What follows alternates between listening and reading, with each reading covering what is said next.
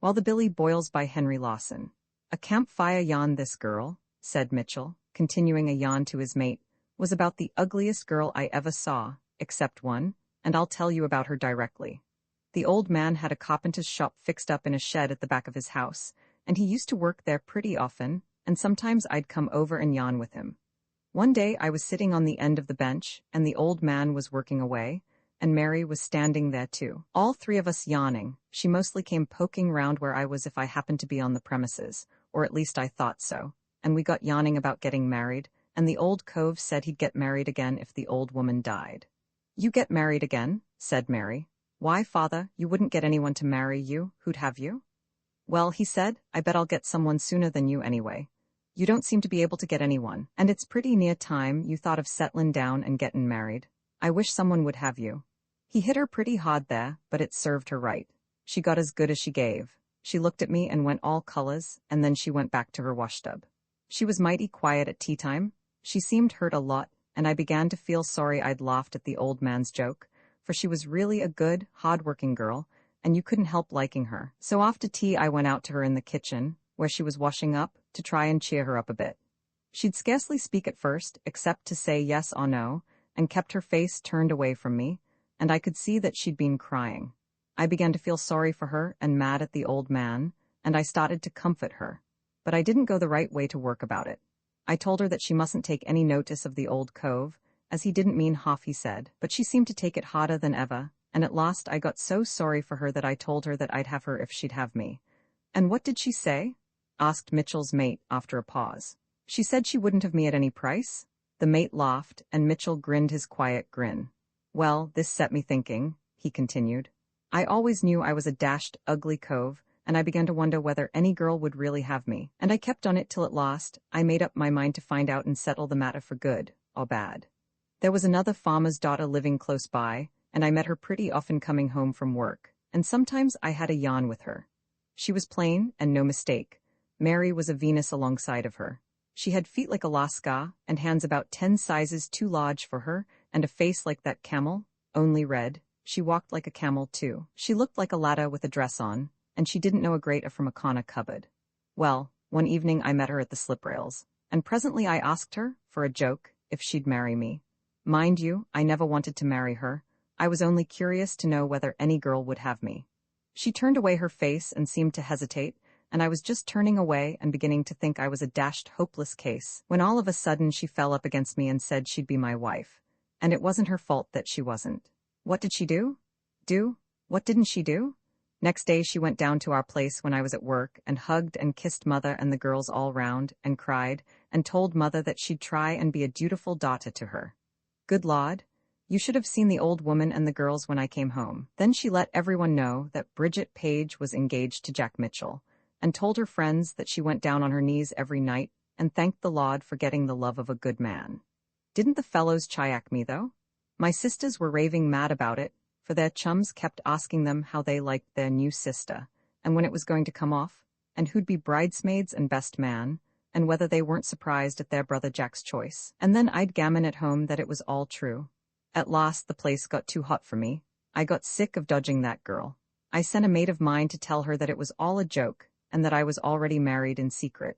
But she didn't see it. Then I cleared, and got a job in Newcastle, but had to leave there when my mates sent me the office that she was coming. I wouldn't wonder but what she is humping her swag off to me now. In fact, I thought you was her in disguise when I set eyes on you first. You needn't get mad about it. I don't mean to say that you're quite as ugly as she was, because I never saw a man that was, or a woman either. Anyway, I'll never ask a woman to marry me again, unless I'm ready to marry her.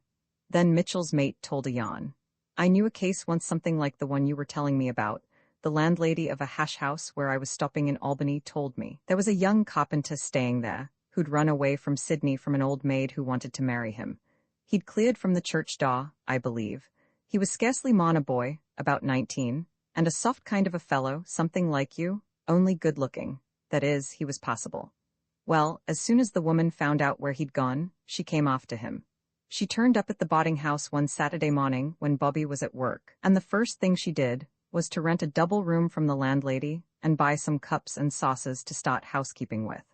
When Bobby came home, he just gave her one look and gave up the game. Get your dinner, Bobby, she said, after she'd slobbered over him a bit, and then get dressed and come with me and get married.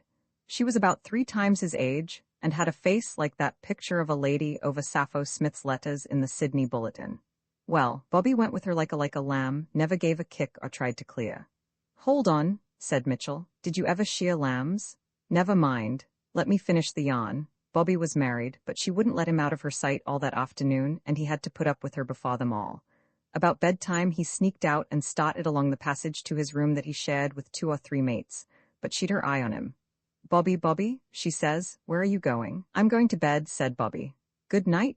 Bobby, she says sharply, that isn't our room, this is our room, Bobby. Come back at once. What do you mean, Bobby? Do you hear me, Bobby? So Bobby came back and went in with the scarecrow. Next morning she was first at the breakfast table, in a dressing gown and curl papers.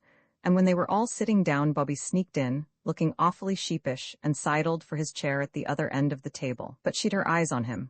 Bobby, she said, come and kiss me, Bobby. And he had to do it in front of them all. But I believe she made him a good wife. Baldy Thompson rough, squarish face, curly auburn wig, bushy gray eyebrows and mustache, and grizzly stubble, eyes that reminded one of Dampier the actor. He was a squatter of the old order.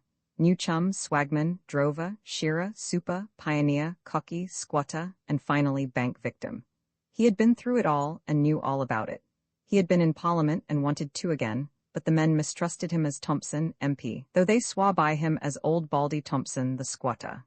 His hobby was politics, and his politics were badly boxed. When he wasn't cursing the banks and government, he cursed the country. He cursed the labor leaders at intervals, and seemed to think that he could run the unions better than they could. Also, he seemed to think that he could run Parliament better than any premier. He was generally voted a hard case, which term is mostly used in a kindly sense out back. He was always grumbling about the country.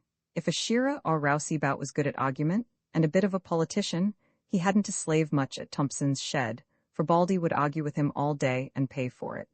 I can't put on any more men, he'd say to travellers.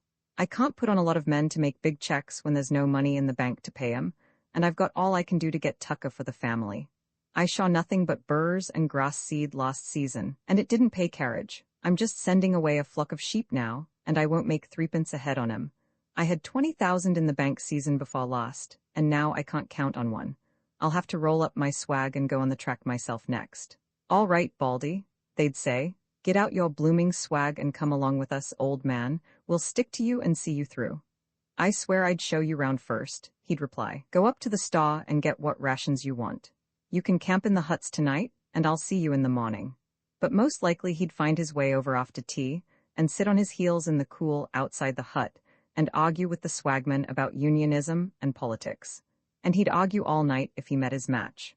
The track by Baldy Thompson's was reckoned as a good tucker track, especially when a dissolution of Parliament was threatened. Then the guileless traveller would casually let Baldy know that he'd got his name on the electoral list, and show some interest in Baldy's political opinions, and oppose them at first, and finally agree with them and see a lot in them, be led round to Baldy's way of thinking, in fact, and ultimately depart, rejoicing, with a full nose-bag, and a quiet grin for his mate. There are many campfire yarns about old Baldy Thompson. One New Year, the shearers, shearing stragglers, roused him in the dead of night and told him that the shed was on fire. He came out in his shirt and without his wig. He sacked them all there and then, but of course they went to work as usual next morning. There is something sad and pathetic about that old practical joke, as indeed there is with all bush jokes. There seems a quiet sort of sadness always running through outback humor, whether alleged or otherwise. There's the usual yarn about a jackaroo mistaking Thompson for a brother rouser, and asking him whether old Baldy was about anywhere, and Baldy said, "Why, are you looking for a job?" "Yes, do you think I stand any show? What sort of a boss is Baldy?" "You'd tramp from here to Adelaide," said Baldy, "and north to the Gulf country and wouldn't find a worse. He's the meanest squatter in Australia. The damned old crawler. I grafted like a nigger for him for over 50 years. Baldy was over 60. And now the old skunk won't even pay me the last 2 checks he owes me. Says the bank has got everything he had. That's an old cry of his. The damned old sneak. Seems to expect me to go shot to keep his wife and family and relations in comfort. And by God I've done it for the last 30 or 40 years. And I might go on the track tomorrow worse off than the meanest old whaler that ever humped Blue Wye. Don't you have anything to do with Scabby Thompson, or you'll be sorry for it. Better tramp to hell than take a job from him. Well, I think I'll move on. Would I stand any show for some tucka? Him? He wouldn't give a dog a crust, and like as not he'd get you run in for trespass if he caught you camping on the run. But come along to the staw, and I'll give you enough tucka to carry you on. He patronized literature and arts, too, though in an awkward, furtive way. We remember how we once turned up at the station hard up and shot of tucka, and how we entertained Baldy with some of his own ideas as ours, having been posted beforehand by our mate, and how he told us to get some rations and camp in the hut and see him in the morning. And we saw him in the morning, had another yarn with him, agreed and sympathized with him some more, were convinced on one or two questions which we had failed to see at first, cursed things in chorus with him, and casually mentioned that we expected soon to get some work on a political paper. And at last he went inside and brought out a sovereign. "Wrap this in a piece of paper and put it in your pocket, and don't lose it," he said. But we learnt afterwards that the best way to get along with Baldy, and secure his goodwill, was to disagree with him on every possible point. Bod and residents 1 o'clock on Saturday. The unemployed's 1 o'clock on Saturday. Nothing more can be done this week, so you drag yourself wearily and despairingly home, with the cheerful prospect of a penniless Saturday afternoon and evening, and the long horrible Australian city Sunday to drag through.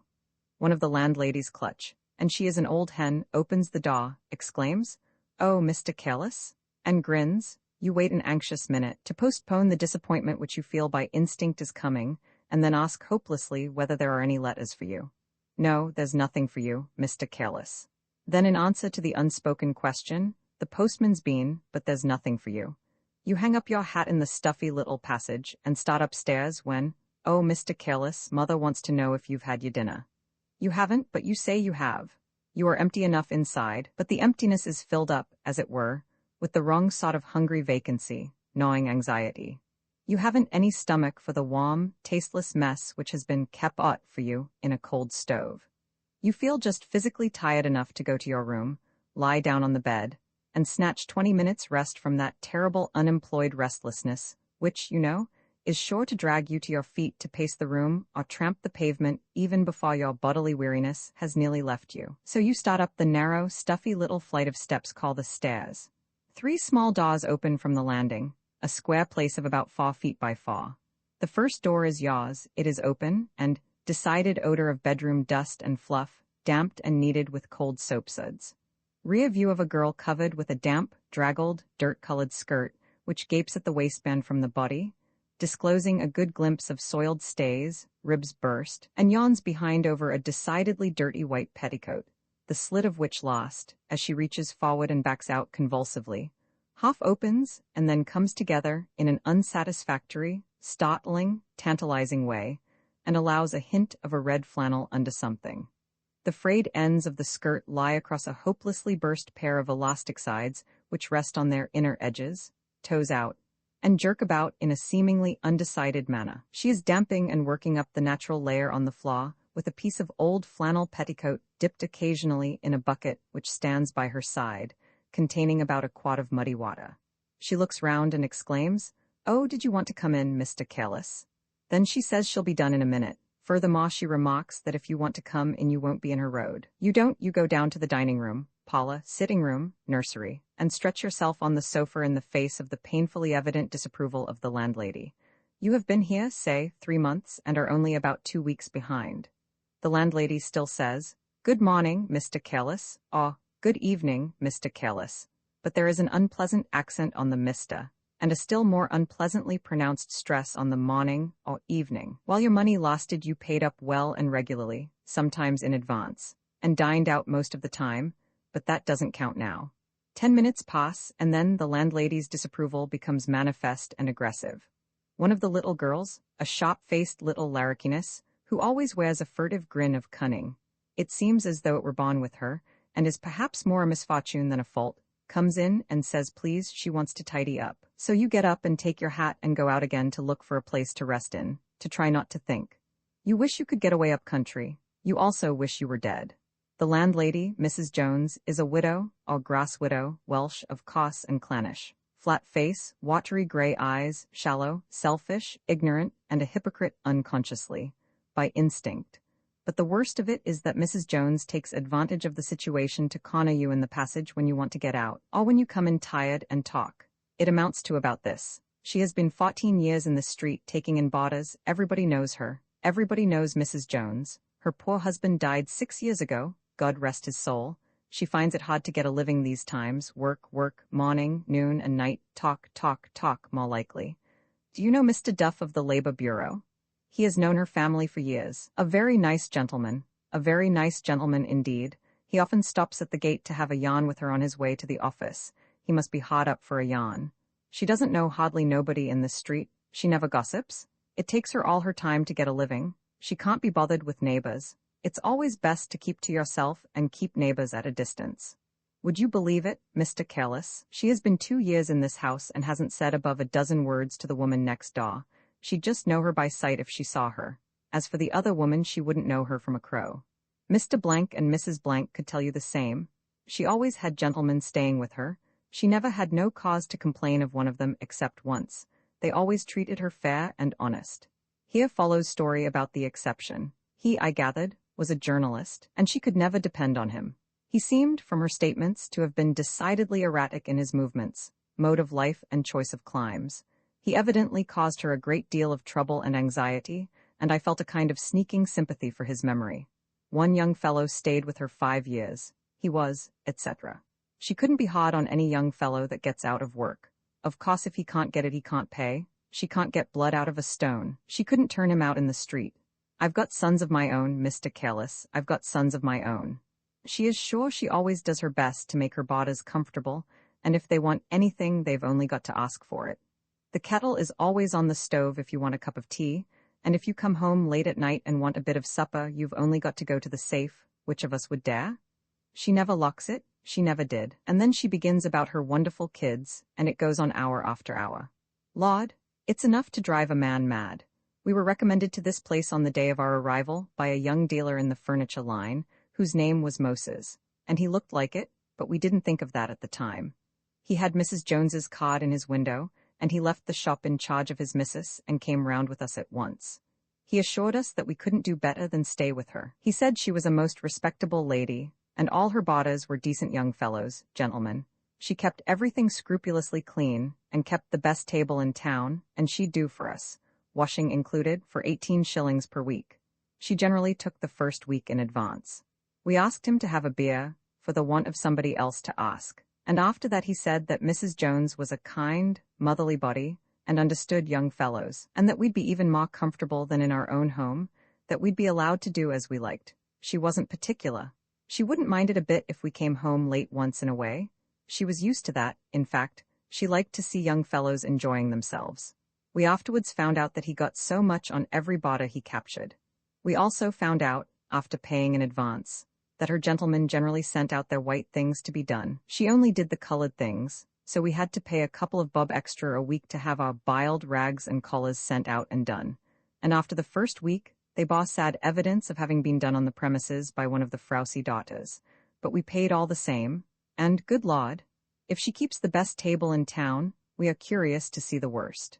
When you go down to breakfast, you find on the table in front of your chair a cold plate with a black something, God knows what it looks like, in the center of it. It eats like something scraped off the inside of a hide and burnt, and with this you have a cup of warm gray slush called a cup of tea. Dinner, a slice of alleged roast beef or boiled mutton, of no particular color or taste, 3 new spuds, of which the largest is about the size of an ordinary hen's egg, the smallest that of a bantam, and the middle one in between, and which eat soggy and have no taste to speak of, save that they are a trifle bitter, a dab of unhealthy-looking green something, which might be either cabbage leaves or turnip tops, and a glass of water. The whole mess is lukewarm, including the water. It would all be better cold. Tea, a thin slice of the aforesaid alleged roast or mutton, and the pick of about 6 thin slices of stale bread, evidently cut the day before yesterday. This is the way Mrs. Jones does for us for 18 shillings a week. The bread gave out at tea time this evening, and a mild financial boarder tapped his plate with his knife and sent the bread plate out to be replenished. It came back with 1 slice on it. The mild financial boarder, with desperate courage, is telling the landlady that he'll have to shift next week.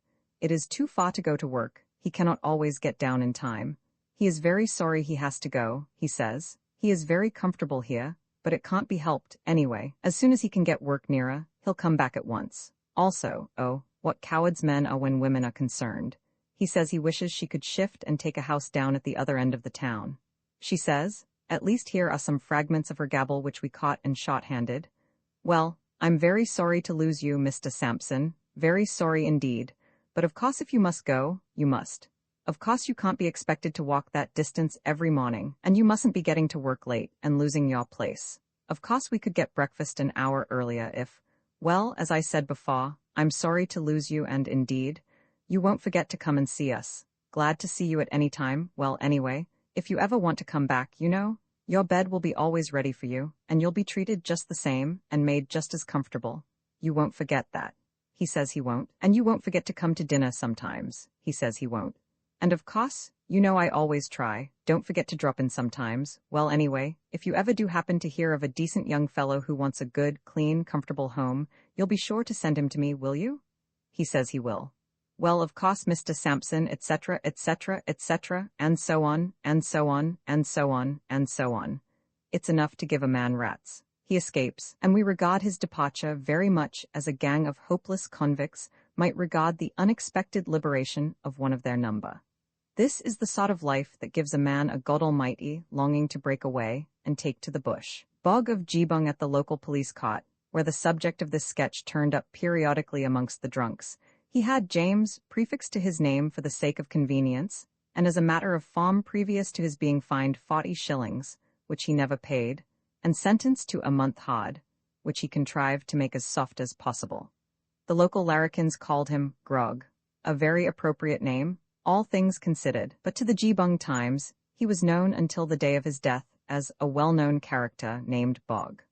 The antipathy of the local paper might have been accounted for by the fact that Bog strayed into the office one day, in a muddled condition, during the absence of the staff at lunch, and corrected a revised proof of the next week's leader, placing bracketed query and C proof marks opposite the editor's most flowery periods and quotations, and leaving on the margins some general advice to the printers to space better, etc.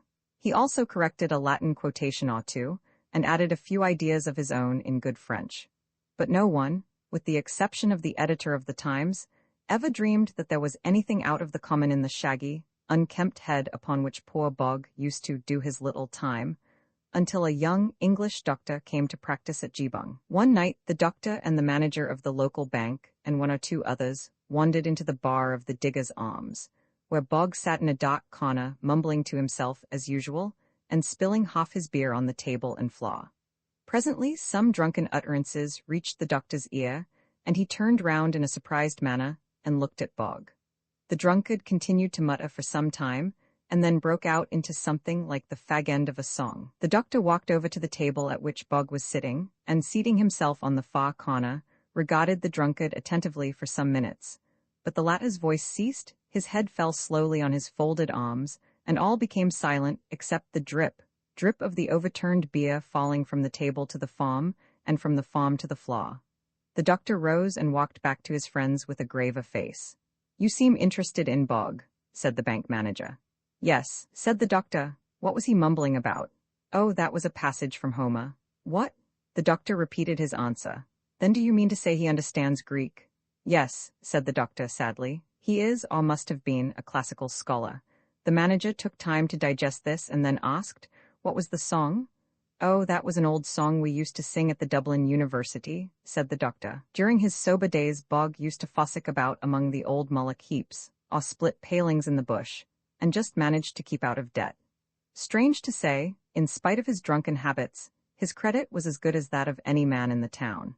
He was very unsociable, seldom speaking, whether drunk or sober, but a weary, hard-up sundowner was always pretty certain to get a meal and a shakedown at Bog's Lonely, but among the mullock heaps. It happened one dark night that a little push of local larrikins, having nothing better to amuse them, wended their way through the old mullock heaps in the direction of the lonely little bark hut, with the object of playing off an elaborately planned ghost joke on Bog.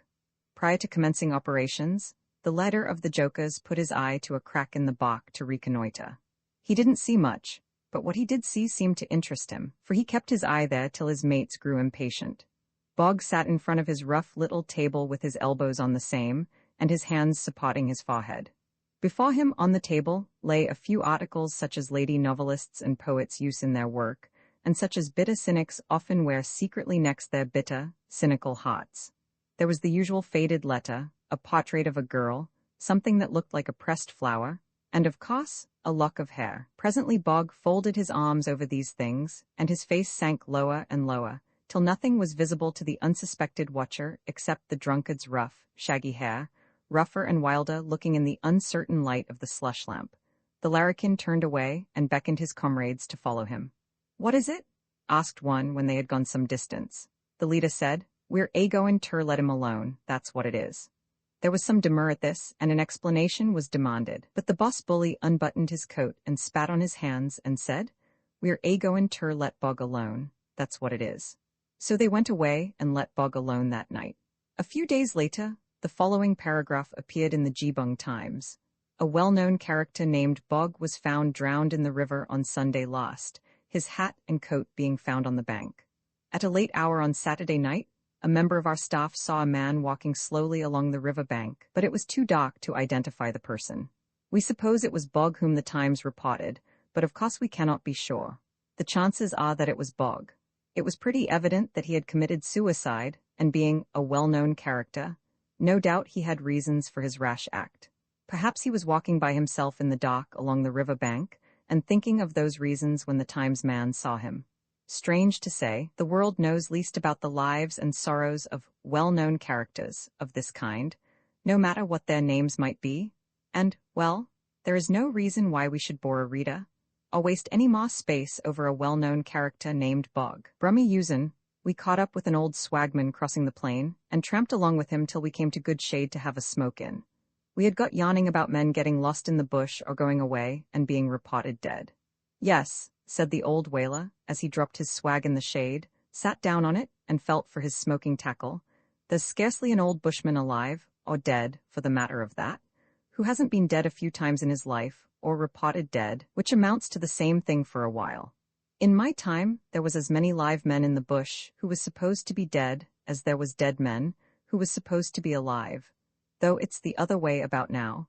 What with so many jackaroos tramping about out back, and getting lost in the dry country that they don't know anything about, and dying within a few yards of water sometimes. But even now, whenever I hear that an old bushmate of mine is dead, I don't fret about it or put a black band round my hat, because I know he'll be pretty sure to turn up sometimes, pretty bad with the booze, and want to borrow half a crown. I've been dead a few times myself, and found out afterwards that my friends was so sorry about it, and that I was such a good sort of a chap after all, when I was dead that I was sorry I didn't stop dead. You see, I was one of them chaps that's better treated by their friends and better thought of when they're dead. Ah, well, never mind.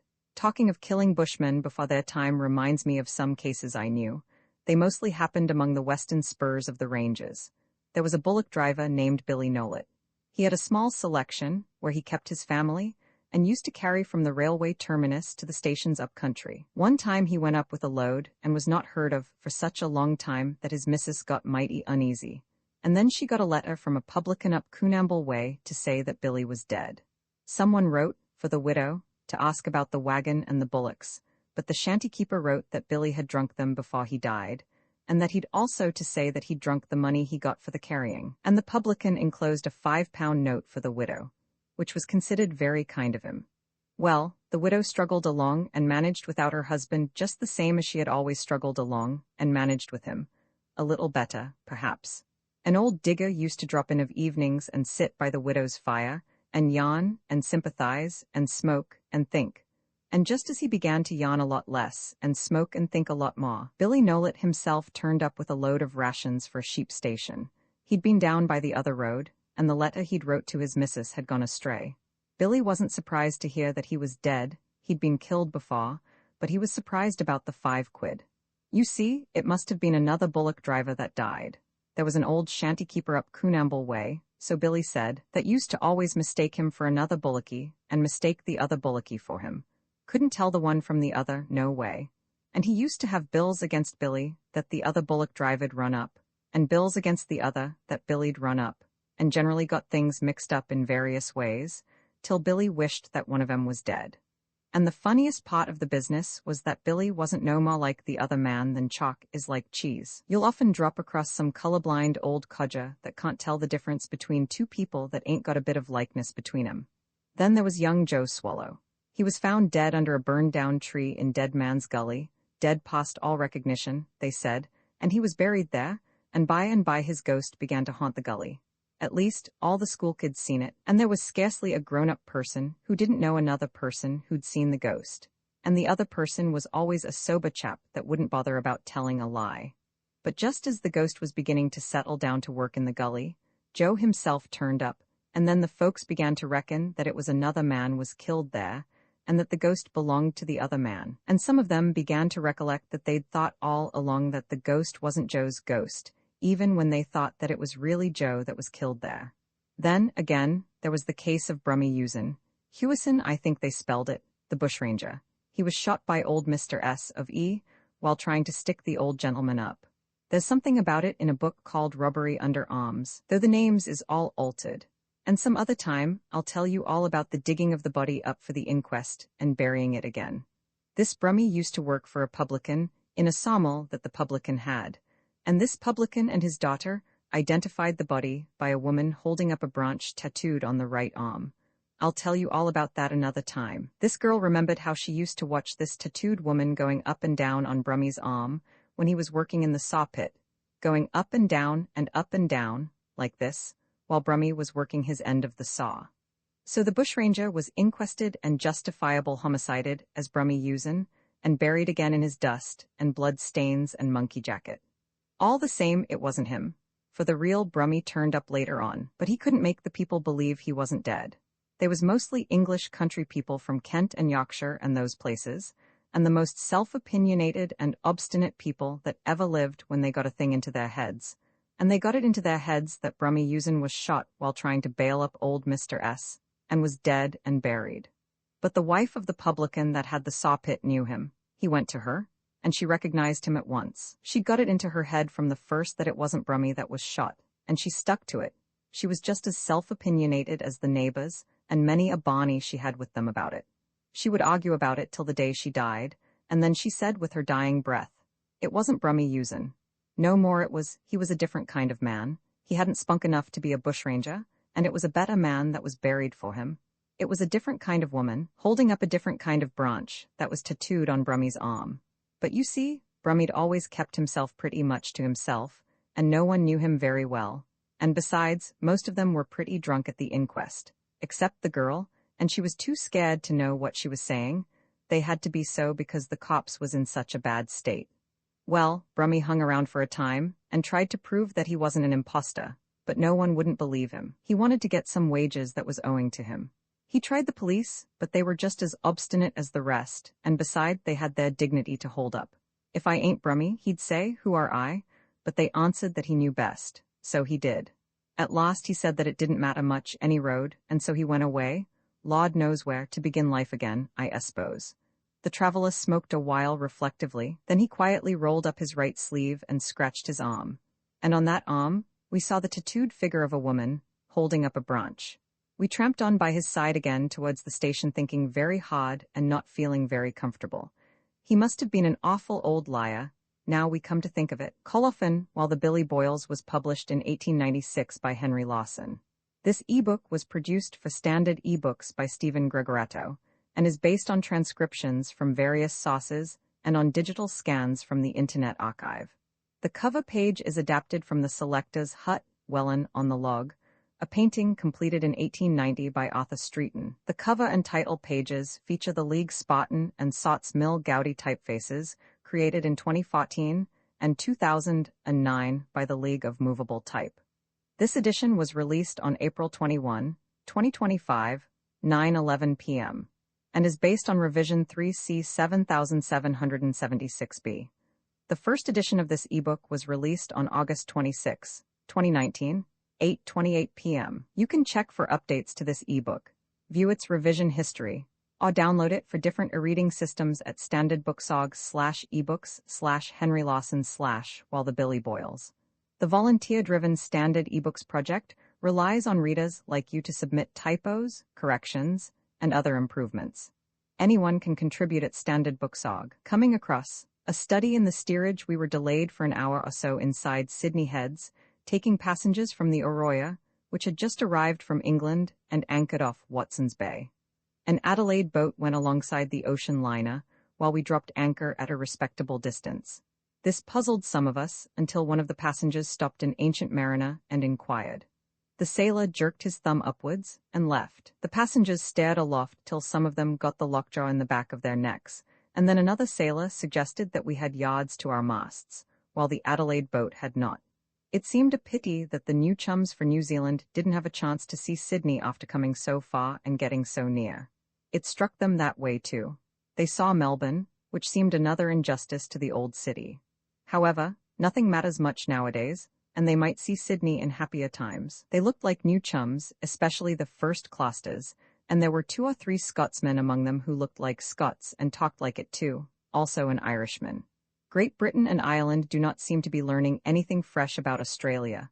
We had a yarn with one of these new arrivals and got talking about the banks. It turned out that he was a radical. He spat over the side and said, "It's a something shame the way things is carried on. Now, look here, a banker can rob hundreds of women and children and widows and orphans, and nothing is done to him. But if a poor man only embezzles a shilling, he gets transported to the colonies for life." The italics are ours, but the words were his. We explained to this new chum that transportation was done away with long ago, as far as Australia was concerned, that no more convicts were sent out here, only men who ought to be, and he seemed surprised. He did not call us a liar, but he looked as if he thought that we were prevaricating. We were glad that he didn't say so, for he was a bigger man. New chums are generally more robust than Australians. When we got through the Heads, someone pointed to the wrong part of the cliff and said, "That's where the Dunbar was wrecked." Shortly afterwards, another man pointed to another wrong part of the cliffs and observed incidentally, "That's where the Dunbar was wrecked." Pretty soon a third man came along and pointed to a third wrong part of the cliff and remarked casually, "That's where the Dunbar was wrecked." We moved aft and met the fourth mate, who jerked his thumb over his shoulder at the cliffs in general and muttered condescendingly, "That's where the Dunbar was wrecked." It was not long before a woman turned round and asked, "Was that the place where the Dunbar was wrecked, please?" We said, "Yes," and she said, "Law," and beckoned to a friend. We went forward and met an old sailor, who glared at us, jerked his thumb at the coast and growled, "That's where the Dunbar went down." Then we went below, but we felt a slight relief when he said, "went down," instead of "was wrecked." It is doubtful whether a passenger boat ever cleared Sydney Heads since the wild night of that famous wreck without someone pointing to the wrong part of the cliffs and remarking, "That's where the Dunbar was wrecked." The Dunbar fiend is inseparable from Australian coasting steamers. We traveled second class in the interests of journalism. You get more points for copy in the steerage. It was a sacrifice, but we hope to profit by it someday. There were about 50 male passengers, including half a dozen New Zealand shearers, 2 of whom came on board drunk. Their remarks for the first night mainly consisted of gory. Gory is part of the Australian language now, a big part. The others were chiefly tradesmen, labourers, clerks and bagmen, driven out of Australia by the hard times there, and glad, no doubt, to get away. There was a jeweller on board, of course, and his name was Moses or Cohen. If it wasn't, it should have been, or Isaacs. His Christian name was probably Benjamin. We called him Jacobs. He passed away most of his time on board in swapping watch lies with the other passengers and good-naturedly spoiling their water breeze. One commercial traveller shipped with a flower in his buttonhole. His girl gave it to him on the wharf and told him to keep it till it faded and then press it. She was a barmaid. She thought he was going saloon, but he came forward as soon as the wharf was out of sight. He gave the flower to the stewardess and told us about these things one moonlight night during the voyage. There was another, a well-known Sydney man, whose friends thought he was going saloon, and turned up in good force to see him off. He spent his last shilling, shouting, and kept up his end of the pathetic little farce out of consideration for the feelings of certain proud female relatives, and not because he was proud, at least in that way. He stood on a conspicuous part of the saloon deck and waved his white handkerchief until Miller's Point came between. Then he came forward where he belonged. But he was proud, bitterly so. He had a flower too, but he did not give it to the stewardess. He had it pressed, we think, for we knew him, and perhaps he wears it now over the place where his heart used to be. When Australia was fading from view, we shed a tear, which was all we had to shed. At least we tried to shed a tear, and could not. It is best to be exact when you are writing from experience. Just as Australia was fading from view, someone looked through a glass and said in a sad, tired kind of voice that he could just see the place where the Dunbar was wrecked. Several passengers were leaning about and saying, "Europe? Europe?" in agonized tones. None of them were going to Europe, and the new chums said nothing about it. This reminds us that some people say Asia, Asia, Akacacia, when somebody spills the pepper. There was a pepper box without a stopper on the table in our cabin. The fact soon attracted attention. A new chum came along and asked us whether the Maoris were very bad round Sydney. He'd heard that they were. We told him that we had never had any trouble with them to speak of, and gave him another show. "Did you ever hear of the wreck of the Dunbar?" we asked. He said that he never heard tell of it, but he had heard of the wreck of the Victoria. We gave him best. The first evening passed off quietly, except for the venously excited shearers. They had sworn eternal friendship with a convivial dude from the saloon, and he made a fine specimen fool of himself for an hour or so. He never showed his nose for'ard again. Now and then a passenger would solemnly seek the steward and have a beer. The steward drew it out of a small keg which lay on its side on a shelf with a wooden tap sticking out of the end of it. Out of the end of the keg, we mean. The beer tasted like warm but weak vinegar, and cost 6 per small glass. The bagman told the steward that he could not compliment him on the quality of his liquor, but the steward said nothing. He did not even seem interested, only bawed. He had heard the same remark often before, no doubt. He was a fat, solemn steward, not formal, but very reticent, unresponsive. He looked like a man who had conducted a religious conservative paper once and failed, and had then gone into the wholesale produce line, and failed again, and finally got his present billet through the influence of his creditors and 2 clergymen. He might have been a sociable fellow, a man about town, even a gay young dog, and a radical writer before he was driven to accept the editorship of the aforesaid periodical. He probably came of a good English family. He was now, very likely, either a rigid Presbyterian or an extreme freethinker. He thought a lot anyway, and looked as if he knew a lot too much for words. In fact, we took a turn on deck before turning in, and heard 2 men arguing about the way in which the Dunbar was wrecked.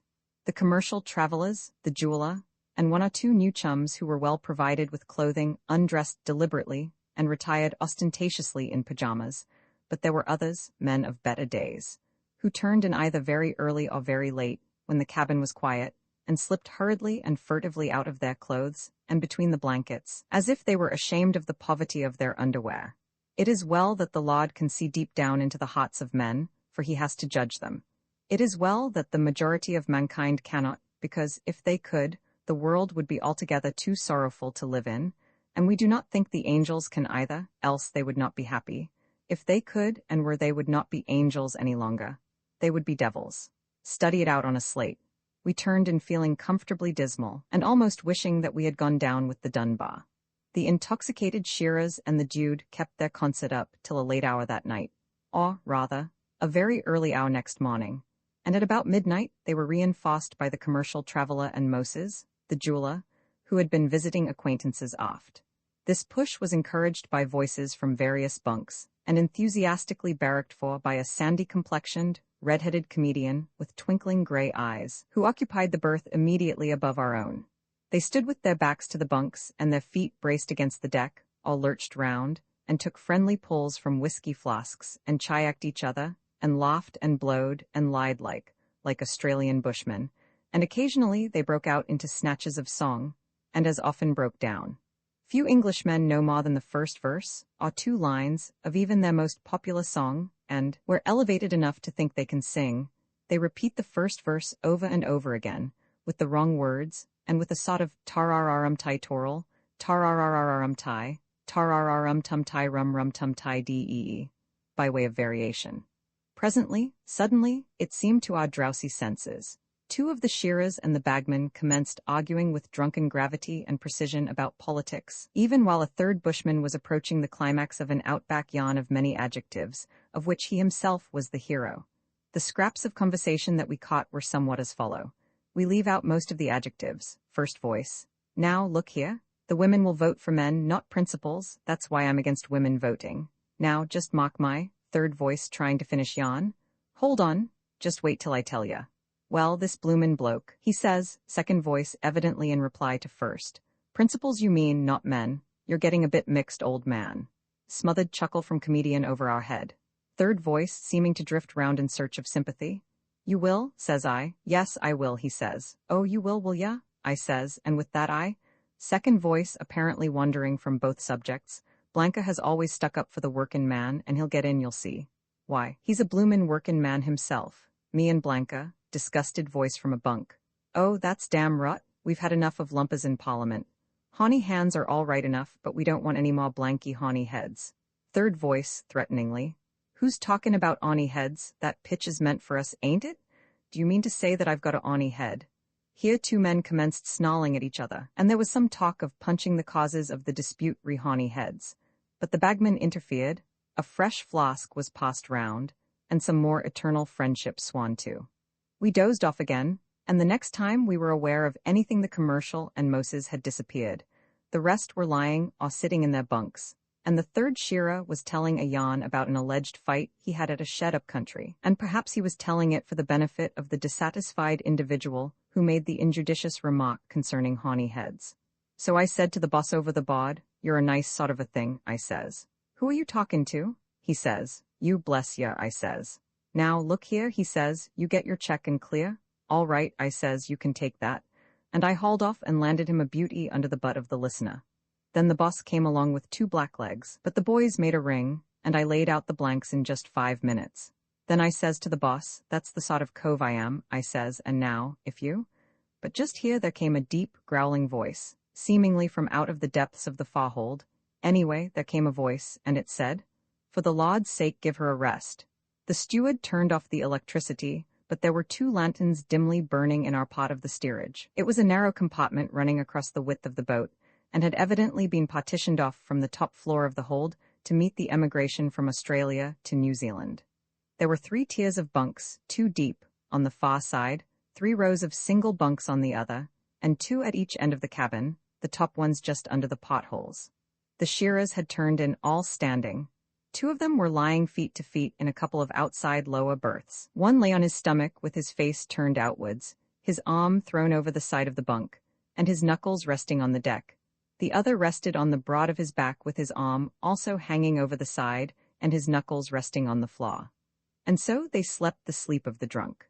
A fair, girl-faced young Swiss emigrant occupied one of the top berths, with his curly, flaxen head resting close alongside one of the lanterns that were dimly burning, and an Anglo-foreign dictionary in his hand. His mate, or brother, who resembled him in everything except that he had dark hair, lay asleep alongside. And in the next berth, a long, consumptive-looking new chum sat in his pajamas, with his legs hanging over the edge and his hands grasping the sideboard, to which, on his right hand, a sort of tinkin arrangement was hooked. He was staring intently at nothing, and seemed to be thinking very hard. We dozed off again, and woke suddenly to find our eyes wide open, and the young Swiss still studying, and the jackaroo still sitting in the same position, but with a kind of waiting expression on his face, a sort of expectant light in his eyes. Suddenly he lurched for the can, and after a while he lay back looking like a corpse. We slept again, and finally awoke to daylight and the clatter of plates. All the bunks were vacated except 2, which contained corpses, apparently.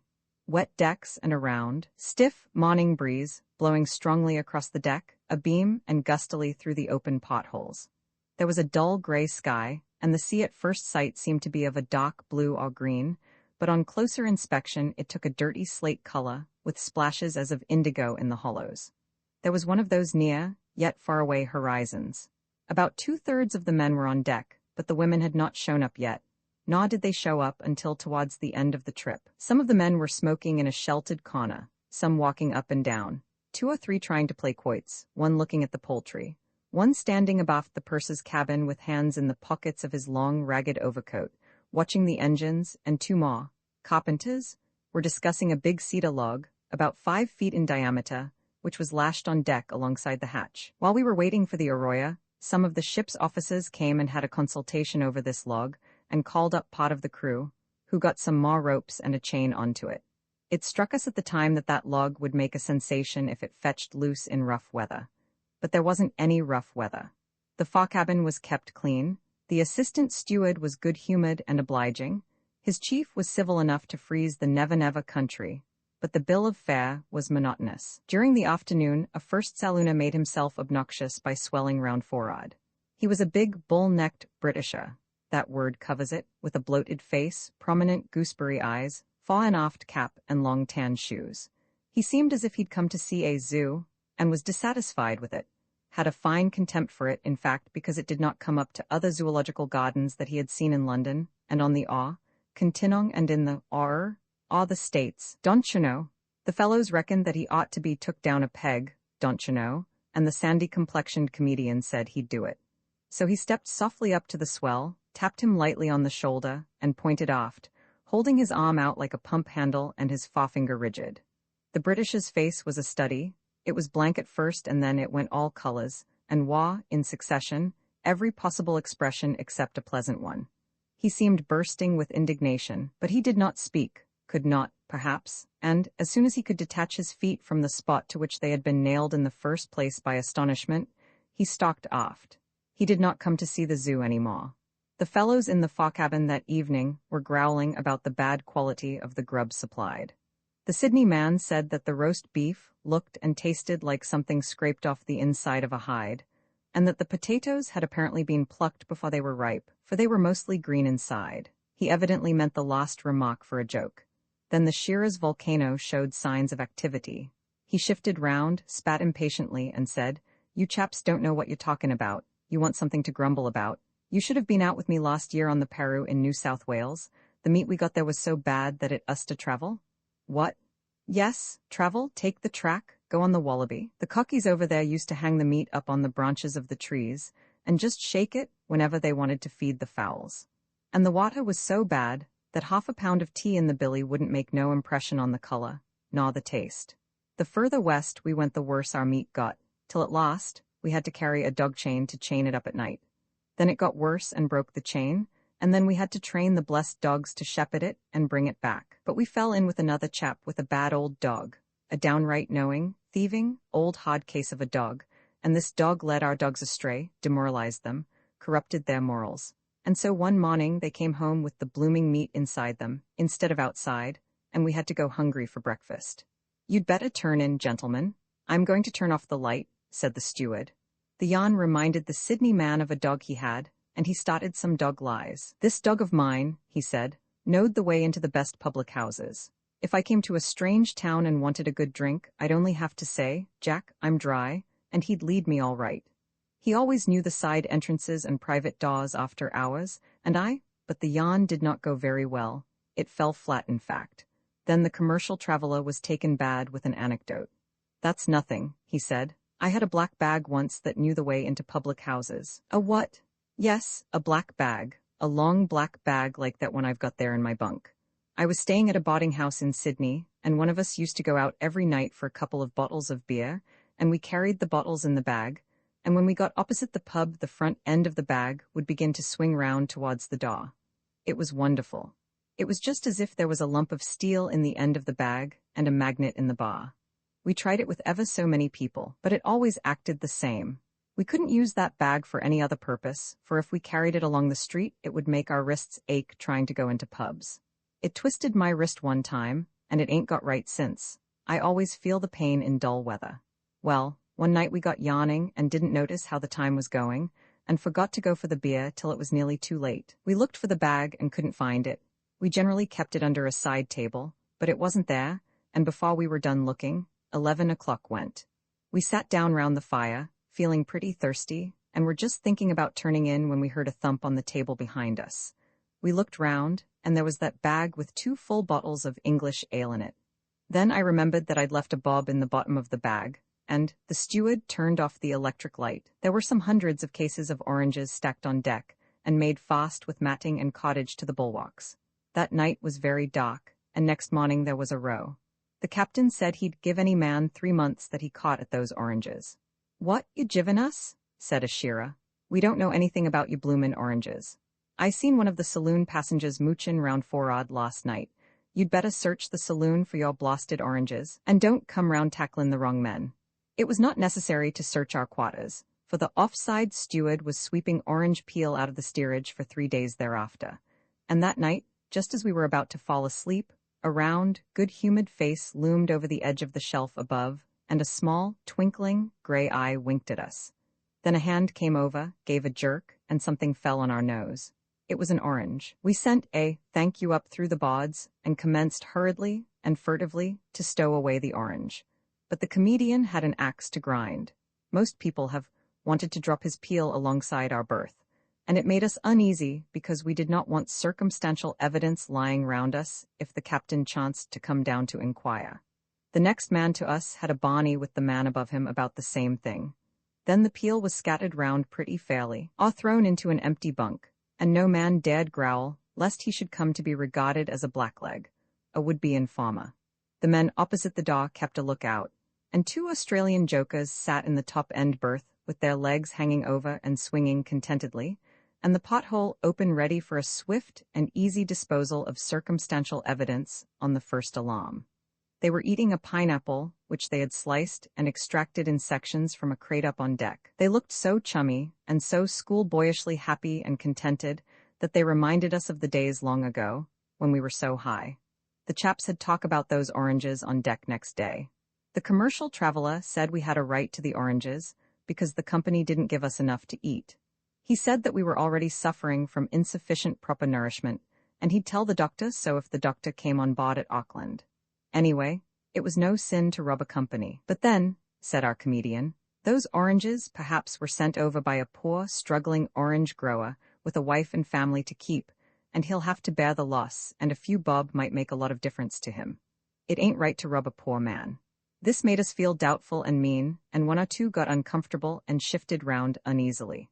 But presently the traveller came to the rescue. He said that no doubt the oranges belonged to a middleman, and the middleman was the curse of the country. We felt better. Towards the end of the trip the women began to turn up. There were 5 grass widows, and every female of them had a baby. The Australian marries young and poor, and when he can live no longer in his native land, he sells the furniture, buys a steerage ticket to New Zealand or Western Australia, and leaves his wife with her relatives or friends until he earns enough money to send for her. 4 of our women were girl wives, and mostly pretty. 1 little handful of a thing had a fine baby boy, nearly as big as herself, and she looked so fragile and pale and pretty and lonely, and had such an appealing light in her big shadowed brown eyes, and such a pathetic droop at the corners of her sweet little mouth, that you longed to take her in your manly arms, baby and all, and comfort her. The last afternoon on high seas was spent in looking through glasses for the pinnacles, off North Cape. And, as we neared the land, the commercial traveller remarked that he wouldn't mind if there was a wreck now, provided we all got saved. We'd have all our names in the papers, he said. Gallant conduct of the passengers and crew, heroic rescue by Mr. So-and-so climbing the cliffs with a girl under his arm, and all that sort of thing.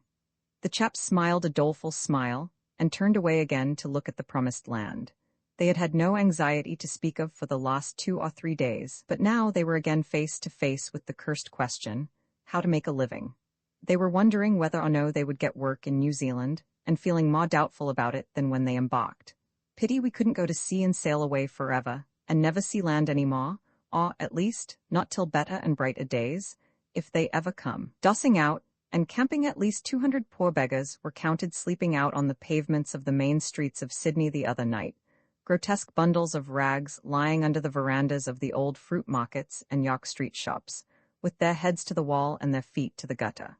It was raining and cold that night, and the unemployed had been driven in from Hyde Park and the bleak domain, from dripping trees, damp seats, and drenched grass, from the rain and cold and the wind. Some had sheets of old newspapers to cover them, and some hadn't. 2 were mates, and they divided a herald between them. One had a sheet of brown paper, and another, lucky man, had a bag, the only bag there. They all shrank as far into their rags as possible, and tried to sleep. The rats seemed to take them for rubbish, too, and only scampered away when one of the outcasts moved uneasily, or coughed, or groaned, or when a policeman came along. 1 or 2 rose occasionally and rooted in the dust boxes on the pavement outside the shops, but they didn't seem to get anything. They were feeling peckish, no doubt, and wanted to see if they could get something to eat before the corporation carts came along. So did the rats. Some men can't sleep very well on an empty stomach. At least, not at first, but it mostly comes with practice. They often sleep forever in London. Not in Sydney as yet, so we say. Now and then one of our outcasts would stretch his cramped limbs to ease them, but the cold soon made him huddle again.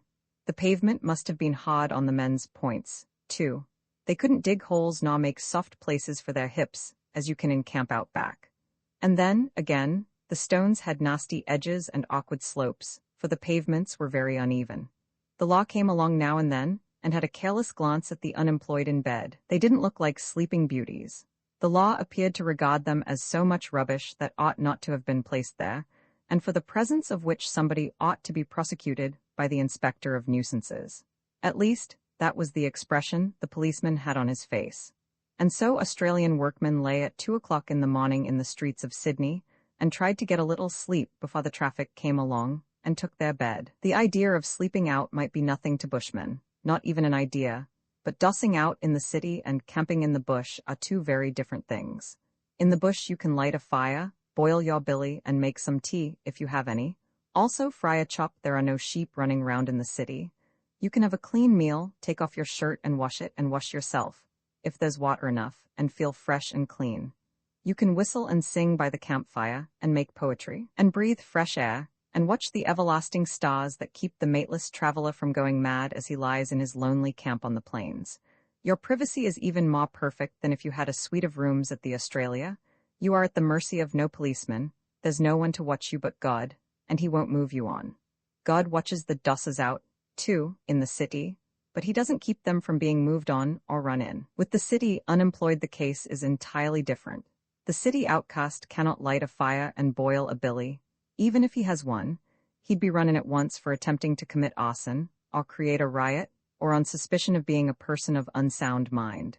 If he took off his shirt to wash it, or went in for a swim, he'd be had up for indecently exposing his bones, and perhaps he'd get flogged. He cannot whistle or sing on his pavement bed at night, for, if he did, he'd be violently arrested by 2 great policemen for riotous conduct. He doesn't see many stars, and he's generally too hungry to make poetry. He only sleeps on the pavement on sufferance, and when the policeman finds the small hours hang heavily on him, he can root up the unemployed with his big foot and move him on, or arrest him for being around with the intention to commit a felony, and when the wretched dosser rises in the morning, he cannot shoulder his swag and take the track. He must cadge a breakfast at some back gate or restaurant, and then sit in the park or walk round and round, the same old hopeless round, all day. There's no prison like the city for a poor man. Nearly every man the traveler meets in the bush is about as dirty and ragged as himself, and just about as hard up. But in the city, nearly every man the poor unemployed meets is a dude, or at least, well-dressed, and the unemployed feels dirty and mean and degraded by the contrast, and despised, and he can't help feeling like a criminal. It may be imagination, but every policeman seems to regard him with suspicion, and this is terrible to a sensitive man. We once had the key of the street for a night. We don't know how much tobacco we smoked, how many seats we sat on, or how many miles we walked before morning. But we do know that we felt like a felon, and that every policeman seemed to regard us with a suspicious eye. And at last we began to squint furtively at every trap we met, which perhaps made him more suspicious, till finally we felt bad enough to be run in and to get 6 months hard. 3 winters ago a man, whose name doesn't matter, had a small office near Elizabeth Street, Sydney. He was an hotel broker, debt collector, commission agent, canvasser, and so on. In a small way, a very small way, but his heart was big. He had a partner. They batched in the office and did their cooking over a gas lamp. Now, every day the man whose name doesn't matter would carefully collect the scraps of food, add a slice or 2 of bread and butter, wrap it all up in a piece of newspaper, and after dark, step out and leave the parcel on a ledge of the stonework outside the building in the street. Every morning it would be gone. A shadow came along in the night and took it. This went on for many months, till at last one night, the man whose name doesn't matter forgot to put the parcel out, and didn't think of it till he was in bed. It worried him, so that at last he had to get up and put the scraps outside. It was midnight. He felt curious to see the shadow, so he waited until it came along. It wasn't his long-lost brother, but it was an old mate of his. Let us finish with a sketch. The scene was Circular Quay, outside the messageries sheds. The usual number of bundles of misery, covered more or less with dirty sheets of newspaper, lay along the wall under the ghastly glare of the electric light. Time, shortly after midnight. From among the bundles, an old man sat up. He cautiously drew off his pants and then stood close to the wall, in his shirt, tenderly examining the seat of the trousers. Presently he shook them out, folded them with great care, wrapped them in a scrap of newspaper, and laid them down where his head was to be. He had thin, hairy legs and a long gray beard. From a bundle of rags he extracted another pair of pants, which were all patches and tatters, and into which he engineered his way with great caution. Then he sat down, arranged the paper over his knees, laid his old ragged gray head back on his precious Sunday-go meetings, and slept. Drifted back, the stranger walked into the corner grocery with the air of one who had come back after many years to see someone who would be glad to see him. He shed his swag and stood it by the wall with great deliberation. Then he rested his elbow on the counter, stroked his beard, and grinned quizzically at the shopman, who smiled back presently in a puzzled way. "Good afternoon," said the grocer. "Good afternoon." Pause. "Nice day," said the grocer. Pause. "Anything I can do for you?" "Yes, tell the old man there's a chap wants to speak to him for a minute." "Old man? What old man?" "Hake, of course, old Ben Hake. Ain't he in?" The grocer smiled. "Hake ain't here now, I'm here." "How's that?" "Why, he sold out to me 10 years ago." "Well, I suppose I'll find him somewhere about town." "I don't think you will. He left Australia when he sold out. He's dead now." "Dead, old Ben Hake?" "Yes, you knew him. Then?" The stranger seemed to have lost a great deal of his assurance. He turned his side to the counter, hooked his elbow on it, and gazed out through the door along Sunset Track. "You can give me half a pound of nail wood," he said in a quiet tone. "I suppose young Hake is in town?" "No, the whole family went away. I think there's one of the sons in business in Sydney now." "I suppose the Lachlands are here yet?" "No, they are not. The old people died about 5 years ago. The sons are in Queensland, I think, and both the girls are married and in Sydney." "Ah, well, I see you've got the railway here now." "Oh yes, 6 years. Times is changed a lot." "They are. I suppose you can tell me where I'll find old Jimmy Nolet." "Jimmy Nolet? Jimmy Nolet? I never heard of the name. What was he?" "Oh, he was a bullock driver. Used to carry from the mountains before the railway was made." "Before my time, perhaps. There's no one of that name round here now." "Ah, well, I don't suppose you knew the Duggans?" "Yes, I did. The old man's dead too, and the family's gone away, Lord knows where. They weren't much lost, to all accounts. The sons got into trouble, I believe, went to the bad. They had a bad name here." "Did they?" "Well, they had good hearts, at least old Malachi Duggan and the eldest son had. You can give me a couple of pounds of sugar." "Right. I suppose it's a long time since you were here last." 15 years. "Indeed?" "Yes, I don't suppose I remind you of anyone you know around here?" "And no," said the grocer with a smile. "I can't say you do." "Ah, well, I suppose I'll find the Wilds still living in the same place." "The Wilds? Well, no, the old man is dead too, and where's Jim? He ain't dead." "No, he's married and settled down in Sydney." Long pause. "Can you?" said the stranger, hesitatingly. "Did you? I suppose you knew Mary Wild?" "Mary?" said the grocer, smilingly. "That was my wife's maiden name. Would you like to see her?" No, she mightn't remember me." He reached hastily for his swag and shouldered it. "Well, I must be getting on." "I suppose you'll camp here over Christmas?" "No, there's nothing to stop here for. I'll push on. I did intend to have a Christmas here. In fact, I came a long way out of my road a purpose. I meant to have just one more Christmas with old Ben Hake and the rest of the boys. But I didn't know as they'd moved on so far west. The old bush school is dying out." There was a smile in his eyes, but his bearded lips twitched a little. "Things is changed. The old houses is pretty much the same, and the old signs want touchin' up and paintin' jest as had as ever. And there's that old palin fence that me and Ben Hake and Jimmy Nolet put up 20 year ago. I've tramped and traveled long ways since then, but things is changed, at least people is. Well, I must be goin'. There's nothing to keep me here. I'll push on and get into my track again. It's cooler travelin' in the night." "Yes, it's been pretty hot today." "Yes, it's been pretty hot today." "Yes, it has. Well, S long." "Good day, Merry Christmas." "Eh, what? Oh, yes, same to you, S long." "Good day." He drifted out and away along Sunset Track. Enter Mitchell. The Western train had just arrived at Redfern railway station with a lot of ordinary passengers and one swagman. He was short and stout and bow-legged and freckled and sandy. He had red hair and small, twinkling, gray eyes, and what often goes with such things, the expression of a Bond comedian. He was dressed in a ragged, well-washed print shirt, an old black waistcoat with a calico back, a pair of cloudy moleskins patched at the knees and held up by a plaited greenhide belt buckled loosely round his hips, a pair of well-worn, fuzzy blucher boots, and a soft felt hat, green with age, and with no brim worth mentioning, and no crown to speak of. He swung a swag onto the platform, shouldered it, pulled out a billy and water bag, and then went to a dog box in the brake van.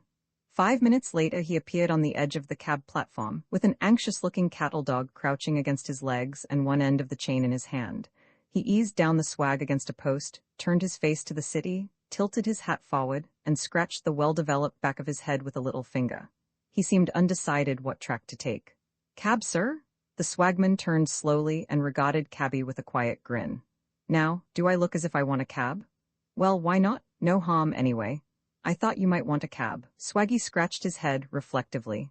"Well," he said, "you're the first man that has thought so these 10 years. What do I want with a cab? To go where you're going, of course. Do I look knocked up? I didn't say you did. And I didn't say you said I did. Now, I've been on the track this 5 years.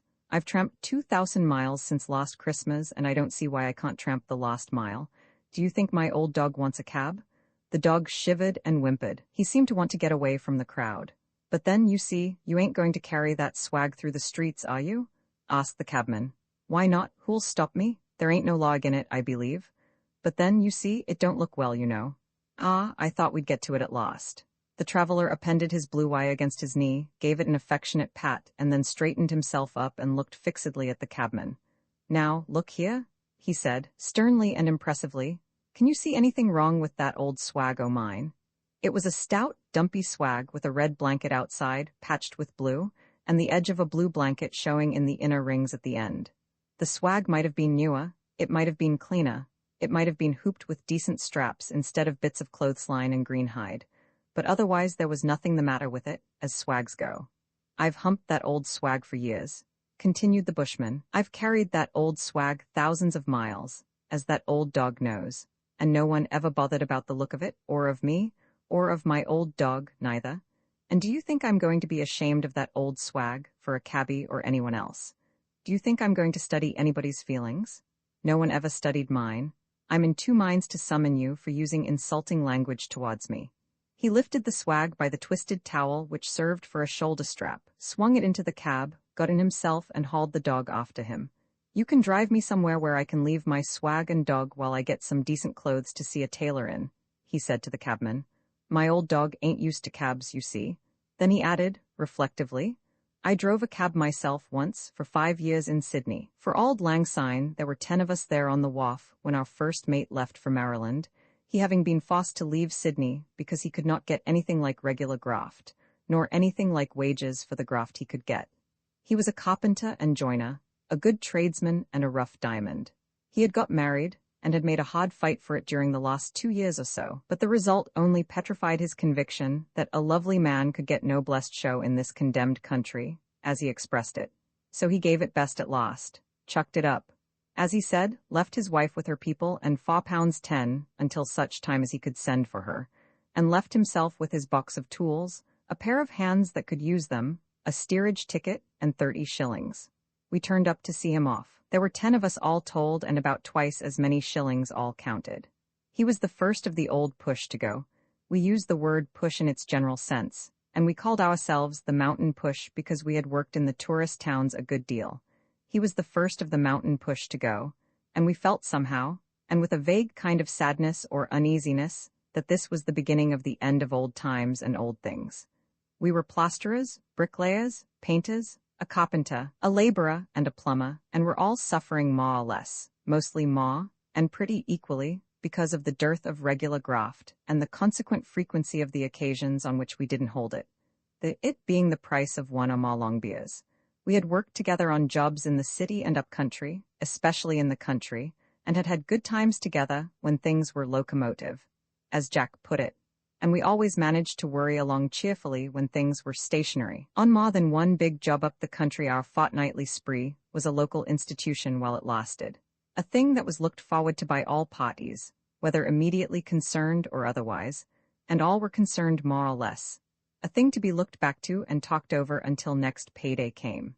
It was a matter for anxiety and regret to the local business people and publicans, and loafers and spielers, when our jobs were finished and we left. There were between us the bonds of graft, of old times, of poverty, of vagabondage and sin, and in spite of all the right-thinking person may think, say, or write, there was between us that sympathy which in our times and conditions is the strongest and perhaps the truest of all human qualities, the sympathy of drink.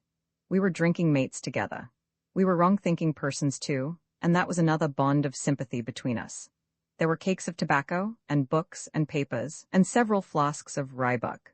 Our push being distantly related to a publican who wasn't half a bad sot, to cheer and comfort our departing mate on his uncertain way.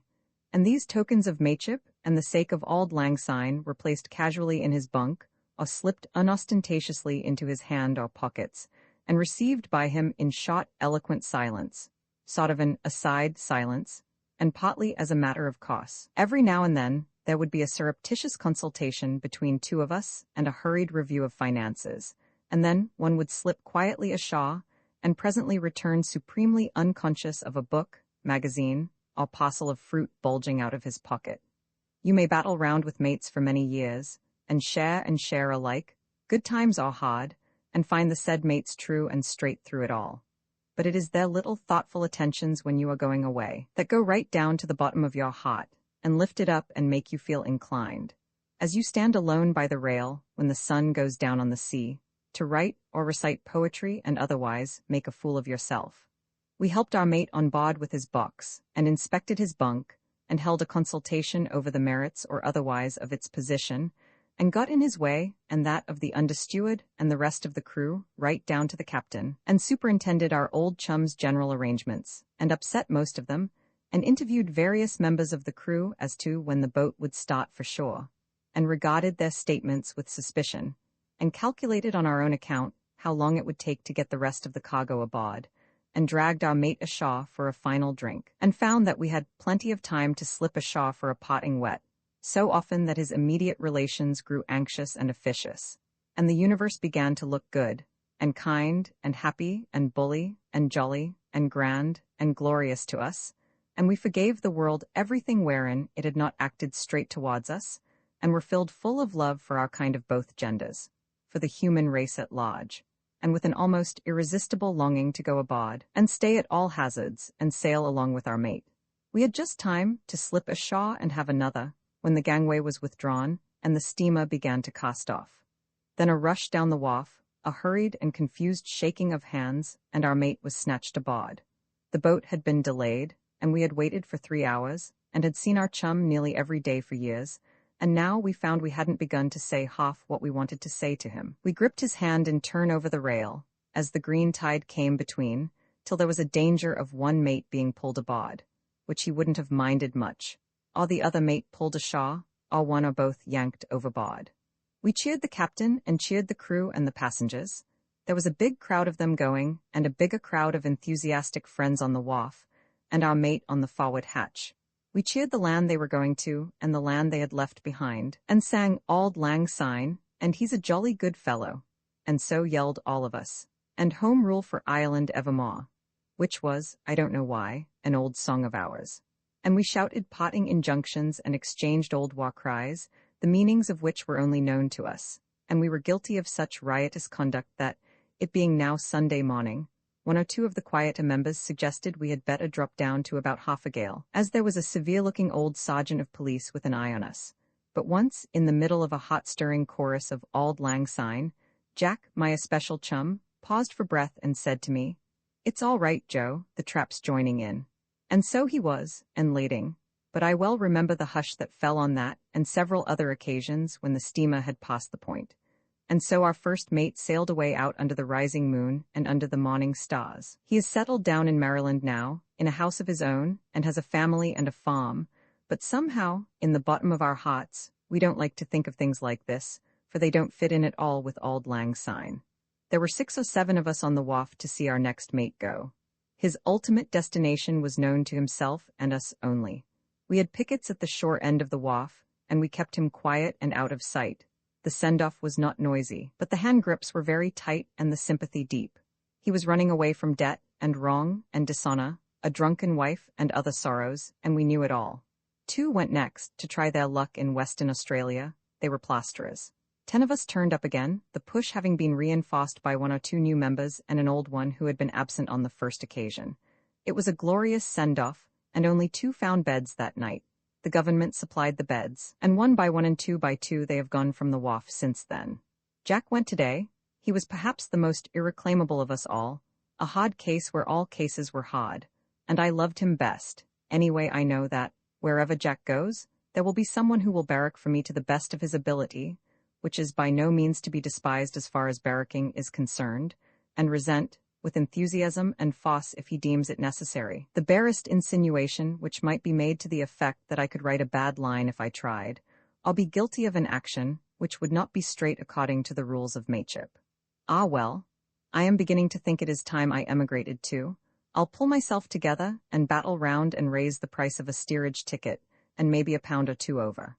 There may not be anybody to see me off, but some of the boys are sure to be on the wharf or platform, over there. When I arrive, Lord, I almost hear them hailing now, and won't I yell back?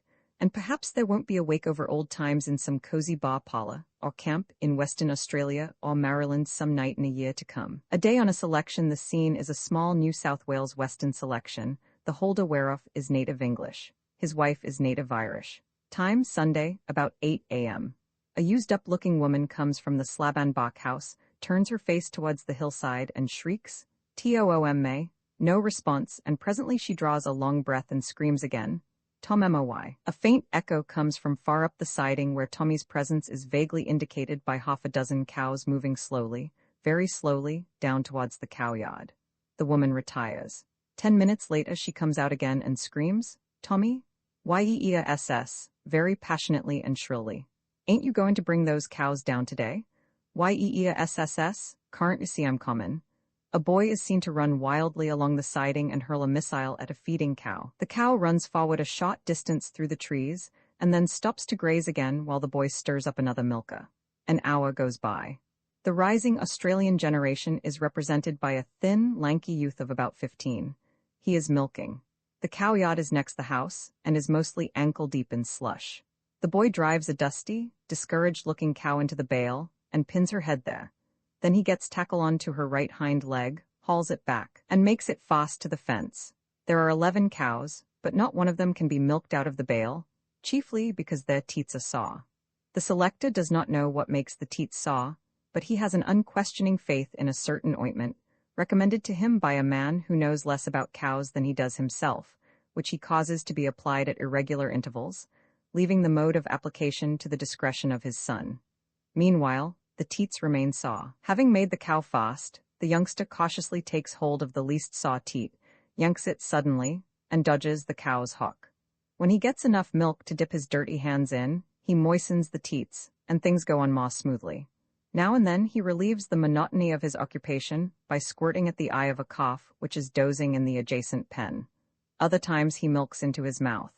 Every time the cow kicks, a burr or a grass seed or a bit of something else falls into the milk, and the boy drowns these things with a well-directed stream, on the principle that what's out of sight is out of mind.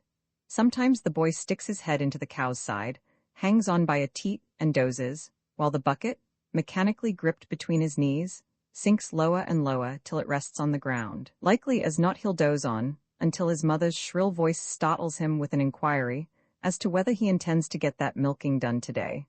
Other times he is roused by the plunging of the cow, or knocked over by a cough which has broken through a defective panel in the pen. In the latter case, the youth gets tackle onto the cough, detaches its head from the teat with the heel of his boot, and makes it fast somewhere. Sometimes the cow breaks or loosens the leg rope, and gets her leg into the bucket, and then the youth clings desperately to the pail, and hopes she'll get her hoof out again without spilling the milk. Sometimes she does, more often she doesn't. It depends on the strength of the boy and the pail, and on the strategy of the farmer.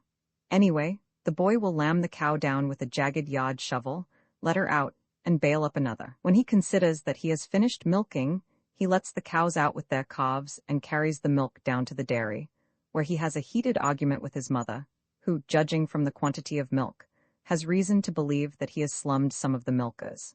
This he indignantly denies, telling her she knows very well the cows are going dry. The dairy is built of rotten box bark, though there is plenty of good stringy bark within easy distance, and the structure looks as if it wants to lie down and is only prevented by 3 crooked props on the leaning side. More props will soon be needed in the rear, for the dairy shows signs of going in that direction. The milk is set in dishes made of kerosene tins, cut in halves, which are placed on box shelves fitted round against the walls. The shelves are not level, and the dishes are brought to a comparatively horizontal position by means of chips and bits of bark, etc., inserted under the lower side. The milk is covered by soiled sheets of old newspapers supported on sticks laid across the dishes. This protection is necessary because the box bark in the roof has crumbled away and left fringed holes, also because the fowls roost up there. Sometimes the paper sags, and the cream may have to be scraped off an article on dairy farming. The selector's wife removes the newspapers and reveals a thick, yellow layer of rich cream, plentifully peppered with dust that has drifted in somehow. She runs a forefinger round the edges of the cream to detach it from the tin, wipes her finger in her mouth, and skims.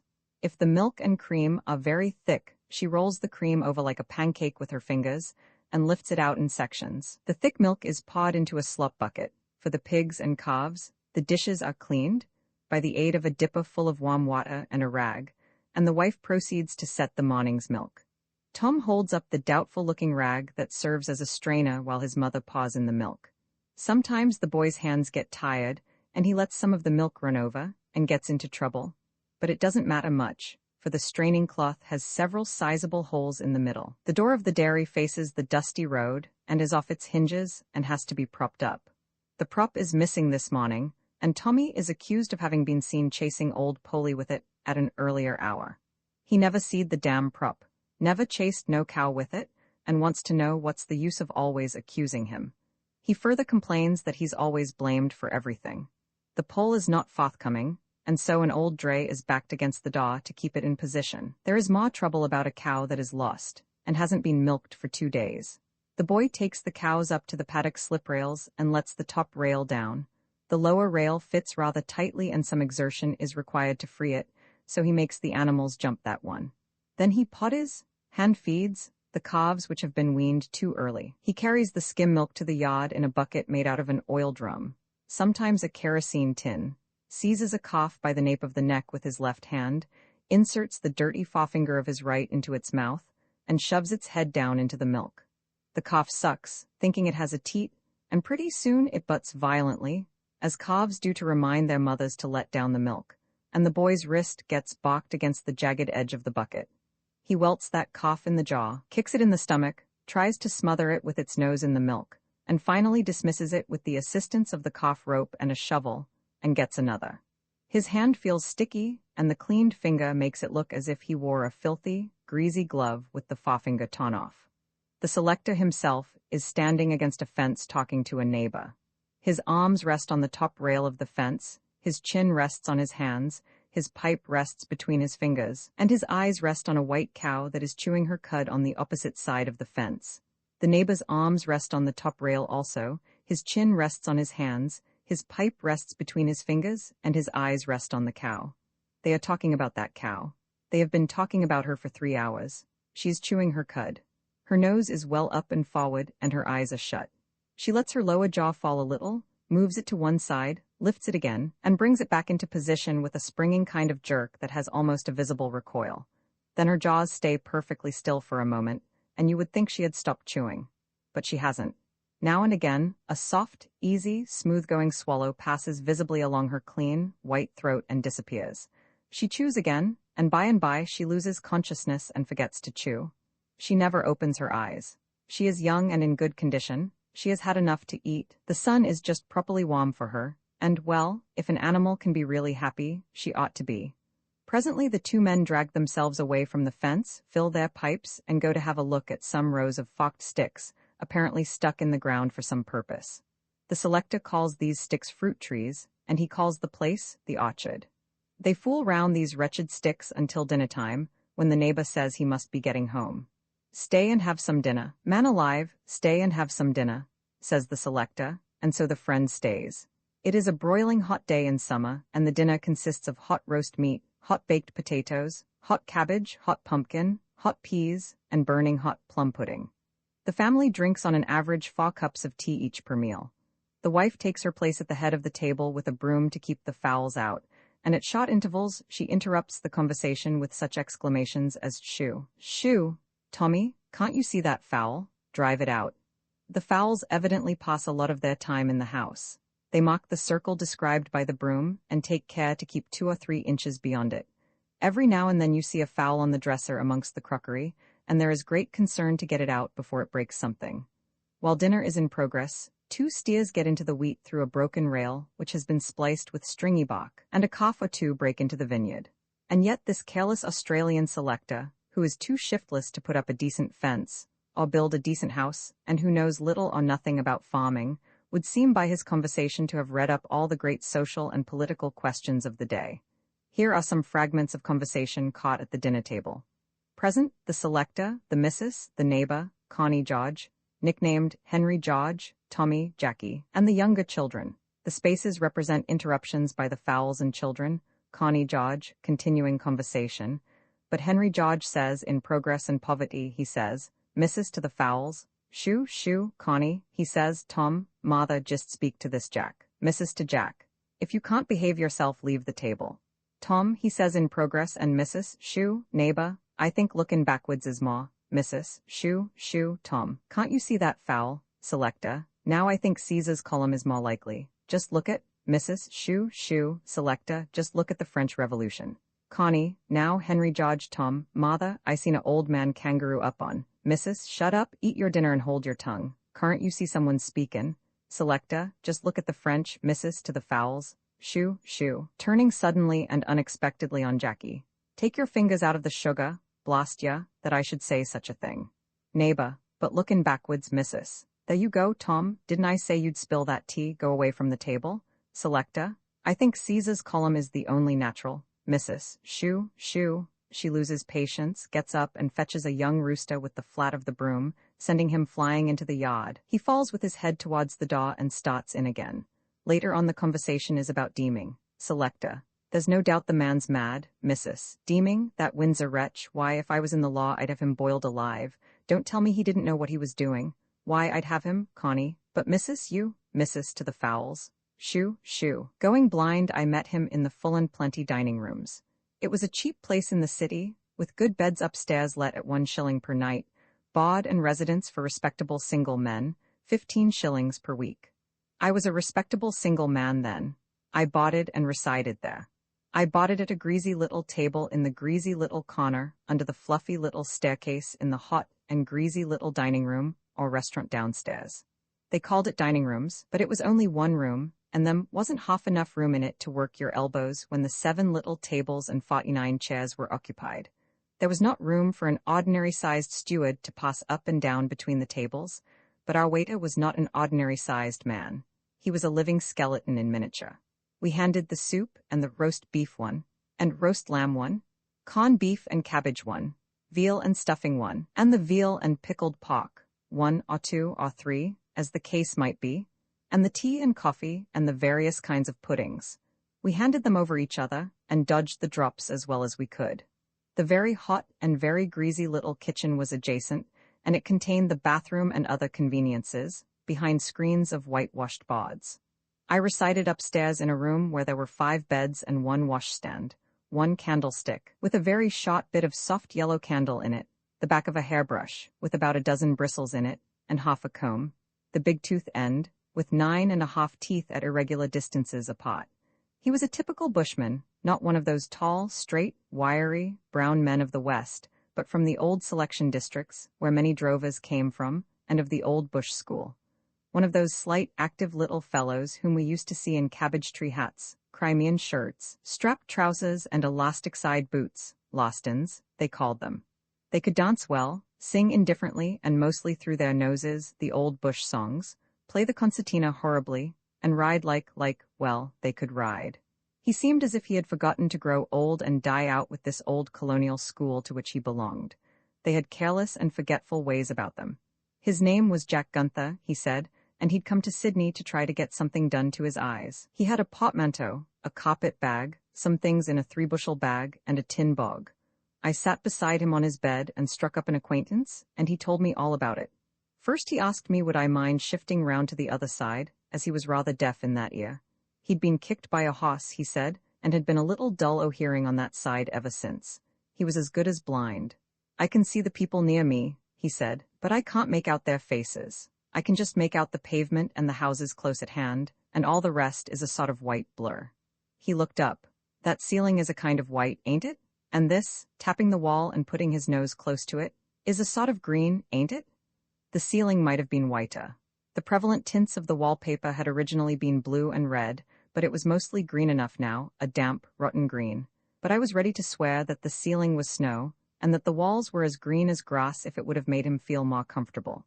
His sight began to get bad about 6 years before, he said. He didn't take much notice of it at first, and then he saw a quack who made his eyes worse. He had already the manner of the blind, the touch of every finger, and even the gentleness in his speech. He had a boy down with him, a sort of cousin of his, and the boy saw him round. "I'll have to be sending that youngster back," he said. "I think I'll send him home next week. He'll be picking up and learning too much down here." I happened to know the district he came from, and we would sit by the hour and talk about the country, and chaps by the name of this and chaps by the name of that, drovers mostly, whom we had met or had heard of. He asked me if I'd ever heard of a chap by the name of Joe Scott, a big sandy-complexioned chap who might be droving. He was his brother, or at least his half-brother, but he hadn't heard of him for years.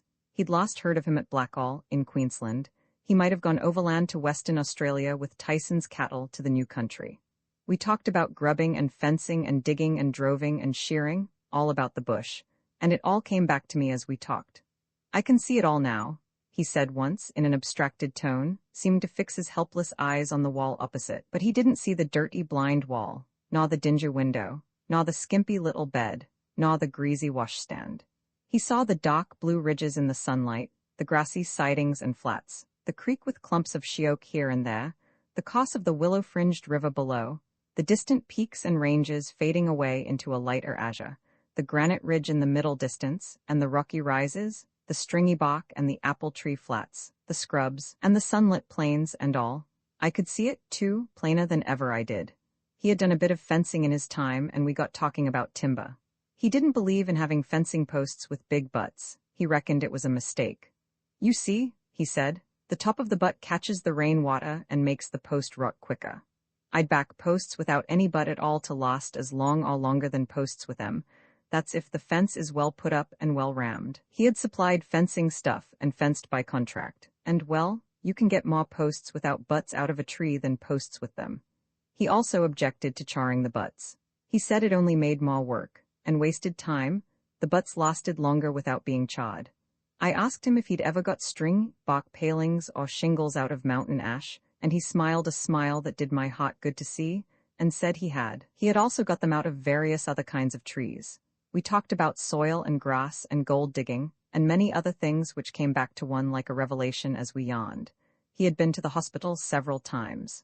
"The doctors don't say they can cure me," he said. "They say they might be able to improve my sight and hearing, but it would take a long time. Anyway, the treatment would improve my general health. They know what's the matter with my eyes," and he explained it as well as he could. I wish I'd seen a good doctor when my eyes first began to get weak, but young chaps are always careless over things. It's harder to get cured of anything when you're done growing. He was always hopeful and cheerful. "If the worst comes to the worst," he said, "there's things I can do where I come from. I might do a bit of wool sorting, for instance. I'm a pretty fair expert, or else when they're weeding out I could help. I'd just have to sit down and they'd bring the sheep to me, and I'd feel the wool and tell them what it was. Being blind improves the feeling, you know." He had a packet of portraits, but he couldn't make them out very well now. They were sort of blurred to him, but I described them and he told me who they were. "That's a girl o' mine," he said, with reference to one, a jolly, good-looking bush girl. "I got a letter from her yesterday. I managed to scribble something, but I'll get you, if you don't mind, to write something more I want to put in on another piece of paper, and address an envelope for me." Darkness fell quickly upon him now, or rather, the sort of white blur increased and closed in. But his hearing was better, he said, and he was glad of that, and still cheerful. I thought it natural that his hearing should improve as he went blind. One day he said that he did not think he would bother going to the hospital any more. He reckoned he'd get back to where he was known. He'd stayed down too long already, and the stuff wouldn't stand it. He was expecting a letter that didn't come. I was away for a couple of days, and when I came back, he had been shifted out of the room and had a bed in an angle of the landing on top of the staircase, with the people brushing against him and stumbling over his things all day on their way up and down. I felt indignant, thinking that, the house being full, The boss had taken advantage of the bushman's helplessness and good nature to put him there, but he said that he was quite comfortable. "I can get a whiff of air here," he said. Going in next day, I thought for a moment that I had dropped suddenly back into the past and into a bush dance, for there was a concertina going upstairs. He was sitting on the bed, with his legs crossed, and a new cheap concertina on his knee, and his eyes turned to the patch of ceiling as if it were a piece of music and he could read it. "I'm trying to knock a few tunes into my head," he said, with a brave smile, "in case the worst comes to the worst." He tried to be cheerful, but seemed worried and anxious. The letter hadn't come.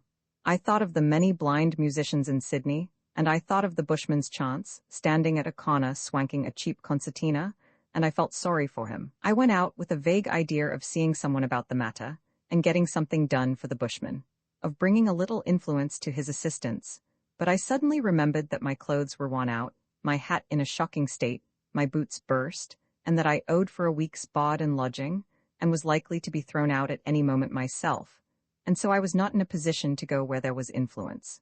When I went back to the restaurant, there was a long, gaunt, sandy-complexioned bushman sitting by Jack's side. Jack introduced him as his brother, who had returned unexpectedly to his native district and had followed him to Sydney. The brother was rather shot with me at first, and seemed to regard the restaurant people, all of us, in fact, in the light of spielers who wouldn't hesitate to take advantage of Jack's blindness if he left him a moment, and he looked ready to knock down the first man who stumbled against Jack, or over his luggage, but that soon wore off. Jack was going to stay with Joe at the Coffee Palace for a few weeks, and then go back up country, he told me. He was excited and happy. His brother's manner towards him was as if Jack had just lost his wife, or boy, or someone very dear to him. He would not allow him to do anything for himself, not try to, not even lace up his boot. He seemed to think that he was thoroughly helpless, and when I saw him pack up Jack's things, and help him at the table and fix his tie and collar with his great brown hands, which trembled all the time with grief and gentleness, and make Jack sit down on the bed whilst he got a cab and carried the trap down to it, and take him downstairs as if he were made of thin glass and settle with the landlord, then I knew that Jack was all right. We had a drink together, Joe, Jack, the cabman, and I.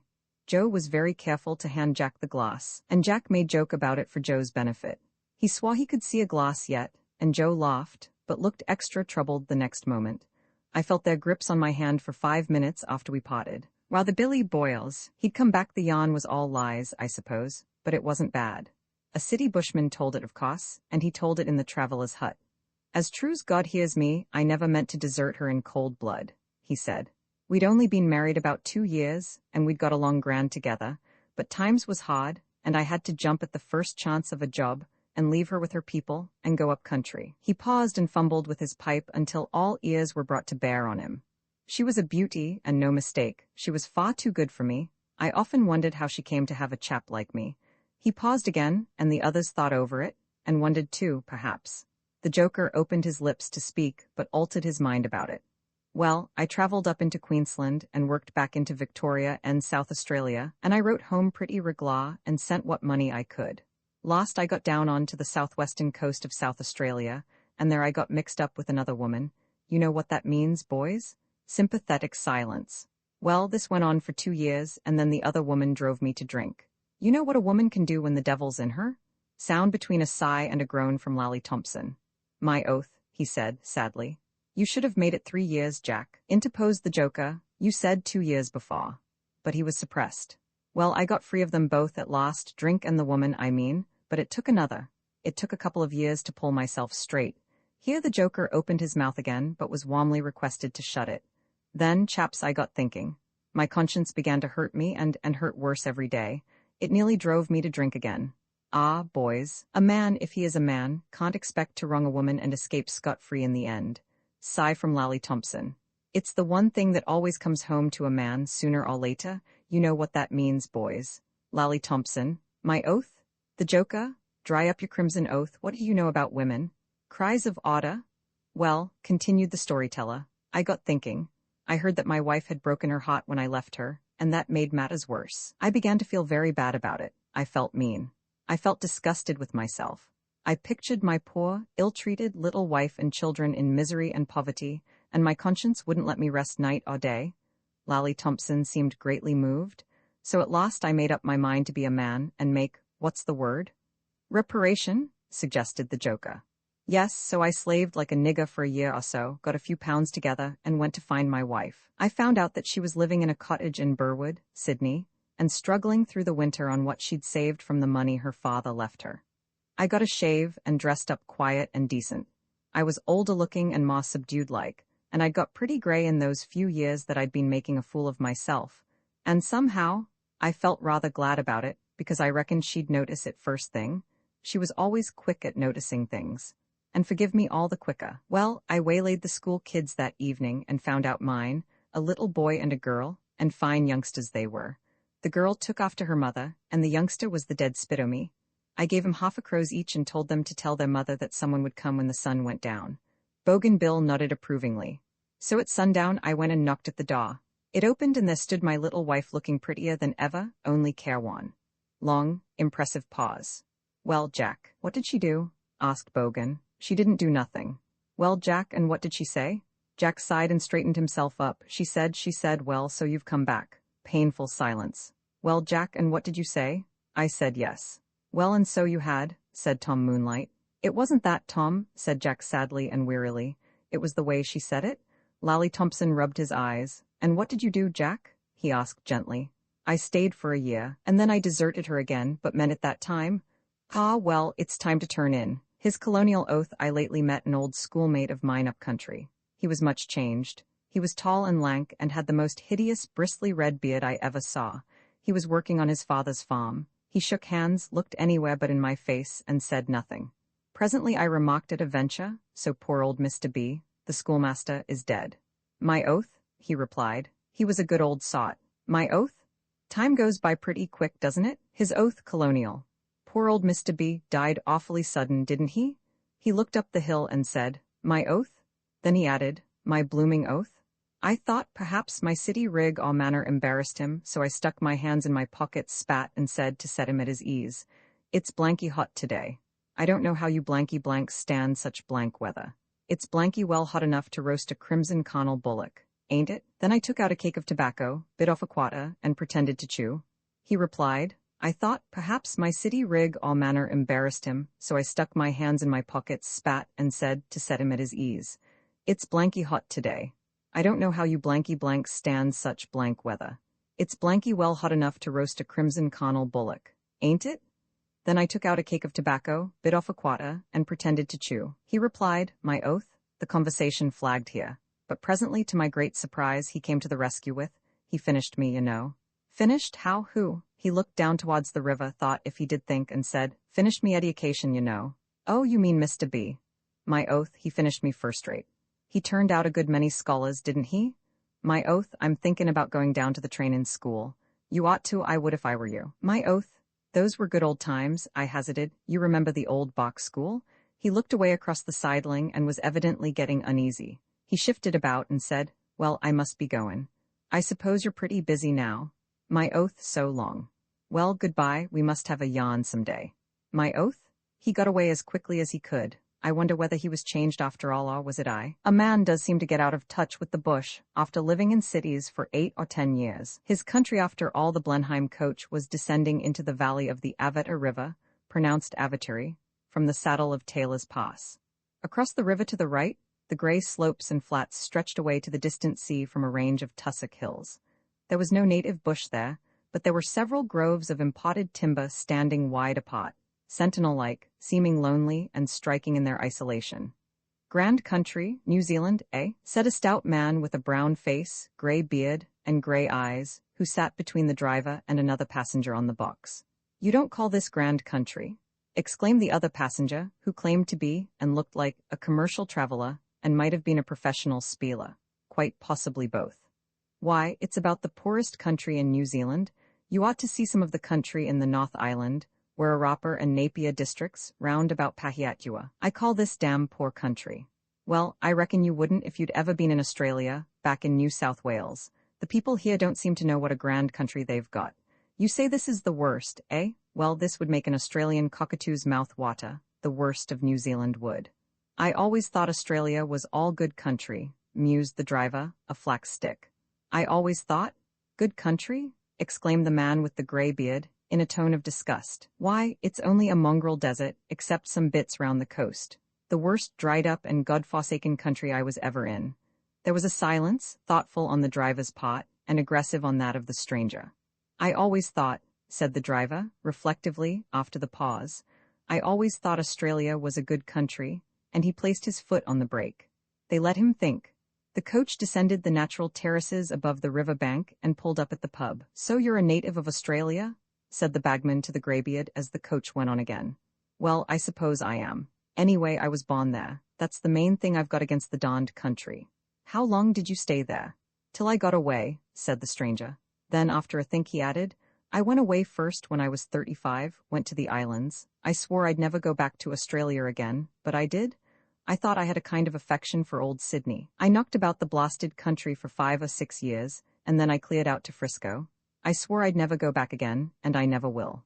But surely you'll take a run over and have a look at old Sydney and those places, before you go back to America, after getting so near. What the blazes do I want to have a look at the blamed country for? Snapped the stranger, who had refreshed considerably. I've got nothing to thank Australia for, except getting out of it. It's the best country to get out of that I was ever in. Oh, well, I only thought you might have had some friends over there, interposed the traveler in an injured tone. Friends? That's another reason. I wouldn't go back there for all the friends and relations since Adam. I had more than quite enough of it while I was there. The worst and hardest years of my life were spent in Australia. I might have starved there, and did do it half my time. I worked harder and got less in my own country in 5 years than I ever did in any other in 15. He was getting mixed. And I've been in a few since then. No, Australia is the worst country that ever the Lord had the sense to forget. I mean to stick to the country that stuck to me when I was starved out of my own dear native land, and that country is the United States of America. What's Australia?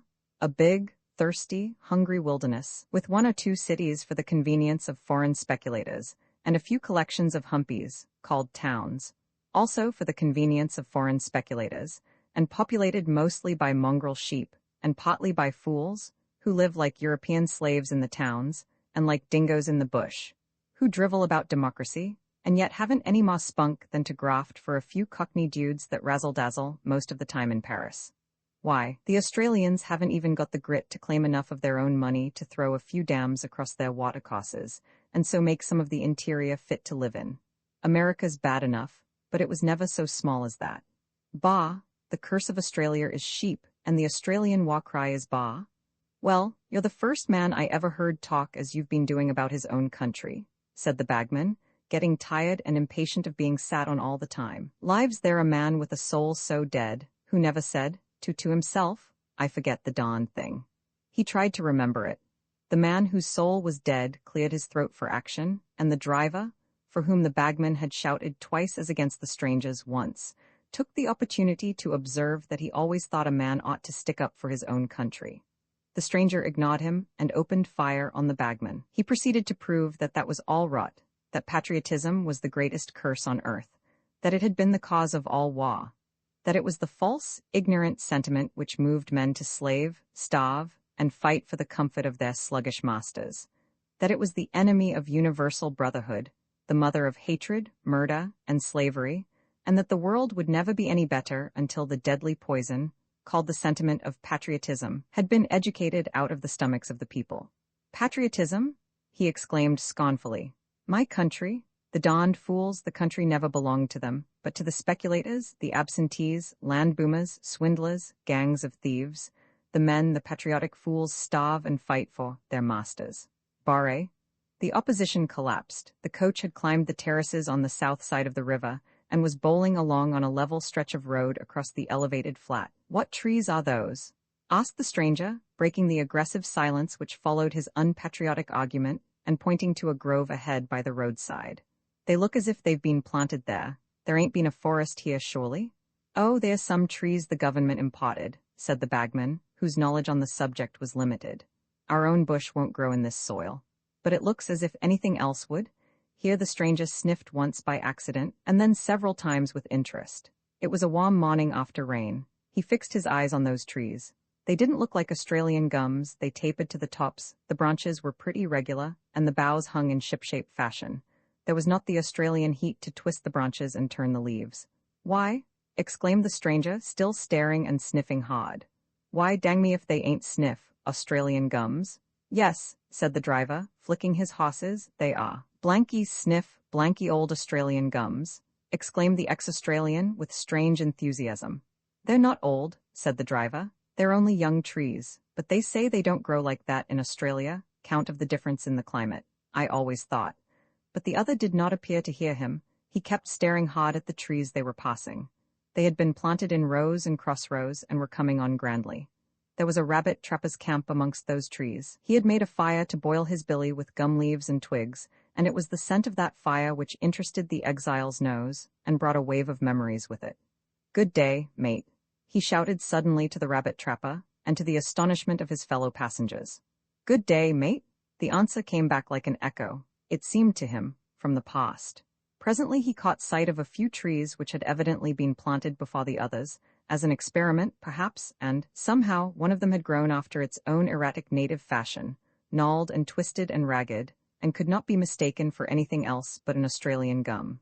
A thunderin' old blue gum? Ejaculated the traveller, regarding the tree with great interest.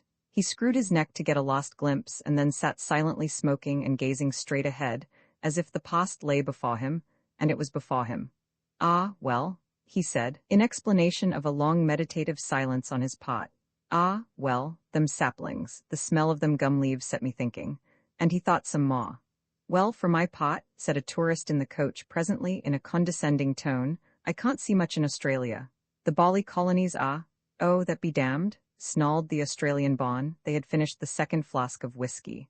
What do you Britishers know about Australia? She's as good as England anyway. Well, I suppose you'll go straight back to the States as soon as you've done your business in Christchurch, said the bagman, when near their journey's end they had become confidential. Well, I dunno. I reckon I'll just take a run over to Australia first.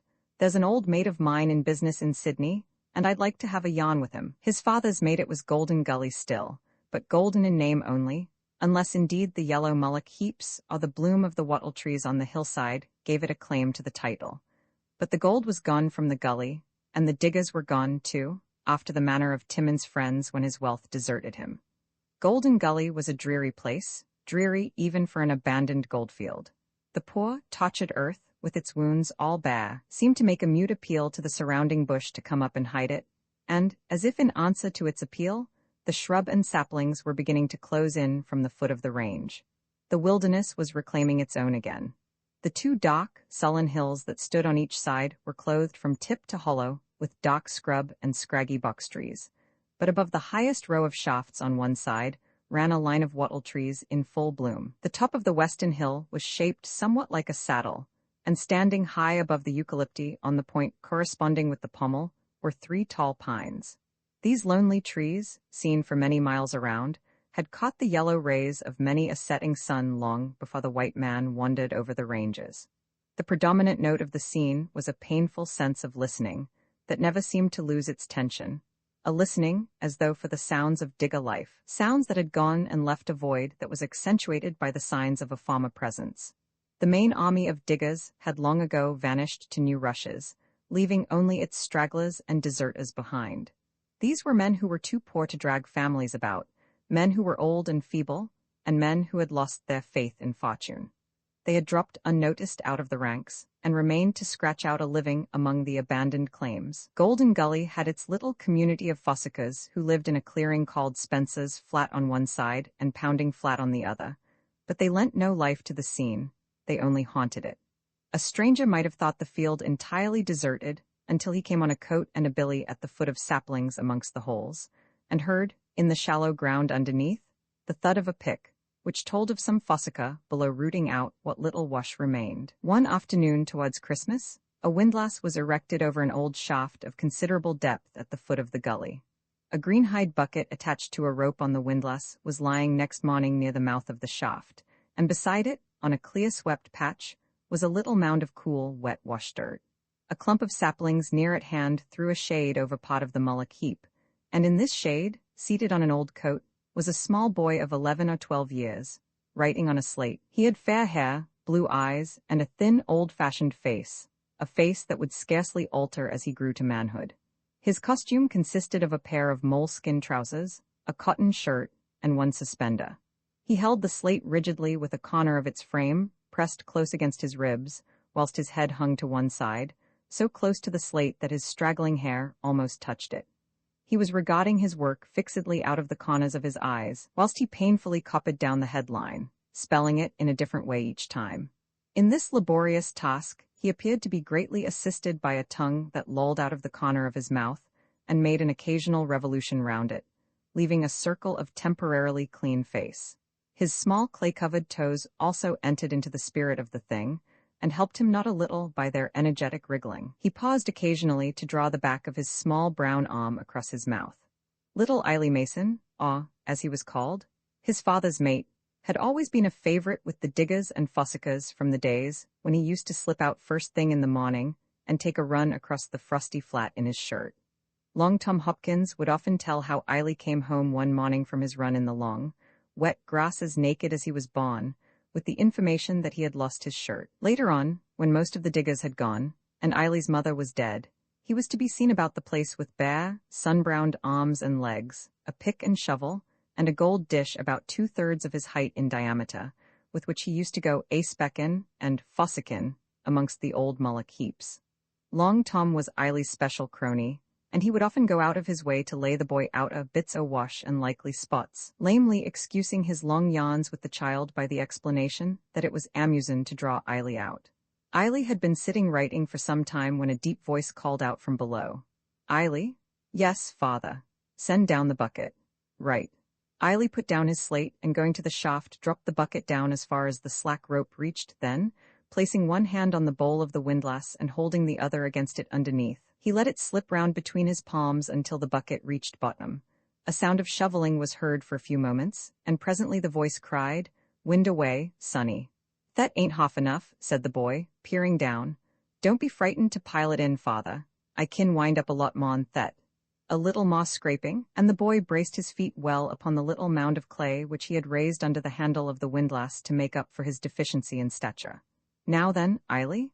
Eiley wound slowly but sturdily, and soon the bucket of wash appeared above the surface. Then he took it in short lifts and deposited it with the rest of the wash dirt. "Eiley?" called his father again. "Yes, father." "Have you done that writing lesson yet?" "Very near." "Then send down the slate next time for some sums." "All right." The boy resumed his seat, fixed the corner of the slate well into his ribs, humped his back, and commenced another wavering line. Tom Mason was known on the place as a silent, hard worker. He was a man of about 60, tall, and dark-bearded. There was nothing uncommon about his face, except, perhaps, that it hardened, as the face of a man might harden who had suffered a long succession of griefs and disappointments. He lived in a little hut under a peppermint tree at the far edge of Pounding Flat. His wife had died there about 6 years before, and new rushes broke out, and he was well able to go. He never left Golden Gully. Mason was kneeling in front of the face, digging away by the light of a tallow candle stuck in the side. The floor of the drive was very wet, and his trousers were heavy and cold with clay and water, but the old digger was used to this sort of thing. His pick was not bringing out much today, however, for he seemed abstracted and would occasionally pause in his work, while his thoughts wandered far away from the narrow streak of wash dirt on the face. He was digging out pictures from a past life. They were not pleasant ones, for his face was stony and white in the dim glow of the candle. Thud, thud, thud, the blows became slower and more irregular as the fossica's mind wandered off into the past. The sides of the drive seemed to vanish slowly away, and the face retreated far out beyond a horizon that was hazy in the glow of the southern ocean. He was standing on the deck of a ship, and by his side stood a brother. They were sailing southward to the land of promise that was shining there in all its golden glory. The sails pressed forward in the bracing wind, and the clipper ship raced along with its burden of the wildest dreamers ever born in a vessel's hull, up over long blue ocean ridges, down into long blue ocean gullies, onto lands so new and yet so old, where above the sunny glow of the southern skies blazed the shining names of Ballarat and Bendigo. The deck seemed to lurch, and the fossica fell forward against the face of the drive. The shock recalled him, and he lifted his pick once more. But the blows slacken again as another vision rises before him. It is Ballarat now. He is working in a shallow claim at Eureka, his brother by his side. The brother looks pale and ill, for he has been up all night dancing and drinking. Out behind them is the line of blue hills. In front is the famous Bakery Hill, and down to the left Golden Point. 2 mounted troopers are riding up over Specimen Hill. What do they want? They take the brother away handcuffed. Manslaughter last night, caused drink and jealousy. The vision is gone again. Thud, thud goes the pick. It counts the years that follow. 1, 2, 3, 4, up to 20, and then it stops for the next scene, a selection on the banks of a bright river in New South Wales. The little homestead is surrounded by vines and fruit trees. Many swarms of bees work under the shade of the trees, and a crop of wheat is nearly ripe on the hillside. A man and a boy are engaged in clearing a paddock just below the homestead. They are father and son. The son, a boy of about 17, is the image of his father. Horses feet again. Here comes Nemesis in mounted trooper's uniform. The mail was stuck up last night about 5 miles away, and a refractory passenger shot. The son had been out possum shooting all night with some friends. The troopers take the son away handcuffed. Robbery under arms. The father was taking out a stump when the troopers came. His foot is still resting on the spade, which is half driven home. He watches the troopers take the boy up to the house, and then, driving the spade to its full depth, he turns up another sod. The troopers reach the door of the homestead, but still he digs steadily, and does not seem to hear his wife's cry of despair.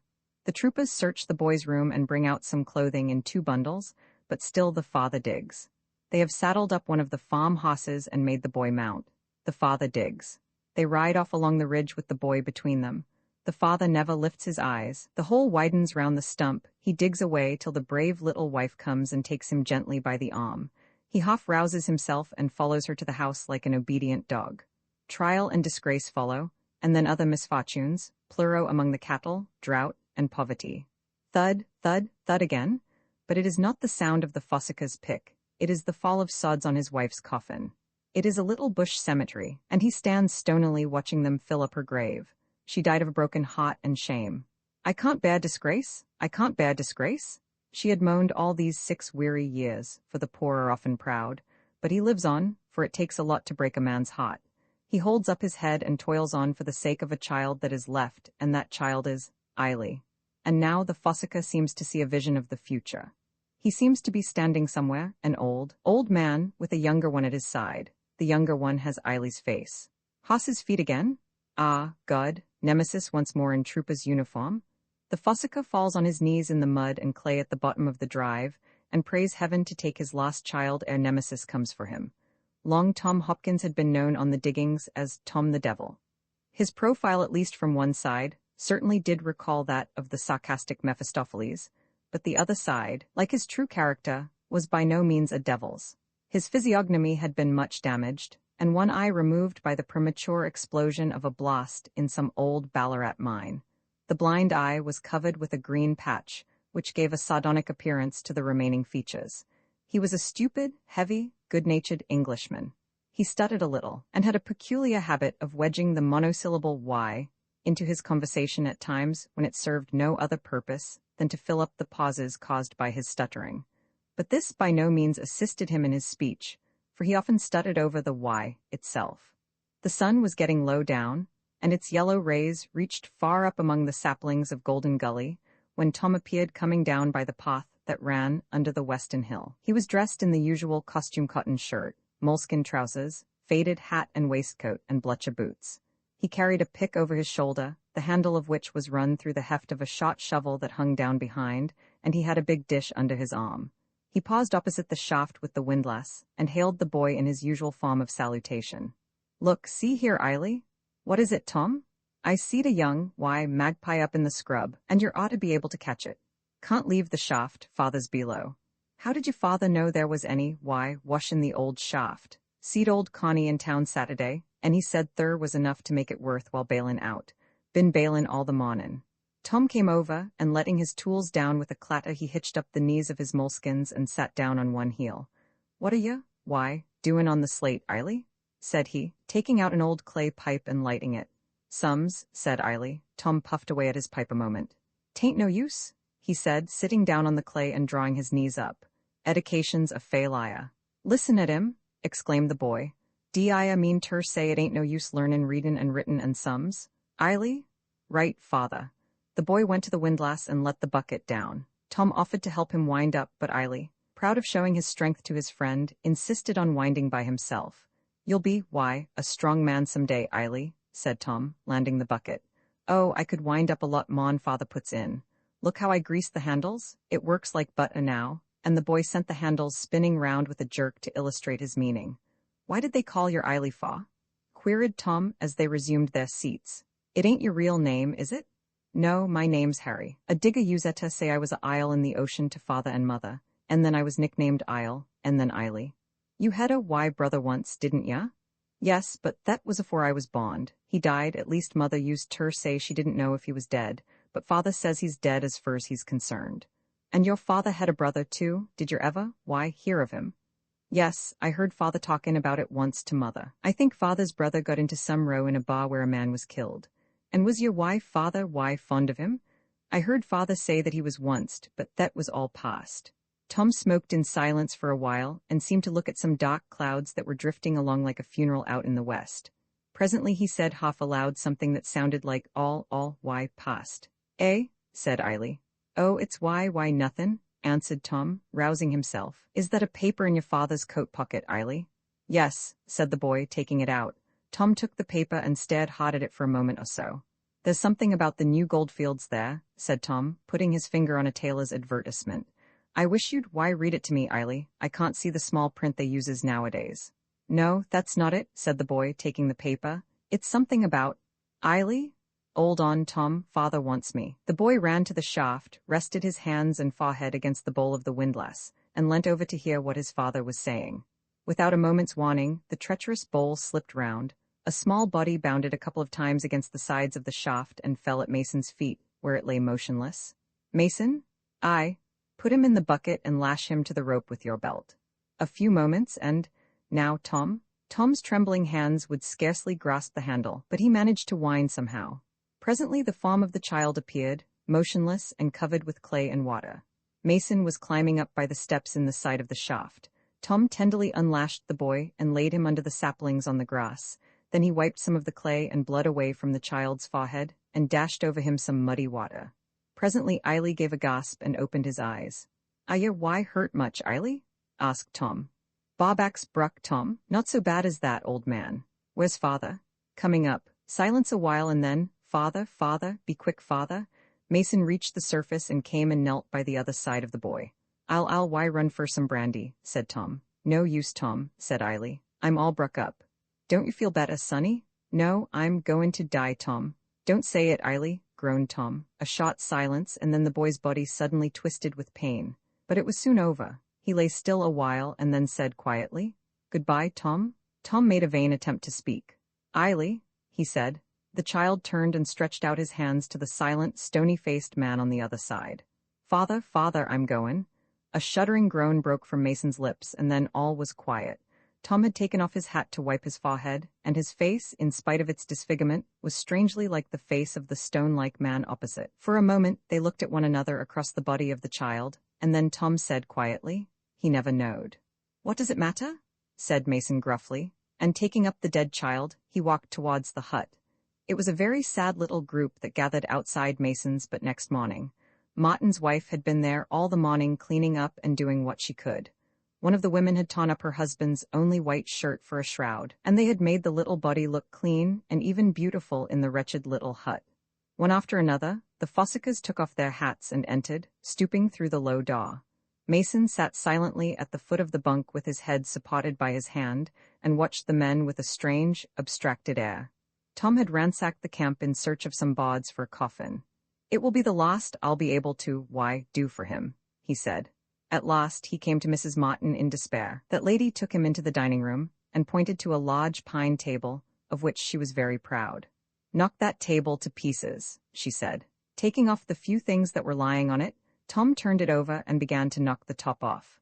When he had finished the coffin, one of the Fossica's wives said it looked too bare, and she ripped up her black riding skirt and made Tom tack the cloth over the coffin. There was only one vehicle available in the place, and that was Martin's old dray. So about 2 o'clock, Pat Martin attached his old hoss Dublin to the shafts with sundry bits of harness and plenty of old rope, and dragged Dublin, dray and all, across to Mason's hut. The little coffin was carried out, and 2 gin cases were placed by its side in the dray to serve as seats for Mrs. Martin and Mrs. Grimshaw, who mounted in tearful silence. Pat Martin felt for his pipe, but remembered himself and mounted on the shaft. Mason fastened up the door of the hut with a padlock. A couple of blows on one of his sharp points roused Dublin from his reverie. With a lurch to the right and another to the left he started, and presently the little funeral disappeared down the road that led to the town and its cemetery. About 6 months afterwards, Tom Hopkins went on a short journey and returned with a tall, bearded young man. He and Tom arrived after dark and went straight to Mason's hut. There was a light inside, but when Tom knocked there was no answer. "Go in, don't be afraid," he said to his companion. The stranger pushed open the creaking door and stood bareheaded just inside the doorway. A billy was boiling unheated on the fire. Mason sat at the table with his face buried in his arms. "Father?" There was no answer, but the flickering of the firelight made the stranger think he could detect an impatient shrug in Mason's shoulders. For a moment the stranger paused irresolute, and then stepping up to the table, he laid his hand on Mason's arm and said gently, "Father, do you want another mate?" But the sleeper did not, at least not in this world. Hungerford, one of the hungriest cleared roads in New South Wales, runs to within a couple of miles of Hungerford, and stops there. Then you strike through the scrub to the town. There is no distant prospect of Hungerford. You don't see the town till you are quite close to it, and then 2 or 3 whitewashed, galvanized iron roofs start out of the mulga. They say that a past ministry commenced to clear the road from Burke, under the impression that Hungerford was an important place, and went on, with the blindness peculiar to governments, till they got to within 2 miles of the town. Then they ran short of rum and rations, and sent a man on to get them, and make inquiries. The member never came back, and 2 more were sent to find him, all Hungerford. 3 days later the 2 returned in an exhausted condition, and submitted a motion of want of confidence, which was lost. Then the whole house went on, and was lost also. Strange to relate, that government was never missed. However, we found Hungerford and camped there for a day. The town is right on the Queensland border, and an interprovincial rabbit-proof fence, with rabbits on both sides of it, runs across the main street. This fence is a standing joke with Australian rabbits, about the only joke they have out there, except the memory of pasture and poison and inoculation. It is amusing to go a little way out of town, about sunset, and watch them crack Noah's Ark rabbit jokes about that fence, and burrow under and play leapfrog over it till they get tired. One old buck rabbit sat up and nearly laughed his ears off at a joke of his own about that fence. He laughed so much that he couldn't get away when I reached for him. I could hardly eat him for laughing. I never saw a rabbit laugh before, but I've seen a possum do it. Hungerford consists of 2 houses and a humpy in New South Wales, and 5 houses in Queensland. Characteristically enough, both the pubs are in Queensland. We got a glass of sour yeast at one and paid 6pence for it. We had asked for English ale. The post office is in New South Wales, and the police barracks in Bananaland. The police cannot do anything if there's a row going on across the street in New South Wales, except to send to Brisbane and have an extradition warrant applied for, and they don't do much if there's a row in Queensland. Most of the rows are across the border, where the pubs are. At least I believe that's how it is, though the man who told me might have been a liar. Another man said he was a liar, but then he might have been a liar himself. A third person said he was one. I heard that there was a fight over it, but the man who told me about the fight might not have been telling the truth. One part of the town swears at Brisbane when things go wrong, and the other part curses Sydney. The country looks as though a great ash heap had been spread out there, and mulga scrub and firewood planted, and neglected. The country looks just as bad for 100 miles round Hungerford, and beyond that it gets worse. A blasted, barren wilderness that doesn't even howl. If it howled, it would be a relief. I believe that Burke and Wills found Hungerford, and it's a pity they did. But if I ever stand by the graves of the men who first traveled through this country, when there were neither roads nor stations, nor tanks, nor bars, nor pubs, I'll take my hat off. There were brave men in the land in those days. It is said that the explorers gave the district its name chiefly because of the hunger they found there, which has remained there ever since. I don't know where the fod comes in. There's nothing to fod, except in flood time. Hungerthirst would have been better. The town is supposed to be situated on the banks of a river called the Paroo, but we saw no water there, except what passed for it in a tank. The goats and sheep and dogs and the rest of the population drink there. It is dangerous to take too much of that water in a raw state. Except in flood time, you couldn't find the bed of the river without the aid of a spirit level and a long straight edge. There is a custom house against the fence on the northern side. A pound of tea often costs 6 shillings on that side, and you can get a common lead pencil for foppence at the rival store across the street in the mother province.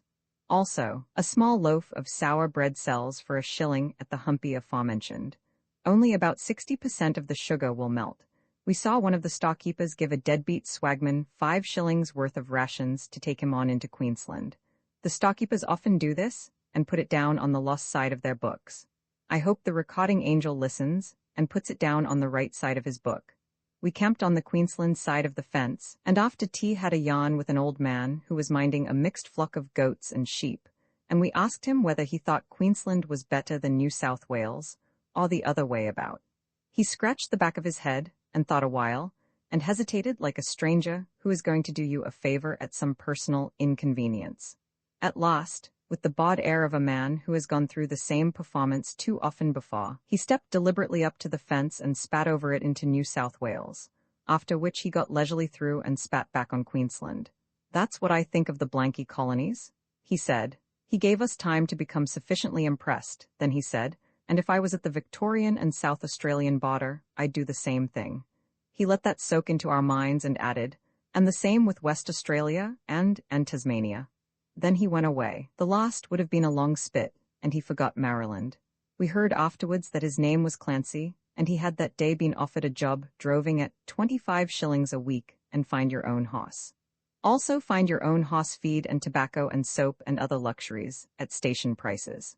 Moreover, if you lost your own hoss, you would have to find another, and if that died or went astray, you would have to find a third, or forfeit your pay and return on foot. The bus drover agreed to provide flour and mutton, when such things were procurable. Consequently, Clancy's unfavorable opinion of the colonies. My mate and I sat down on our swags against the fence to talk things over. One of us was very deaf. Presently a black tracker went past and looked at us, and returned to the pub.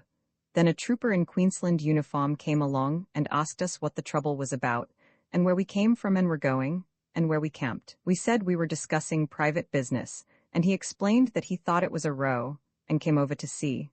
Then he left us, and later on, we saw him sitting with the rest of the population on a bench under the hotel veranda. Next morning, we rolled up our swags and left Hungerford to the northwest. Imprint this ebook is the product of many hours of hard work by volunteers for Standard ebooks, and builds on the hard work of other literature lovers made possible by the public domain. This particular ebook is based on transcriptions from various sources and on digital scans from the Internet Archive. The source text and artwork in this ebook are believed to be in the United States public domain. That is, they are believed to be free of copyright restrictions in the United States. They may still be copyrighted in other countries, so users located outside of the United States must check their local laws before using this ebook. The creators of, and contributors to, this ebook dedicate their contributions to the worldwide public domain via the terms in the CC 01.0 Universal Public Domain Dedication. For full license information, see the uncopyright at the end of this ebook. Standard eBooks is a volunteer-driven project that produces ebook editions of public domain literature using modern typography, technology, and editorial standards, and distributes them free of cost. You can download this and other ebooks carefully produced for true book lovers at standardbooks.org. In a dry season, draw a wire fence and a few ragged gums, and add some scattered sheep running away from the train. Then you'll have the bush all along the New South Wales Western Line from Bathurst on. The railway towns consist of a public house and a general store, with a square tank and a schoolhouse on piles in the nearer distance. The tank stands at the end of the school and is not many times smaller than the building itself. It is safe to call the pub the Railway Hotel, and the store the Railway Stars, with an S. A couple of patient, ungroomed hacks are probably standing outside the pub, while their masters are inside having a drink, several drinks. Also, it's safe to draw a sundowner sitting listlessly on a bench on the veranda, reading the bulletin. The Railway Stars seem to exist only in the shadow of the pub, and it is impossible to conceive either as being independent of the other.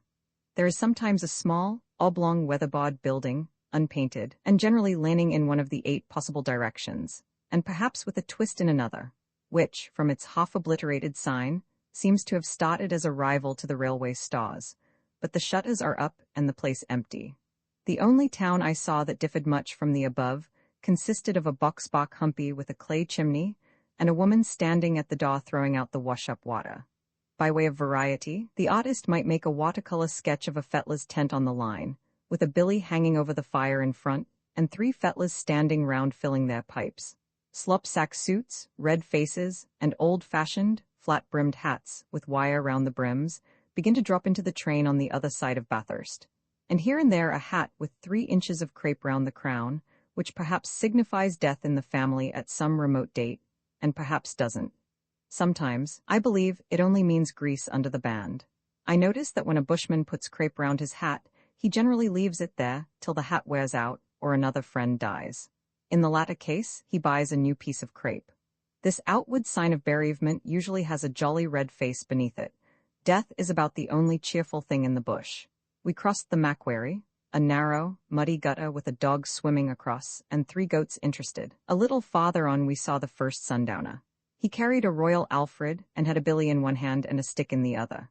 He was dressed in a tailcoat turned yellow, a print shirt, and a pair of moleskin trousers, with big square calico patches on the knees, and his old straw hat was covered with calico.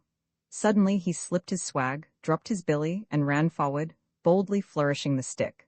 I thought that he was mad and was about to attack the train, but he wasn't. He was only killing a snake. I didn't have time to see whether he cooked the snake or not. Perhaps he only thought of Adam. Somebody told me that the country was very dry on the other side of Nevertire. It is. I wouldn't like to sit down on it anywhere. The least horrible spot in the bush in a dry season is where the bush isn't, where it has been cleared away and a green crop is trying to grow. They talk of settling people on the land. Better settle in it. I'd rather settle on the water, at least until some gigantic system of irrigation is perfected in the west. Along about Bayreuth, we saw the first shearers. They dress like the unemployed, but differ from that body in their looks of independence. They sat on trucks and wool bales and the fence, watching the train, and hailed Bill, and Jim, and Tom, and asked how those individuals were getting on. Here we came across soft felt hats with straps round the crowns, and full bearded faces under them. Also a splendid-looking black tracker in a Masha uniform, and a pair of Wellington boots. 1 or 2 square cuts and stand-up collars struggled dismally through to the bitter end. Often a member of the unemployed starts cheerfully out, with a letter from the Government Labor Bureau in his pocket, and nothing else. He has an idea that the station where he has the job will be within easy walking distance of Burke.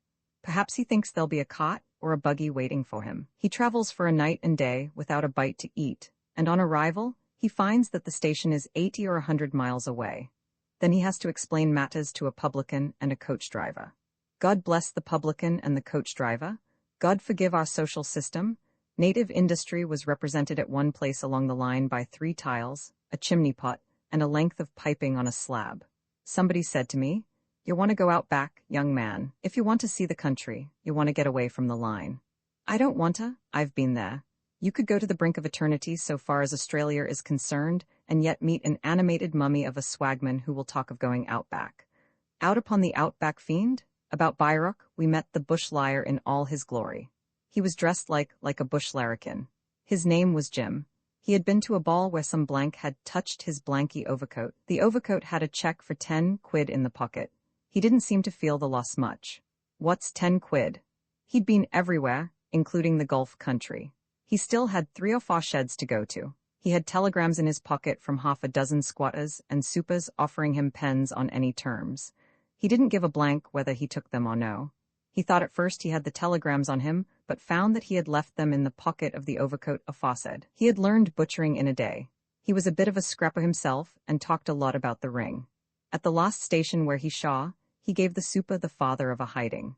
The super was a big chap, about 6'3", and had knocked out Paddy somebody in 1 round. He worked with a man who shot 400 sheep in 9 hours. Here a quiet-looking bushman in a corner of the carriage grew restless, and presently he opened his mouth and took the lyre down in about 3 minutes. At 5:30 we saw a long line of camels moving out across the sunset. There's something snaky about camels. They remind me of turtles and gonas. Somebody said, "Here's Burke." In a wet season it was raining, general rain. The train left Burke, and then there began the long, long agony of scrub and wire fence, with here and there a natural clearing, which seemed even more dismal than the funereal timber itself. The only thing which might seem in keeping with one of these soddened flats would be the ghost of a funeral, A city funeral with plain hearse and string of cabs, going very slowly across from the scrub on one side to the scrub on the other. Sky like a wet, gray blanket, plains like dead seas, save for the tufts of coarse grass sticking up out of the water, scrub indescribably dismal, everything damp, dark, and unspeakably dreary. Somewhere along here we saw a swagman's camp, a square of calico stretched across a horizontal stick, some rags steaming on another stick in front of a fire, and 2 billies to the leeward of the blaze. We knew by instinct that there was a piece of beef in the larger one. Small, hopeless-looking man standing with his back to the fire, with his hands behind him, watching the train. Also, a damp, sorry-looking dingo warming itself and shivering by the fire. The rain had held up for a while. We saw 2 or 3 similar camps further on, forming a temporary suburb of Bayreuth. The population was on the platform in old overcoats and damp, soft felt hats, one trooper in a waterproof. The population looked cheerfully and patiently dismal. The local push had evidently turned up to see off some fair enslavers from the city, who had been up-country for the check season, now over. They got into another carriage. We were glad when the bell rang. The rain recommenced. We saw another swagman about a mile on struggling away from the town, through mud and water. He did not seem to have heart enough to bother about trying to avoid the worst mud holes. There was a low-spirited dingo at his heels, whose sole object in life was seemingly to keep his front paws in his master's last footprint. The traveler's body was bent well forward from the hips up, his long arms, about 6 inches through his coat sleeves, hung by his sides like the arms of a dummy, with a billy at the end of one and a bag at the end of the other, but his head was thrown back against the top end of the swag, his hat brim rolled up in front, and we saw a ghastly, beardless face which turned neither to the right nor the left as the train passed him. After a long while we closed our book, and looking through the window, saw a hawker's turnout which was too sorrowful for description. We looked out again while the train was going slowly, and saw a teamster's camp. 3 or 4 wagons covered with tarpaulins which hung down in the mud all round and suggested death. A long, narrow man, in a long, narrow, shoddy overcoat and a damp felt hat, was walking quickly along the road past the camp. A sort of cattle dog glided silently and swiftly out from under a wagon, heeled the man, and slithered back without explaining. Here the scene vanished. We remember stopping, for an age it seemed, at 6 straggling shanties on a flat of mud and water. There was a rotten weatherboard pub, with a low, dripping veranda, and 3 wretchedly fall-on horses hanging, in the rain, to a post outside. We saw no more, but we knew that there were several apologies for men hanging about the rickety bar inside, or round the parlor fire. Streams of cold, clay-colored water ran in all directions, cutting fresh gutters, and raising a yeasty froth whenever the water fell a few inches. As we left, we saw a big man in an overcoat riding across a culvert, the tails of the coat spread over the horse's rump, and almost hit it. In fancy still, we saw him, hanging up his weary, hungry little hoss in the rain and swaggering into the bar, and we almost heard someone say, in a drawling tone, "Ello, Tom, oh, are you poppin' up?" The train stopped for about a year within a mile of the next station. Trucking yards in the foreground, like any other trucking yard along the line, they looked drearier than usual because the rain had darkened the posts and rails. Small plain beyond, covered with water and tufts of grass. The inevitable, God-forgotten timber. Black in the distance, dull, gray sky and misty rain over all. A small, dark-looking flock of sheep was crawling slowly in across the flat from the unknown, with 3 men on horseback zigzagging patiently behind. The horses just moved, that was all. 1 man wore an oilskin, 1 an old tweed overcoat, and the 3rd had a 3-bushel bag over his head and shoulders. Had we returned an hour later, we should have seen the sheep huddled together in a corner of the yard, and the 3 horses hanging up outside the local shanty.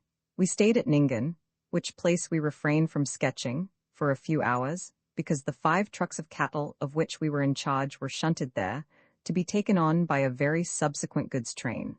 The government allows 1 man to every 5 trucks in a cattle train. We shall pay our fare next time, even if we have not a shilling left over and above. We had haunted local influence at Comanavadrink for too long, anxious, heart-breaking weeks ere we got the pass, and we had put up with all the indignities, the humiliation, in short, had suffered all that poor devils suffer whilst besieging local influence. We only thought of escaping from the bush. The pass said that we were John Smith, drover, and that we were available for return by ordinary passenger train within 2 days, we think, or words in that direction, which didn't interest us. We might have given the pass away to an unemployed in Orange, who wanted to go out back, and who begged for it with tears in his eyes. But we didn't like to injure a poor fool who never injured us, who was an entire stranger to us. He didn't know what outback meant.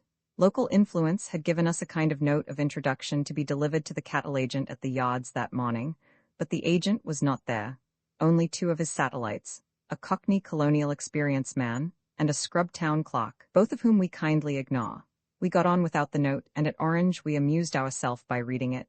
It said, "Dear old man, please send this beggar on, and I hope he'll be landed safely at Orange or wherever the cattle go. Yours." We had been led to believe that the bullocks were going to Sydney. We took no further interest in those cattle. After Nyngan the bush grew darker and drearier, and the plains more like ghastly oceans, and here and there, the dominant note of Australian scenery was accentuated, as it were, by naked, white, ring-barked trees standing in the water and haunting the ghostly surroundings. We spent that night in a passenger compartment of a van which had been originally attached to Old No. 1 engine. There was only one damp cushion in the whole concern. We lent that to a lady who traveled for a few hours in the other half of the next compartment. The seats were about 9 inches wide and sloped in at a sharp angle to the bare matchboard wall, with a bead on the outer edge. And as the cracks had become well caulked with the grease and dirt of generations, they held several gallons of water each. We scuttled one, rolled ourselves in a rug, and tried to sleep.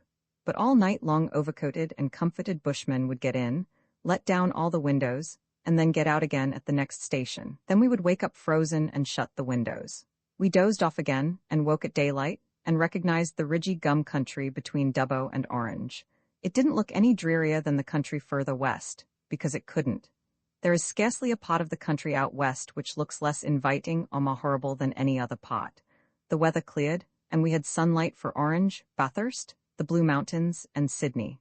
They deserve it, also as much rain as they need. A visit of condolence does Avi live here, old woman? Why, strike me dead, can't your answer a civil question. How dare you talk to me like that, you young larrikin? Be off, or I'll send for a policeman. Blast the cops, I think I cares for 'em. For 2 pins I'd fetch a push and smash your old shanty about your ears. Yole cow, I only asked if Avi lived here. Holy Moses, can't a feller ask a civil question? What do you want with Avi? Do you know him? My oath, don't he work at Grinder Brothers? I only come out of my way to do him a good turn, and now I'm sorry I come. Damned if I ain't to be barracked like this and shoved down my own throat. Pause, I want to tell Avi that if he don't come ter work termera, another bloke'll collar his job. I wouldn't like to see a cove collar a cove's job and not tell a bloke about it. What's up with Avi, anyhow? Is he sick? Avi is dead. Christ? Pause, gone. What you givness? Tell Avi Bill Anderson wants to see him. My God, haven't I got enough trouble without a young wretch like you coming to torment me? For God's sake go away and leave me alone. I'm telling you the truth, my poor boy died of influenza last night. My oath? The ragged young rip gave a long, low whistle, glanced up and down Jones's alley, spat out some tobacco juice, and said, "Swelp me God. I'm sorry, Mum. I didn't know. How was I to know you wasn't having me?" He withdrew one hand from his pocket and scratched the back of his head, tilting his hat as far forward as it had previously been to the rear, and just then, the dilapidated side of his right boot attracted his attention. He turned the foot on one side and squinted at the sole. Then he raised the foot to his left knee, caught the ankle in a very dirty hand, and regarded the sole leather critically, as though calculating how long it would last, after which he spat desperately at the pavement and said, "Can I see him?" He followed her up the crooked little staircase with a who's afraid kind of swagger, but he took his hat off on entering the room. He glanced round, and seemed to take stock of the signs of poverty, so familiar to his class, and then directed his gaze to where the body lay on the sofa with its pauper coffin already by its side. He looked at the coffin with the critical eye of a tradesman, then he looked at Avi, and then at the coffin again, as if calculating whether the body would fit. The mother uncovered the white, pinched face of the dead boy, and Bill came and stood by the sofa. He carelessly drew his right hand from his pocket and laid the palm on Avi's ice-cold forehead. "Poor little cove," Bill muttered, half to himself, and then, as though ashamed of his weakness, he said, "There wasn't no post-mortem, was there?" "No," she answered. "A doctor saw him the day before. There was no post-mortem."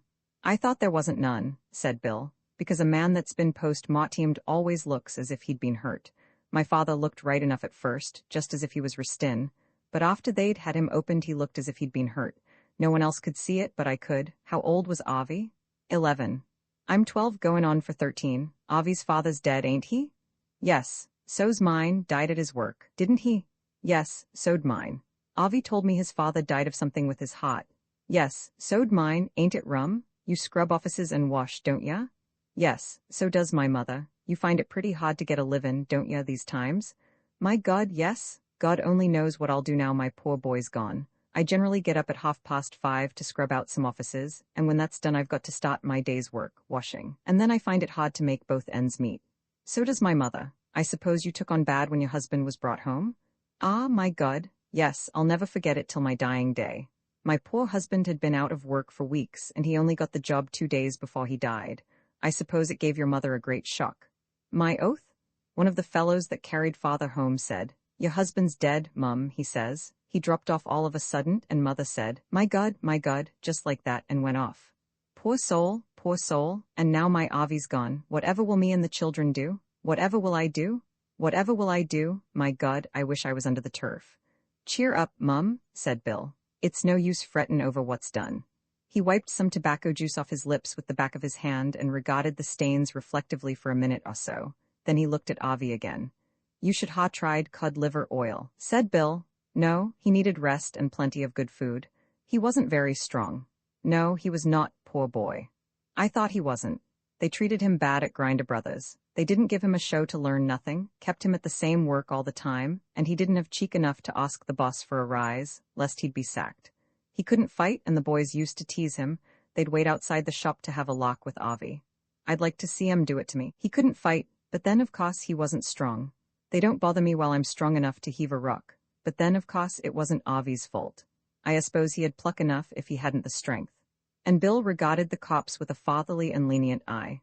My God, she cried, if I'd known this, I'd sooner have starved than have my poor boy's life tormented out of him in such a place. He never complained. My poor, brave-hearted child, he never complained. Poor little Avi, poor little Avi. He never told ya? No, never a word. My oath, you don't say so. Perhaps he didn't want to let you know he couldn't hold his own, but that wasn't his fault, I suppose. You see, he wasn't strong.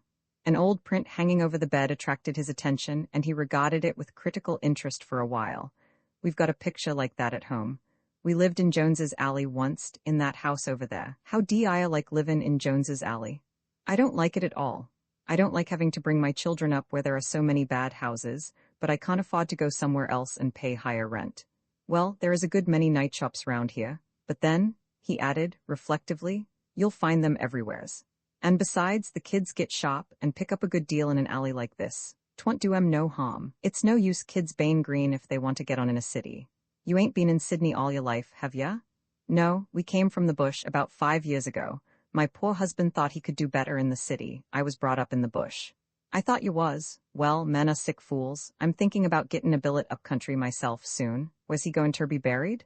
At Rookwood tomorrow. I can't come, I've got ter work. Is the government going to bury him? Yes. Bill looked at the body with increased respect. Can I do anything for you? Now, don't be frightened to ask. No, thank you very much all the same. Well, I must be goin'. Thank you for your trouble, Mum. No trouble, my boy. Mind the step. It is gone. I'll bring a piece of board round some night and mend it for you if you like. I'm learnin' the carpenterin'. I can nearly make a daw. Tell you what, I'll send the old woman round tonight to fix up Avi and lend you a hand. No, thank you. I suppose your mother's got work and trouble enough. I'll manage. I'll send her round anyway. She's a bit rough, but she's got a soft gizzard, and there's nothin' she enjoys better than fixin' up a body. Goodbye, Mum. Goodbye, my child. He paused at the door and said, I'm sorry, Mum. Swelp me God. I'm sorry. Long, and thank ya. An Austrican child stood on the step, staring at Bill with great brimming eyes. He patted it on the head and said, Keep your pecker up, young un. Jones's Alley. She lived in Jones's Alley. She cleaned offices, washed, and nursed from daylight until any time after dark, and filled in her spare time cleaning her own place, which she always found dirty, in a beastly filthy state, she called it, on account of the children being left in possession all day, cooking and nursing her own sick, for her family, though small, was so in the two senses of the word, and sickly. One or another of the children was always sick, but not through her fault.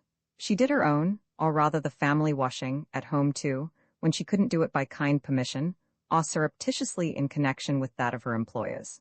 She was a haggard woman. Her second husband was supposed to be dead, and she lived in dread of his daily resurrection.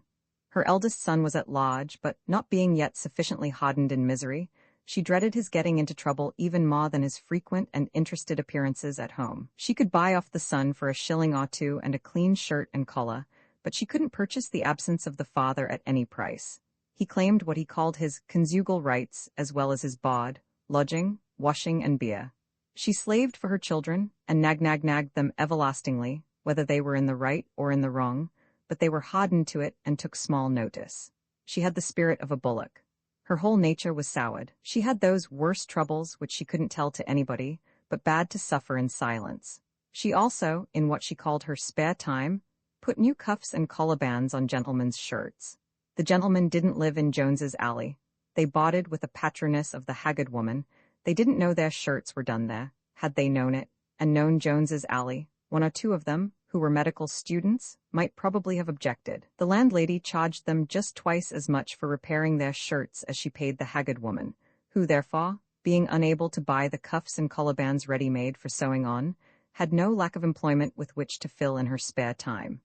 Therefore, she was a respectable woman, and was known in Jones's Alley as Mrs. Aspinall, and called so generally, and even by Mother Brook, who kept that place opposite. There is implied a world of difference between the mother and the Mrs., as applied to matrons in Jones's Alley, and this distinction was about the only thing, always excepting the everlasting children, that the haggard woman had left to care about, to take a selfish, narrow-minded sort of pleasure in, if, indeed, she could yet take pleasure, grim or otherwise, in anything except, perhaps, a good cup of tea and time to drink it in.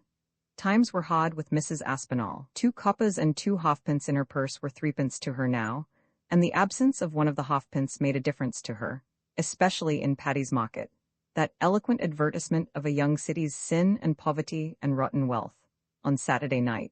She counted the coppers as anxiously and nervously as a thirsty deadbeat does, and her house was falling down on her and her troubles, and she couldn't get the landlord to do a handstand to it. At last, after persistent agitation on her part, but not before a portion of the plastered ceiling had fallen and severely injured one of her children, the landlord caused 2 men to be sent to effect necessary repairs to the 3 square, dingy, plastered holes, called 3 rooms and a kitchen, for the privilege of living in which, and calling it my place, she paid 10 shillings a week. Previously the agent, as soon as he had received the rent and signed the receipt, would cut short her reiterated complaints, which he privately called her clack, by saying that he'd see to it, he'd speak to the landlord, and later on, that he had spoken to him, or could do nothing more in the matter, that it wasn't his business. Neither it was, to do the agent justice. It was his business to collect the rent and thereby earn the means of paying his own. He had to keep a family on his own account, by assisting the fat man to keep his at the expense of people, especially widows with large families, or women, in the case of Jones's Alley, who couldn't afford it without being half-starved, or running greater and unspeakable risks which society is not supposed to know anything about. So the agent was right, according to his lights. The landlord had recently turned out a family who had occupied one of his houses for 15 years, because they were 6 weeks in arrears. He let them take their furniture, and explained, I wouldn't have been so lenient with them, only they were such old tenants of mine.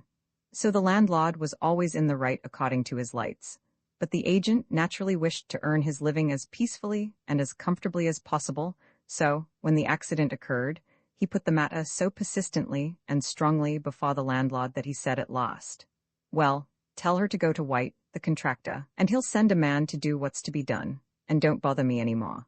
White had a look at the place and sent a plasterer, a carpenter, and a plumber. The plasterer knocked a bigger hole in the ceiling and filled it with mud. The carpenter nailed a board over the hole in the floor. The plumber stopped the leak in the kitchen and made 3 new ones in worse places, and their boss sent the bill to Mrs. Aspinall. She went to the contractor's yard and explained that the landlord was responsible for the debt, not she. The contractor explained that he had seen the landlord, who referred him to her. She called at the landlord's private house and was referred through a servant to the agent. The agent was sympathetic, but could do nothing in the matter. It wasn't his business. He also asked her to put herself in his place, which she couldn't, not being any more reasonable than such women are in such cases.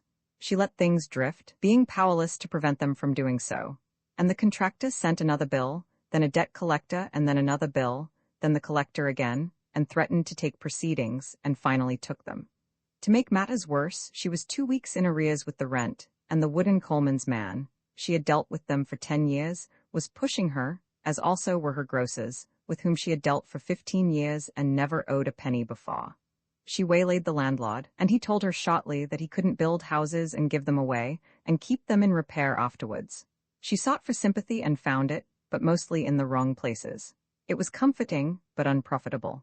Mrs. Nextdoor sympathized warmly, and offered to go up as a witness. She had another landlord.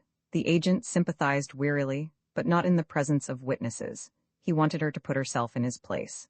Mother Brock, indeed, offered practical assistance, which offer was received in breathlessly indignant silence. It was Mother Brock who first came to the assistance of Mrs. Aspinall's child when the plaster accident took place, the mother being absent at the time, and when Mrs. Aspinall heard of it, her indignation cured her of her fright, and she declared to Mrs. Nextdoor that she would give that woman, meaning Mother Brock, in charge the instant she ever dared to put her foot inside her, Mrs. A.'s respectable doorstep again. She was a respectable, honest, hard-working woman, and etc., whereat Mother Brock laughed good-naturedly. She was a broad-minded bad woman, and was right according to her lights. Poor Mrs. A. was a respectable, haggard woman, and was right according to her lights, and to Mrs. Nextdoor's, perfectly so, they being friends, and vice versa. None of them knew, or would have taken into consideration, the fact that the landlord had lost all his money in a burst financial institution, and half his houses in the General Depression, and depended for food for his family on the somewhat doubtful rents of the remainder. So they were all right according to their different lights. Mrs. Aspinall even sought sympathy of John, the Chinaman, with whom she had dealt for 4 months only, and got it. He also, in all simplicity, took a hint that wasn't intended. He said, "I'll lie. Pay by maybe, nexy time Friday, me tea lust." Then he departed with his immortalized smile. It would almost appear that he was wrong, according to our idea of Chinese lights. Mrs. Aspinall went to the cot. It was a small local cot. Mrs. Nextdoor was awfully sorry, but she couldn't possibly get out that morning.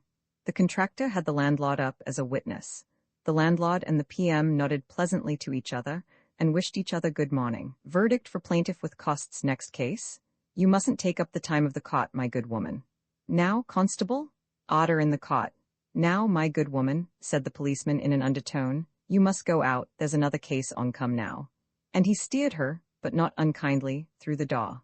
My good woman stood in the crowd outside and looked wildly round for a sympathetic face that advertised sympathetic ears. But others had their own troubles, and avoided her. She wanted someone to relieve her bursting heart to. She couldn't wait till she got home. Even John's attentive ear and mildly idiotic expression would have been welcome, but he was gone. He had been in court that morning, and had won a small debt case, and had departed cheerfully, under the impression that he lost it. "You're Mrs. Aspinall, ain't you?" She started and looked round. He was one of those sharp, blue or gray-eyed, sandy or freckled-complexioned boys of the world whom we meet everywhere, and at all times, who are always going on towards 20, yet never seem to get clear out of their teens, who know more than most of us have forgotten, who understand human nature instinctively, perhaps unconsciously, and are instinctively sympathetic and diplomatic, whose satire is quick, keen, and dangerous, and whose tact is often superior to that of many educated men of the world. Trained from childhood in the great school of poverty, they are full of the pathos and humor of it. Don't you remember me? No, can't say I do. I fancy I've seen your face before somewhere. I was at your place when little Avi died. I used to work with him at Grinder Brothers, you know. Oh, of course I remember you. What was I thinking about? I've had such a lot of worry lately that I don't know whether I'm on my head or my heels. Besides, you've grown since then, and changed a lot. You're Billy. Billy Anderson's my name. Of course, to be sure, I remember you quite well. How have you been getting on, Mrs. Aspinall? Ah, don't mention it. Nothing but worry and trouble, nothing but worry and trouble. This grinding poverty, I'll never have anything else but worry and trouble and misery so long as I live. Do you live in Jones's Alley yet? Yes. Not been there ever since, have you? No, I shifted away once, but I went back again. I was away nearly 2 years. I thought so, because I called to see you there once. Well, I'm going that way now. You going home, Mrs. Aspinall? Yes. Well, I'll go along with you if you don't mind. Thanks, I'd be only too glad of company. Going to walk, Mrs. Aspinall? Asked Bill as the tram stopped in their way.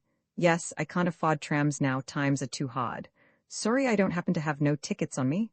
Oh, don't mention it, I'm well used to walking, I'd rather walk than ride. They waited till the tram passed. Some people, said Bill, reflectively, but with a tinge of indignation in his tone as they crossed the street. Some people can afford to ride in trams. What's your trouble, Mrs. Aspinall, if it's a fair thing to ask? Said Bill as they turned the corner. This was all she wanted and more, and when, about a mile later, she paused for breath, he drew a long one, gave a short whistle, and said, "Well, it's red hot." Thus encouraged, she told her story again, and some parts of it for the third and fourth and even fifth time. And it grew longer, as our stories have a painful tendency to do when we rewrite them with a view to condensation. But Bill heroically repeated that it was red hot. And I dealt off the grocer for 15 years, and the wood and coal man for 10, and I lived in that house 9 years last Easter Monday, and never owed a penny before, she repeated for the 10th time. Well, that's a mistake, reflected Bill. I never dealt off nobody more'n twice in my life. I heard you was married again, Mrs. Aspinall, if it's a right thing to ask. Wherever did you hear that? I did get married again, to my sorrow. Then you ain't Mrs. Aspinall, if it's a fair thing to ask? Oh, yes, I'm known as Mrs. Aspinall, they all call me Mrs. Aspinall. I understand, he cleared, didn't he? Run away? Well, yes, no, I understand, he's supposed to be dead. Yes. Well, that's red hot, so's my old man, and I hope he don't resurrect again. You see, I married my second for the sake of my children. That's a great mistake, reflected Bill. My mother married my stepfather for the sake of me, and she's never been done telling me about it. Indeed, did your mother get married again? Yes, and he left me with a batch of stepsisters and stepbrothers to look after, as well as mother, as if things wasn't bad enough before. We didn't want no help to be pinched and poor and half-starved. I don't see where my sake comes in at all. And how's your mother now? Oh, she's all right, thank you. She's got a hard time of it, but she's pretty well used to it. And are you still working at Grinder Brothers? No, I got tired of slavin' there for next to nothing. I got sick of my stepfather waitin' outside for me on payday, with a dirty, drunken, spieler pal of his waitin' round the corner for him. There wasn't nothin' in it. It got to be too rough altogether. Blast grinders? And what are you doing now? Sellin' papers. I'm always tryin' to get a start in something else, but I ain't got no luck. I always come back to sellin' papers. Then, after a thought, he added reflectively, "Blast papers?" His present ambition was to drive a cart. I drove a cart twice, and once I rode a butcher's hoss. A bloke worked me out of one billet, and I worked myself out of the other. I didn't know when I was well off. Then the banks went bust, and my last boss went insolvent, and one of his partners went into Darlinghurst for suicide, and the other went into Gladesville for being mad. And one day the bailiff seized the cart and hoss with me in it, and a load of timber. So I went home and helped mother and the kids to live on one meal a day for 6 months, and keep the bum bailiff out. Another cove had my newsstand. Then, after a thought, blast reconstriction.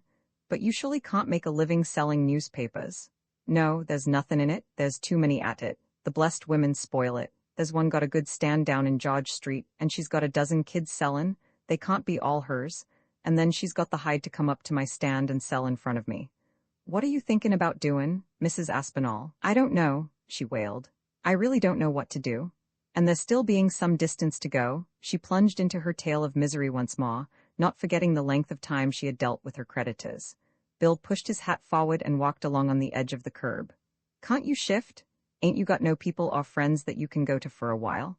Oh, yes, there's my sister-in-law. She's asked me times without number to come and stay with her till things got better, and she's got a hard enough struggle herself, Lord knows. She asked me again only yesterday. Well, that ain't too bad, reflected Bill. Why don't you go? Well, you see, if I did they wouldn't let me take my furniture, and she's got next to none. Won't the landlord let you take your furniture? No, not him. He's one of the hottest landlords in Sydney, the worst I ever had. That's red hot. I'd take it in spite of him. He can't do nothing. But I daren't, and even if I did, I haven't got a penny to pay for a van. They neared the alley. Bill counted the flagstones, stepping from one to another over the joints. 18, 19, 20, 21. He counted mentally and came to the corner curbing. Then he turned suddenly and faced her. I'll tell you what to do, he said decidedly. Can you get your things ready by tonight? I know a cove that's got a cot, but I daren't. I'm afraid of the landlord. The maw fool you, said Bill. Well, I'm not afraid of him. He can't do nothin'. I'm not afraid of a landlady, and that's worse. I know the law. He can't do nothin'. You just do as I tell you.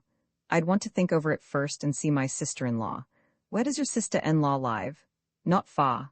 Well, see her and think over it. You've got plenty of time to do it in, and get your things ready by dark. Don't be frightened. I've shifted mother and an aunt and 2 married sisters out of worse fixes than yours. I'll be round after dark and bring a push to lend a hand. They're decent coves. But I can't expect your friend to shift me for nothing. I told you I haven't got Mrs. Aspinall. I ain't that sort of a bloke. Neither is my chum, and neither is the other fellows. Rill said they wouldn't be friends of mine. Will you promise, Mrs. Aspinall? I'm afraid I'd like to keep my few things now. I've kept them so long. It's hard to lose my few bits of things. I wouldn't care so much if I could keep the ironin table. So you could, by law, it's necessary to your living, but it would cost more on the table. Now, don't be soft, Mrs. Aspinall. You'll have the bailiff in any day, and be turned out in the end without a rag. The law knows no necessary. You want your furniture mon, the landlord does. He can't do nothin'. You can trust it all to me. I knowed Avi. Will you do it? Yes, I will. At about 8 o'clock that evening, there came a mysterious knock at Mrs. Aspinall's door. She opened, and there stood Bill. His attitude was businesslike, and his manner very impressive.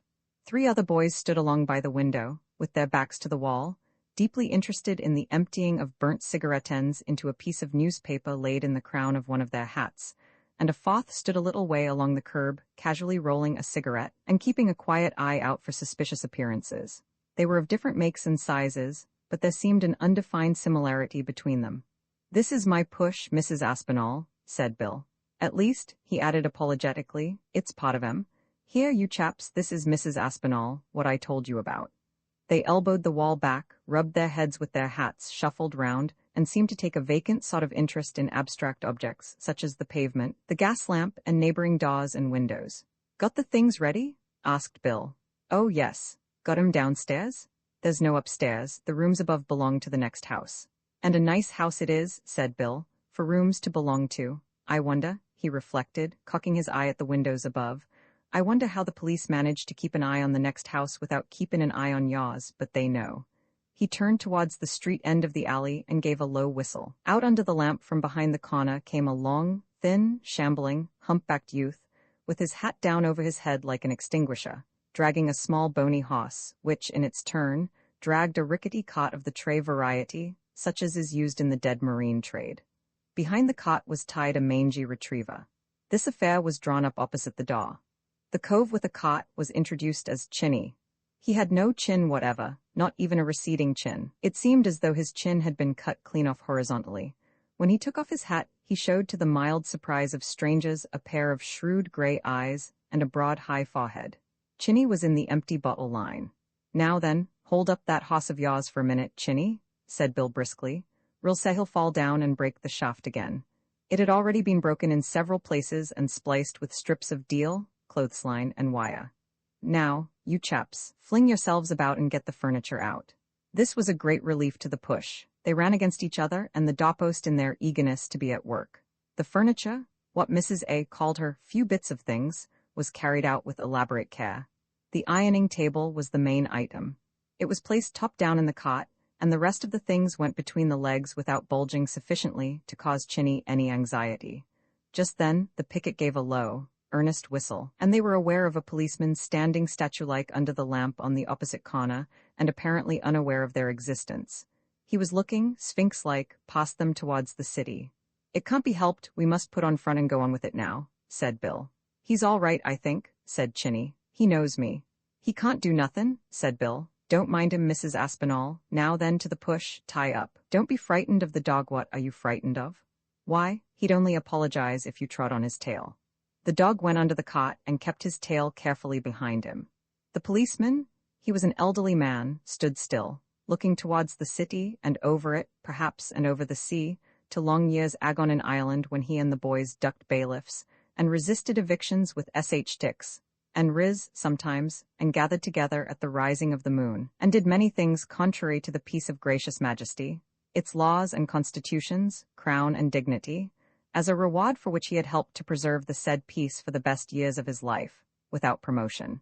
For he had a great aversion to running in the boys, which included nearly all mankind, and preferred to keep, and was most successful in keeping, the peace with no other assistance than that of his own rich fatherly brogue.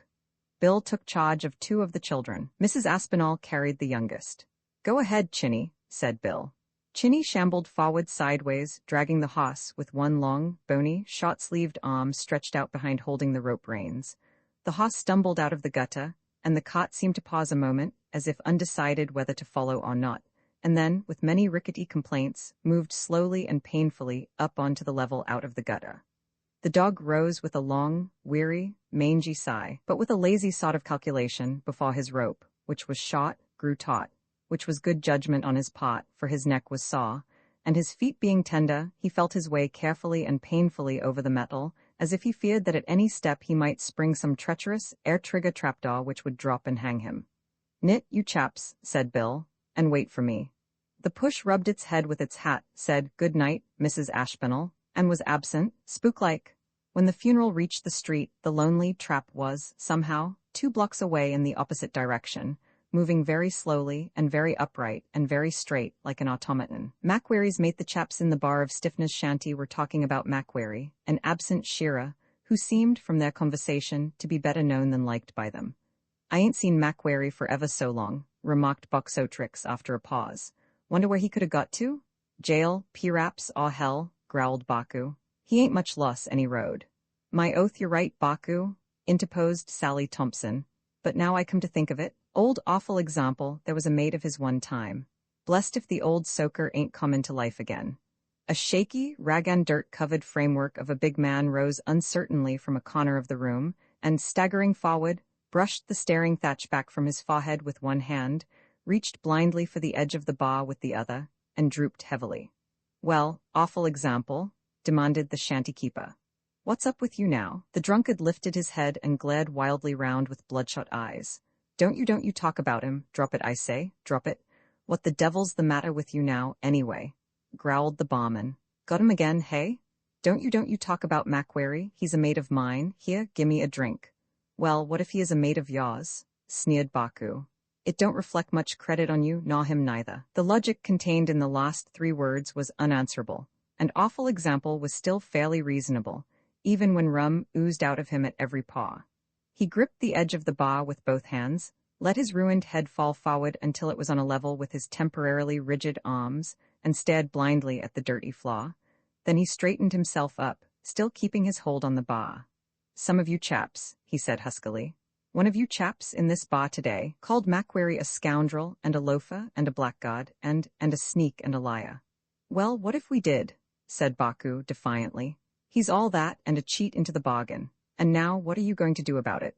The old man swung sideways to the bar, rested his elbow on it and his head on his hand. "Macquarie wasn't a sneak and he wasn't a liar," he said in a quiet, tired tone. "And Macquarie wasn't a cheat?" "Well, old man, you needn't get your rag out about it," said Sally Thompson soothingly. "Perhaps we was a bit too hard on him, and it isn't altogether right, chaps, considerin' he's not here. But then, you know, awful, he might have acted straight to you that was his mate. The meanest blank, if he is a man at all, will do that." "Oh, to blazes with the old sot," shouted Baku. "I gave my opinion about Macquarie, and what's more, I'll stand to it. I've got a point for the defense," the old man went on, without heeding the interruptions. "I've got a point or two for the defense." "Well, let's have it," said Stiffner. In the first place, Macquarie never talked about no man behind his back." There was an uneasy movement and a painful silence. Baku reached for his drink and drank slowly. He needed time to think. Boxotrix studied his boots. Sally Thompson looked out at the weather. The shanty-keeper wiped the top of the bar very hard, and the rest shifted round and esposed they'd try a game cards. Baku set his glass down very softly, pocketed his hands deeply and defiantly, and said, "Well, what of that?" Macquarie was as strong as a bull, and the greatest bully on the river into the bargain. He could call a man a liar to his face, and smash his face afterwards, and he did it often, too, and with smaller men than himself. There was a breath of relief in the bar. "Do you want to make out that I'm talking about a man behind his back?" continued Baku, threateningly, to awful example. "You'd best take care, old man." "Macquarie wasn't a coward," remonstrated the drunkard softly, but in an injured tone. "What's up with you, anyway?" yelled the publican.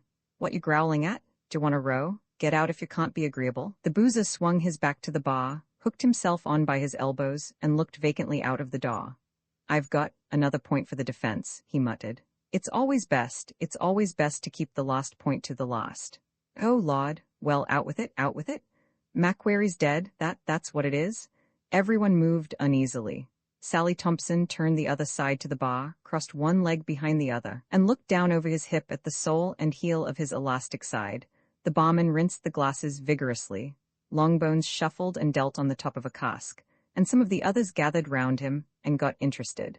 Baku thought he heard his hoss breaking away, and went out to see to it, followed by Boxotrix and a couple more, who thought that it might be one of their hosses.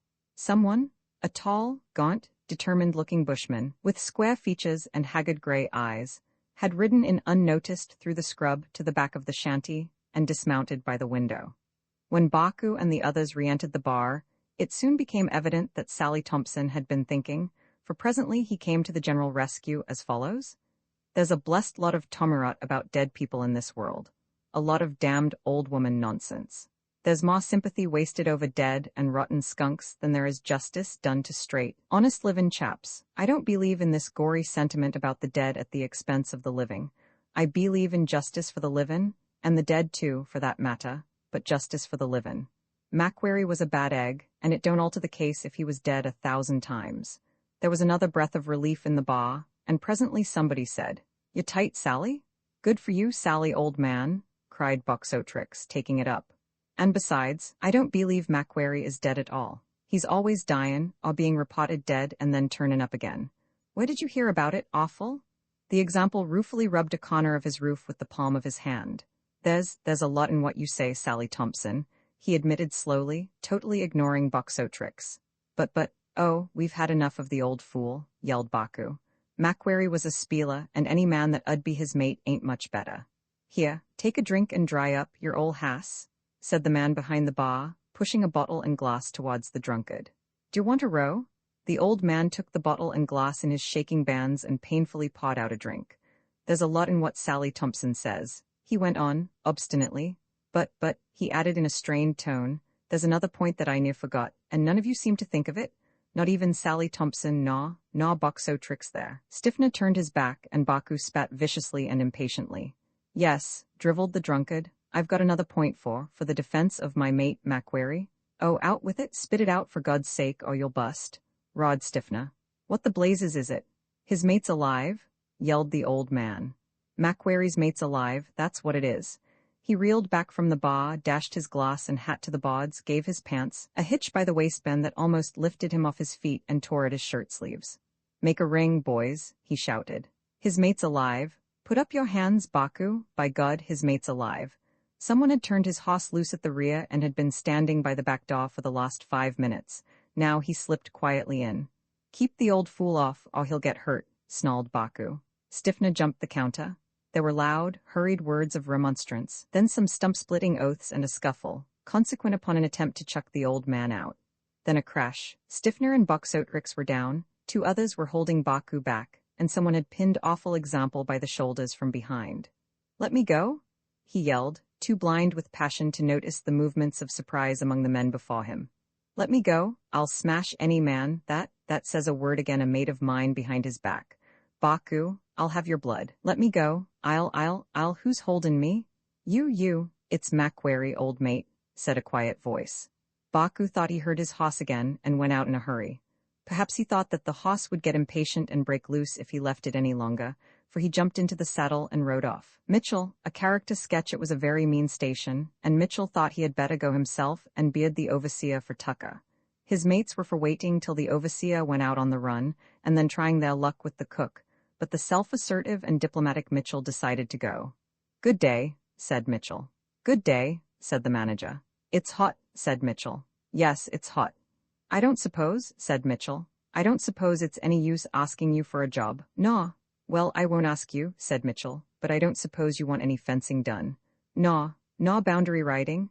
"Naw, you ain't likely to want a man to knock round?" "Naw, I thought not, things are pretty bad just now." "Naw, yes, they are." "Ah, well, there's a lot to be said on the squatters' side as well as the men's. I suppose I can get a bit of rations?" Yes." "Shortly? What do I want?" "Well, let's see. We want a bit of meat and flour, I think that's all. Got enough tea and sugar to carry us on." "All right, cook, have you got any meat?" "No." To Mitchell, "Can you kill a sheep?"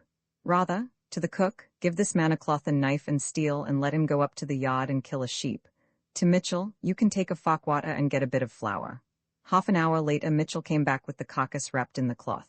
Here you are, here's your sheep, he said to the cook. That's all right, hang it in there. Did you take a fock-water? No.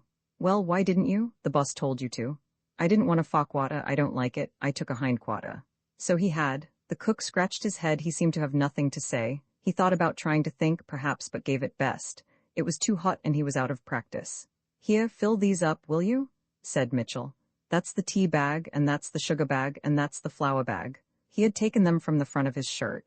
Don't be frightened to stretch him a little, old man. I've got 2 mates to feed. The cook took the bags mechanically and filled them well before he knew what he was doing. Mitchell talked all the time. Thank you, said he. Got a bit of baking powder? Yes, here you are. Thank you, find it dull here, don't you? Well, yes, pretty dull. There's a bit of cooked beef and some bread and cake there if you want it. Thanks, said Mitchell, sweeping the broken victuals into an old pillow slip which he carried on his person for such an emergency. I suppose you find it dull round here. Yes, pretty dull. No one to talk to much. No, not many. Tongue gets rusty? Ye ease sometimes. Well, so long and thank ya. So long, said the cook. He nearly added, thank ya. Well, good day, I'll see you again. Good day. Mitchell shouldered his spoil and left. The cook scratched his head. He had a chat with the overseer afterwards, and they agreed that the traveler was a bit gone.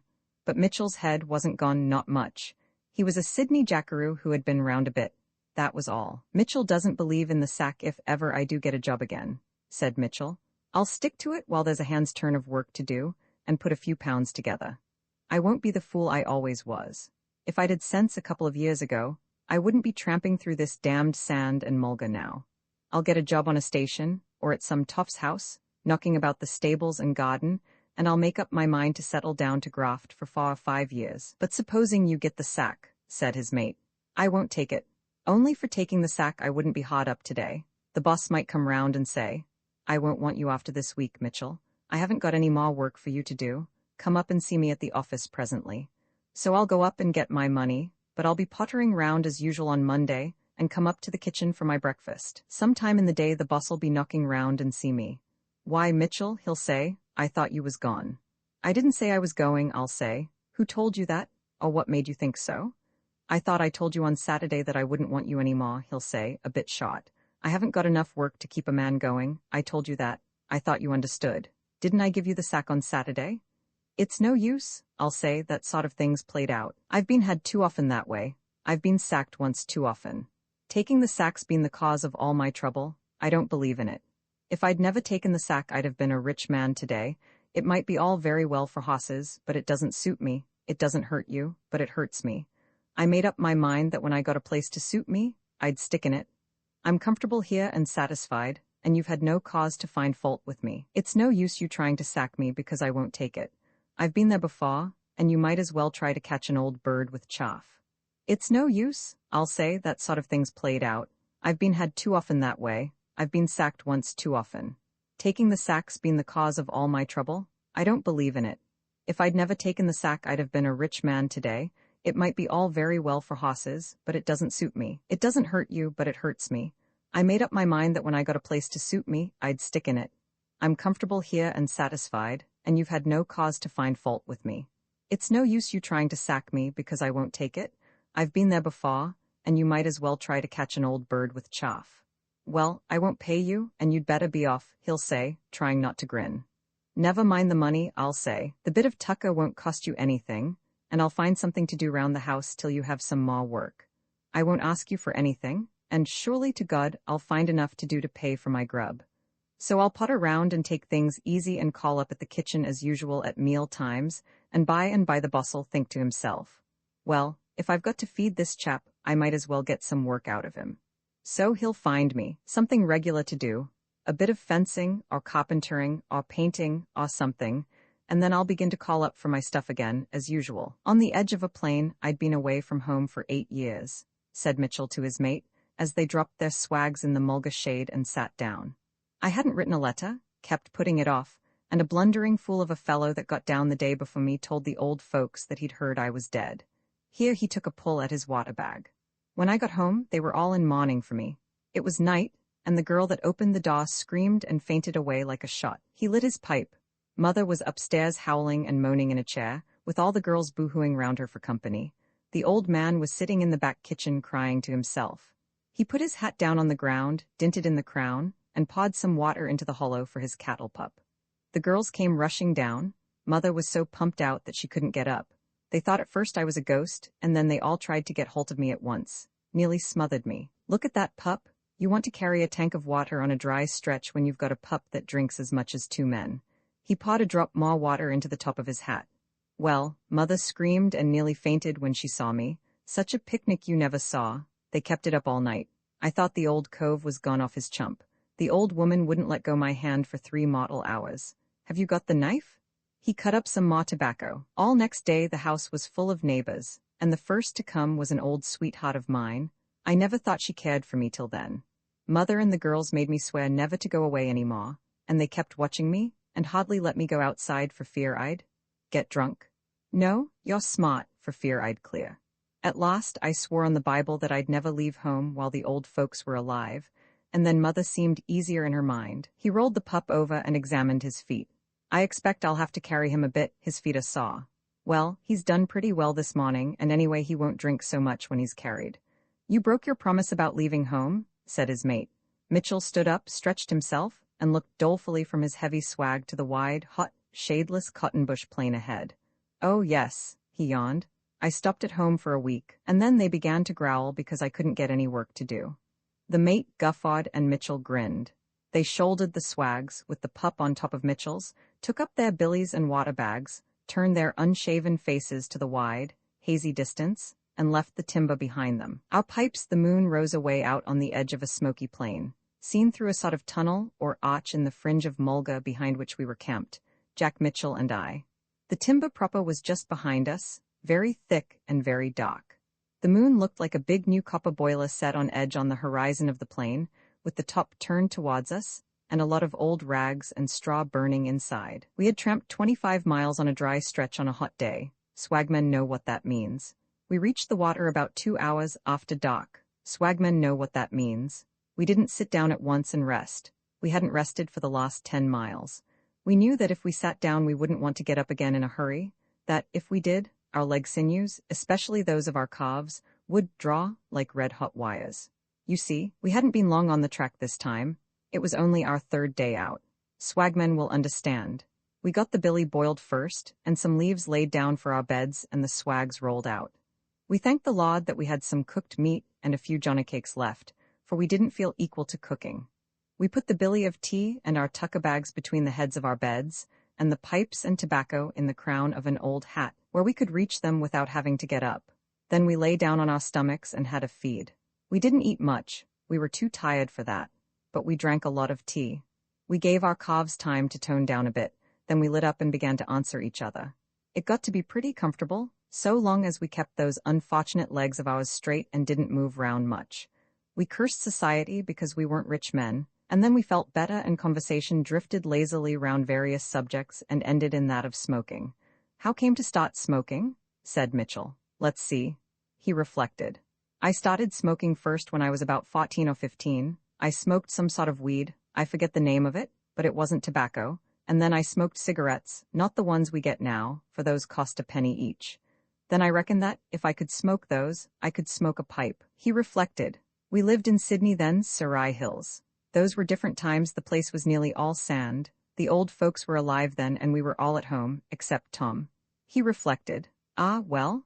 Well, one evening I was playing marbles out in front of our house when a chap we knew gave me his pipe to mind while he went into a church meeting. The little church was opposite, a chapel they called it." He reflected. The pipe was alight. It was a clay pipe and nigger had tobacco. Mother was at work out in the kitchen at the back, washing up the tea things, and when I went in she said, "You've been smoking?" Well, I couldn't deny it. I was too sick to do so or care much anyway. "Give me that pipe," she said. I said I hadn't got it. "Give me that pipe," she said. I said I hadn't got it. "Where is it?" she said. "Jim Brown's got it," I said. "It's his." "Then I'll give it to Jim Brown," she said, and she did, though it wasn't Jim's fault, for he only gave it to me to mind. I didn't smoke the pipe so much because I wanted to smoke a pipe just then, as because I had such a great admiration for Jim. Mitchell reflected, and took a look at the moon. It had risen clear, and had got small and cold and pure-looking, and had floated away back out amongst the stars. I felt better towards morning. but it didn't cure me, being sick and nearly dead all night, I mean. I got a clay pipe and tobacco, and the old lady found it and put it in the stove. Then I got another pipe and tobacco, and she laid for it, and found it out at last. But she didn't put the tobacco in the stove this time, she got experience. I don't know what she did with it. I tried to find it, but couldn't. I fancy the old man got hold of it, for I saw him with a plug that looked very much like mine. He reflected. But I wouldn't be done. I got a cherry pipe. I thought it wouldn't be so easy to break if she found it. I used to plant the bowl in one place and the stem in another, because I reckoned that if she found one she mightn't find the other. It doesn't look much of an idea now, but it seemed like an inspiration then. Kids get rum ideas. He reflected. Well, one day I was having a smoke out at the back when I heard her coming, and I pulled out the stem in a hurry and put the bowl behind the water butt and the stem under the house. Mother was coming round for a dipper of water. I got out of her way quick, for I hadn't time to look innocent, but the bowl of the pipe was hot and she got a whiff of it. She went sniffing round, first on one side of the cask and then on the other, until she got on the scent and followed it up and found the bowl. Then I had only the stem left. She looked for that, but she couldn't scent it, but I couldn't get much comfort out of that. Have you got the matches? Then I gave it best for a time and smoked cigars. They were the safest and most satisfactory under the circumstances, but they cost me 2 shillings a week, and I couldn't stand it, so I started a pipe again, and then Mother gave in at last. God bless her, and God forgive me, and us all, we deserve it. She's been at rest these 17 long years. Mitchell reflected. And what did your old man do when he found out that you were smoking? I asked. The old man? He reflected. Well, he seemed to brighten up at first. You see, he was sort of pensioned off by Mother, and she kept him pretty well inside his income.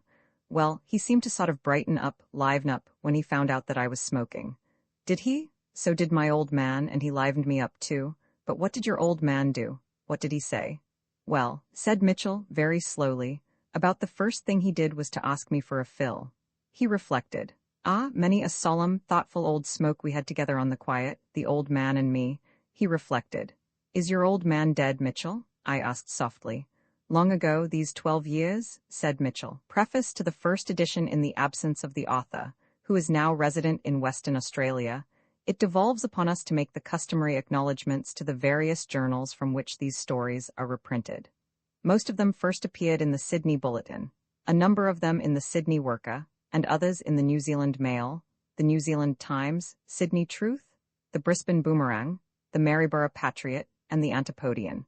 While 2 are now published for the first time, we might rightly be deemed ungrateful did we not take this opportunity of thanking the press of Australia and New Zealand for the aid they have given us in our effort to publish here, and in a presentable form, the work of some of our living writers. Especially are our thanks due to the proprietors of the Sydney Bulletin, who have in many ways assisted us. The publishers Sydney, 14th August, 1896. Rats, why, there's 2 of them, and they're having a fight, come on. It seemed a strange place for a fight, that hot, lonely, cotton bush plain, and yet not more than half a mile ahead there were apparently 2 men struggling together on the track. The 3 travellers postponed their smoke-hoe and hurried on. They were shearers, a little man and a big man, known respectively as Sunlight and Macquarie, and a tall, thin, young jackaroo whom they called Milky. I wonder where the other man sprang from. I didn't see him before, said Sunlight. He must have been layin' down in the bushes, said Macquarie. They're going at it proper too. Come on, hurry up and see the fun. They hurried on. It's a funny-looking fella, the other fella, panted Milky. He don't seem to have no head. Look, he's down, they're both down. They must ha' clinched on the ground. No, they're up and at it again. Why, good Lord, I think the other's a woman. My oath, so it is, yelled Sunlight.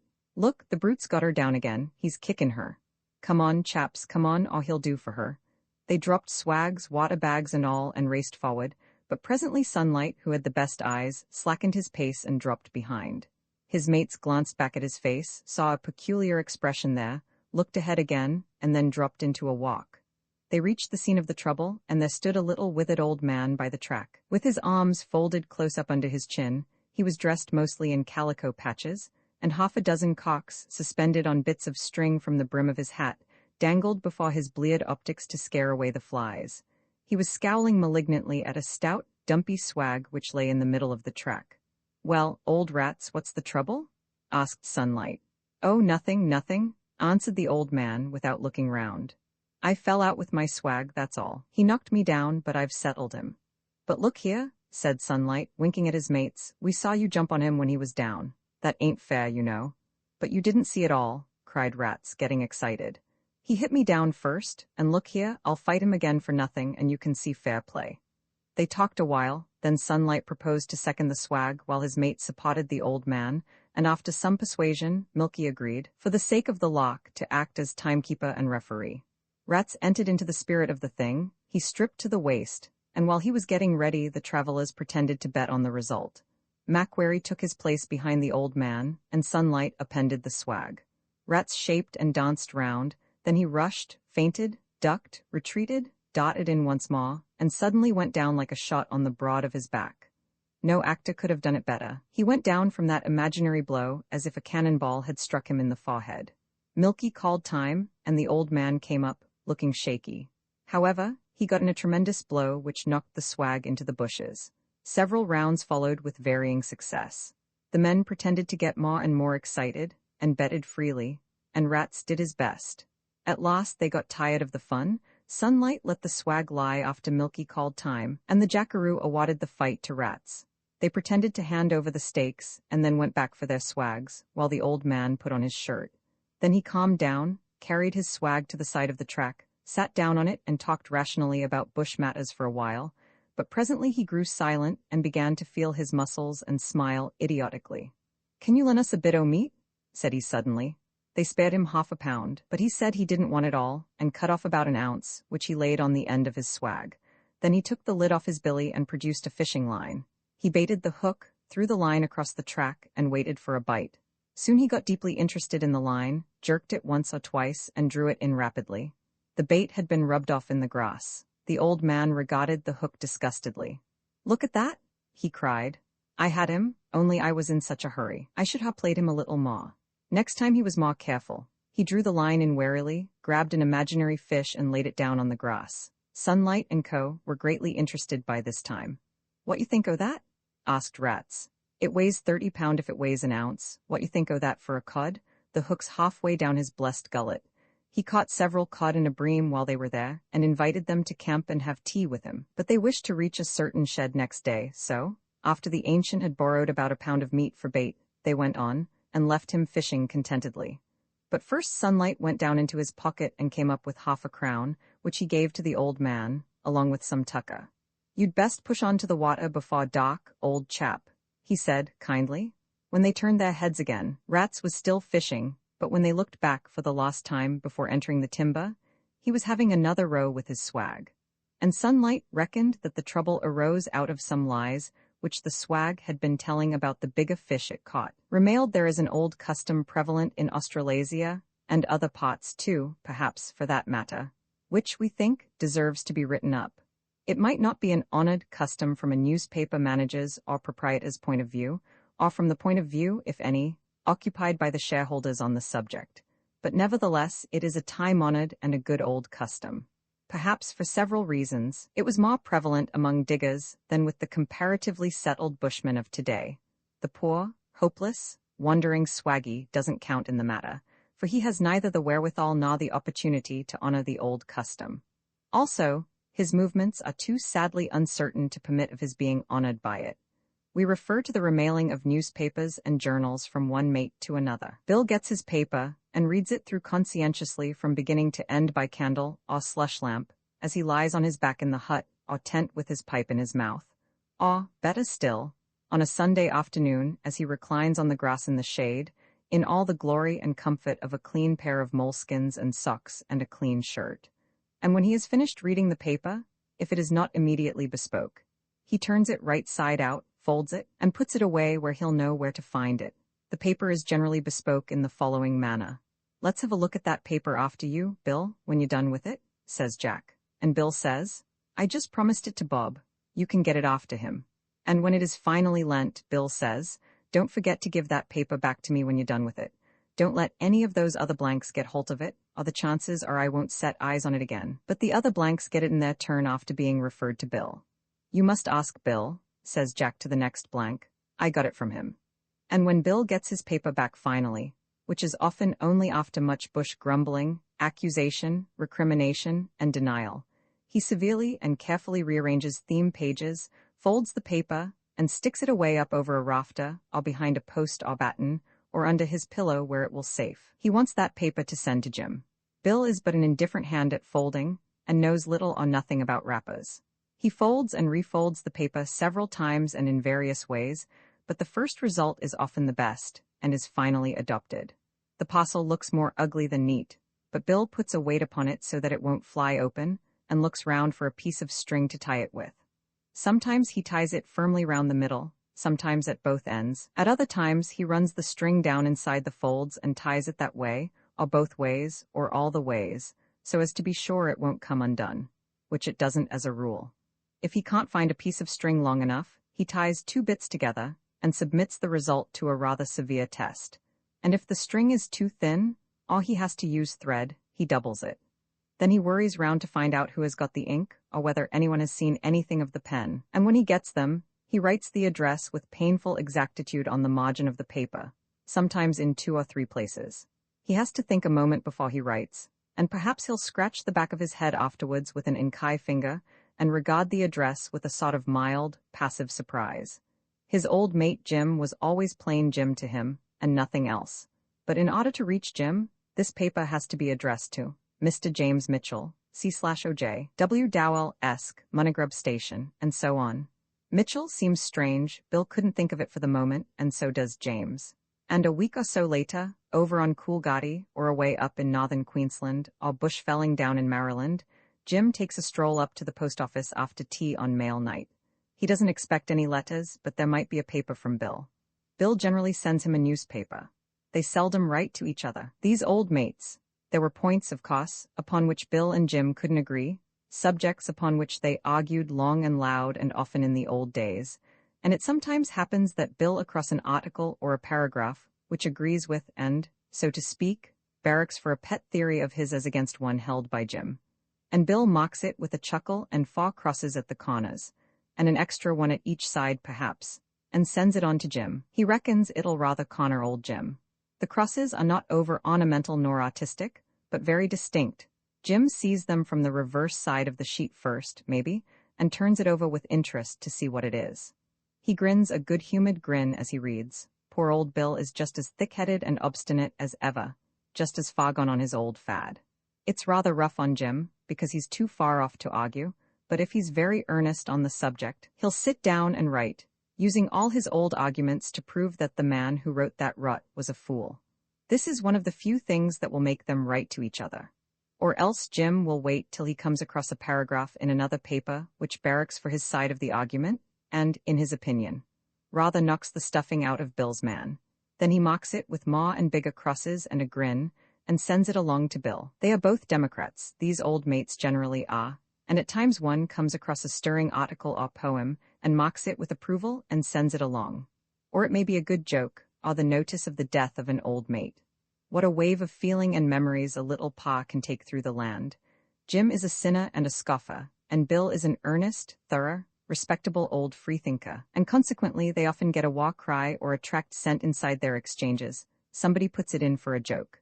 Long years ago, Bill and Jim were sweet on a rose of the bush, or a lily of the goldfields, call her Lily King. Both courted her at the same time and quarreled over her, fought over her, perhaps, and were potted by her for years. But that's all bygones. Perhaps she loved Bill, perhaps she loved Jim, perhaps both, or, maybe, she wasn't sure which. Perhaps she loved neither, and was only stringing them on. Anyway, she didn't marry either the one or the other. She married another man, call him Jim Smith. And so, in after years, Bill comes across a paragraph in a local paper, something like the following.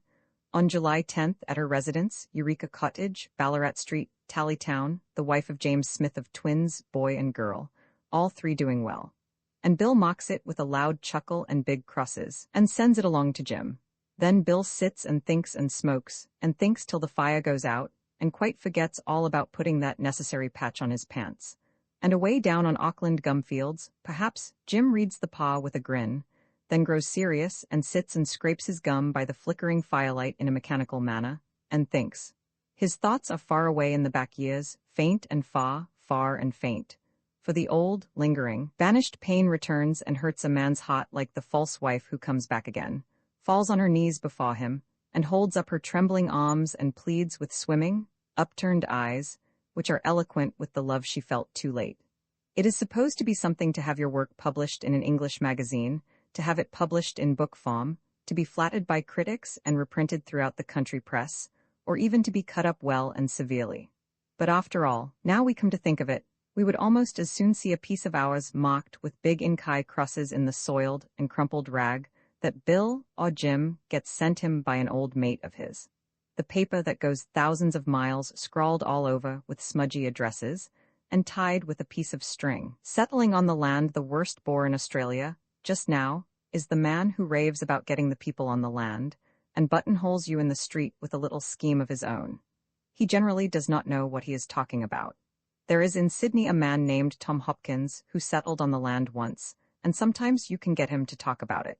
He did very well at his trade in the city, years ago, until he began to think that he could do better up country. Then he arranged with his sweetheart to be true to him and wait whilst he went west and made a home. She drops out of the story at this point.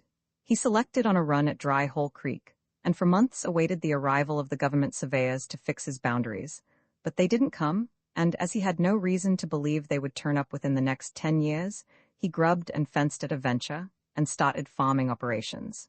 Does the reader know what grubbing means? Tom does. He found the biggest, ugliest, and most useless trees on his particular piece of ground, also the greatest number of adamantine stumps. He started without experience, or with very little, but with plenty of advice from men who knew less about farming than he did. He found a soft place between two roots on one side of the first tree, made a narrow, irregular hole, and burrowed down till he reached a level where the taproot was somewhat less than 4 feet in diameter, and not quite as hard as flint. Then he found that he hadn't room to swing the axe, so he heaved out another ton or two of earth, and rested. Next day he sank a shaft on the other side of the gum, and after tea, over a pipe, it struck him that it would be a good idea to burn the tree out, and so use up the logs and lighter rubbish lying round. So he widened the excavation, rolled in some logs, and set fire to them, with no better result than to scorch the roots. Tom persevered. He put the trace harness on his horse, drew in all the logs within half a mile, and piled them on the windward side of that gum. And during the night the fire found a soft place, and the tree burnt off about 6 feet above the surface, falling on a squatter's boundary fence, and leaving the ugliest kind of stump to occupy the selector's attention, which it did for a week. He waited till the hole cooled, and then he went to work with pick, shovel, and axe. And even now he gets interested in drawings of machinery, such as are published in the agricultural weeklies, for getting out stumps without graft. He thought he would be able to get some posts and rails out of that tree, but found reason to think that a cast-iron column would split sooner and straighter. He traced some of the surface roots to the other side of the selection, and broke most of his trace chains trying to get them out by horsepower, for they had other roots going down from underneath. He cleared a patch in the course of time, and for several seasons he broke more plowshares than he could pay for. Meanwhile, the squatter was not idle.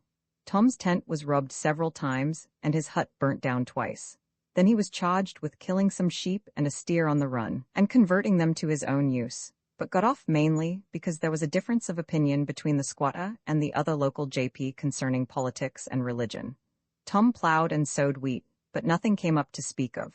The ground was too poor. So he carted stable manure 6 miles from the nearest town, manured the land, sowed another crop, and prayed for rain. It came. It raised a flood which washed the crop clean off the selection, together with several acres of manure, and a considerable portion of the original surface soil, and the water brought down enough sand to make a beach, and spread it over the field to a depth of 6 inches. The flood also took half a mile of fencing from along the creek bank, and landed it in a bend, 3 miles down, on a dummy selection, where it was confiscated. Tom didn't give up, he was energetic. He cleared another piece of ground on the siding, and sowed more wheat. It had the rust in it, or the smut, and averaged 3 shillings per bushel. Then he sowed lucerne and oats and bought a few cows. He had an idea of starting a dairy. First, the cow's eyes got bad, and he sought the advice of a German cocky and acted upon it. He blew powdered alum through paper tubes into the bad eyes, and got some of it snotted and butted back into his own. He cured the cow's eyes and got the sandy blight in his own, and for a week or so, he couldn't tell one end of a cow from the other, but sat in a dark corner of the hut and groaned, and soaked his glued eyelashes in warm water. Germany stuck to him and nursed him, and saw him through. Then the milkers got bad udders, and Tom took his life in his hands whenever he milked them. He got them all right presently, and butter fell to 4pence a pound. He and the aforesaid cocky made arrangements to send their butter to a better market, and then the cows contracted a disease which was known in those parts as pleuropneumonia, but generally referred to as th pleura. Again, Tom sought advice, acting upon which he slit the cows' ears, cut their tails half off to blade them, and poured pints of pain-killer into them through their nostrils. But they wouldn't make an effort, except, perhaps, to rise and poke the selector when he tried to tempt their appetites with slices of immature pumpkin. They died peacefully and persistently, until all were gone save a certain dangerous, barren, slab-sided loony bovine with white eyes and much agility in jumping fences, who was known locally as Queen Elizabeth. Tom shot Queen Elizabeth and turned his attention to agriculture again. Then his plough hosses took bad with something the Teuton called der strangles. He submitted them to a course of treatment in accordance with Jacob's advice, and they died. Even then Tom didn't give in. There was grit in that man. He borrowed a broken-down dray horse in return for its keep, coupled it with his own old riding hack, and started to finish ploughing. The team wasn't a success. Whenever the draft horse's knees gave way and he stumbled forward, he jerked the lighter horse back into the plough, and something would break. Then Tom would blaspheme till he was refreshed, mend up things with wire and bits of clothesline, fill his pockets with stones to throw at the team, and start again. Finally, he hired a dummy's child to drive the horses. The brat did his best. He tugged at the head of the team, prodded it behind, heaved rocks at it, cut a sapling, got up his enthusiasm, and wildly whacked the light horse whenever the other showed signs of moving, but he never succeeded in starting both horses at one and the same time. Moreover, the youth was cheeky, and the selector's temper had been soured. He cursed the boy along with the horses, the plough, the selection, the squatter, and Australia. Yes, he cursed Australia. The boy cursed back, was chastised, and immediately went home and brought his father. Then the dummy's dog tackled the selector's dog, and this precipitated things. The dummy would have gone under had his wife not arrived on the scene with the eldest son and the rest of the family. They all fell foul of Tom. The woman was the worst. The selector's dog chawed the other, and came to his master's rescue just in time, or Tom Hopkins would never have lived to become the inmate of a lunatic asylum. Next year there happened to be good grass on Tom's selection, and nowhere else, and he thought it wouldn't be a bad idea to get a few poor sheep and fatten them up for market. Sheep were selling for about 7 and 6pence a dozen at that time. Tom got 100 or two, but the squatter had a man stationed at one side of the selection with dogs to set on the sheep. Directly, they put their noses through the fence. Tom's was not a sheep fence. The dogs chased the sheep across the selection and into the run again on the other side, where another man waited ready to pound them. Tom's dog did his best, but he fell sick while chawing up the fourth capitalistic canine and subsequently died. The dummies had rubbed that cur with poison before starting it across. That was the only way they could get at Tom's dog. Tom thought that two might play at the game, and he tried, but his nephew, who happened to be up from the city on a visit, was arrested at the instigation of the squatter for alleged sheep stealing and sentenced to 2 years hard, during which time the selector himself got 6 months for assaulting the squatter with intent to do him grievous bodily harm which, indeed, he more than attempted if a broken nose, a fractured jaw, and the loss of most of the squatter's teeth amounted to anything. The squatter by this time had made peace with the other local justice and had become his father-in-law. When Tom came out, there was little left for him to live for, but he took a job of fencing, got a few pounds together, and prepared to settle on the land some more. He got a missus and a few cows during the next year. The missus robbed him and ran away with the dummy, and the cows died in the drought, or were impounded by the squatter while on their way to water. Then Tom rented an orchard up the creek, and a hailstorm destroyed all the fruit. Germany happened to be represented at the time, Jacob having sought shelter at Tom's, but on his way home from town. Tom stood leaning against the door-post with the hail beating on him through it all. His eyes were very bright and very dry, and every breath was a choking sob. Jacob let him stand there, and sat inside with a dreamy expression on his hard face, thinking of childhood and fatherland, perhaps. When it was over he led Tom to a stool and said, "You waits there, Tom. I must go home for somedings. You sits there still and waits 20 minutes. Then he got on his hoss and rode off muttering to himself, man moost gry, man moost gry." He was back inside of 20 minutes with a bottle of wine and a cornet under his overcoat. He poured the wine into 2 pint pots, made Tom drink, drank himself, and then took his cornet, stood up at the door, and played a German march into the rain after the retreating storm. The hail had passed over his vineyard, and he was a ruined man too. Tom did cry, and was all right. He was a bit disheartened, but he did another job of fencing, and was just beginning to think about puttin' in a few vines and fruit trees, when the government surveyors, whom he'd forgotten all about, had a resurrection and came and surveyed, and found that the real selection was located amongst some barren ridges across the creek. Tom reckoned it was lucky he didn't plant the orchard, and he set about shifting his home and fences to the new site. But the squatter interfered at this point, entered into possession of the farm and all on it, and took action against the selector for trespass, laying the damages at £2,500. Tom was admitted to the lunatic asylum at Parramatta next year, and the squatter was sent there the following summer, having been ruined by the drought, the rabbits, the banks, and a wool ring. The two became very friendly, and had many a sociable argument about the feasibility, or otherwise, of blowing open the floodgates of heaven in a dry season with dynamite. Tom was discharged a few years since. He knocks about certain suburbs a good deal. He is seen in daylight seldom, and at night mostly in connection with a dray and a lantern. He says his one great regret is that he wasn't found to be of unsound mind before he went up country. Across the straits, we crossed Cook's Straits from Wellington in one of those rusty little iron tanks that go up and down and across there for 20 or 30 years and never get wrecked, for no other reason, apparently, than that they have every possible excuse to go ashore or go down on those stormy coasts. The age, construction, or condition of these boats and the southeasters, and the construction of the coastline, are all decidedly in favor of their going down. The fares are high, and the accommodation is small and dirty. It is always the same where there is no competition. A year or two ago, when a company was running boats between Australia and New Zealand without competition, the steerage fare was £3 direct single and £2.10 between Auckland and Wellington. The potatoes were black and green and soggy, the beef-like bits scraped off the inside of a hide which had lain out for a day or so. The cabbage was cabbage leaves, the tea muddy.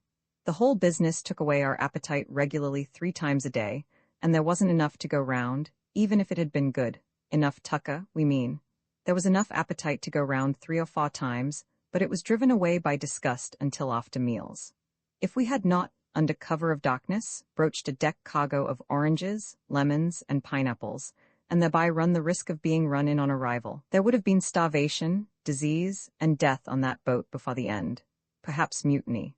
You can go across now for £1 and get something to eat on the road, but the traveling public will go on patronizing the latest reducer of fares until the poorer company gets starved out and fares go up again. Then the traveling public will have to pay 3 or 4 times as much as they do now and go hungry on the voyage, all of which ought to go to prove that the traveling public is as big a fool as the general public.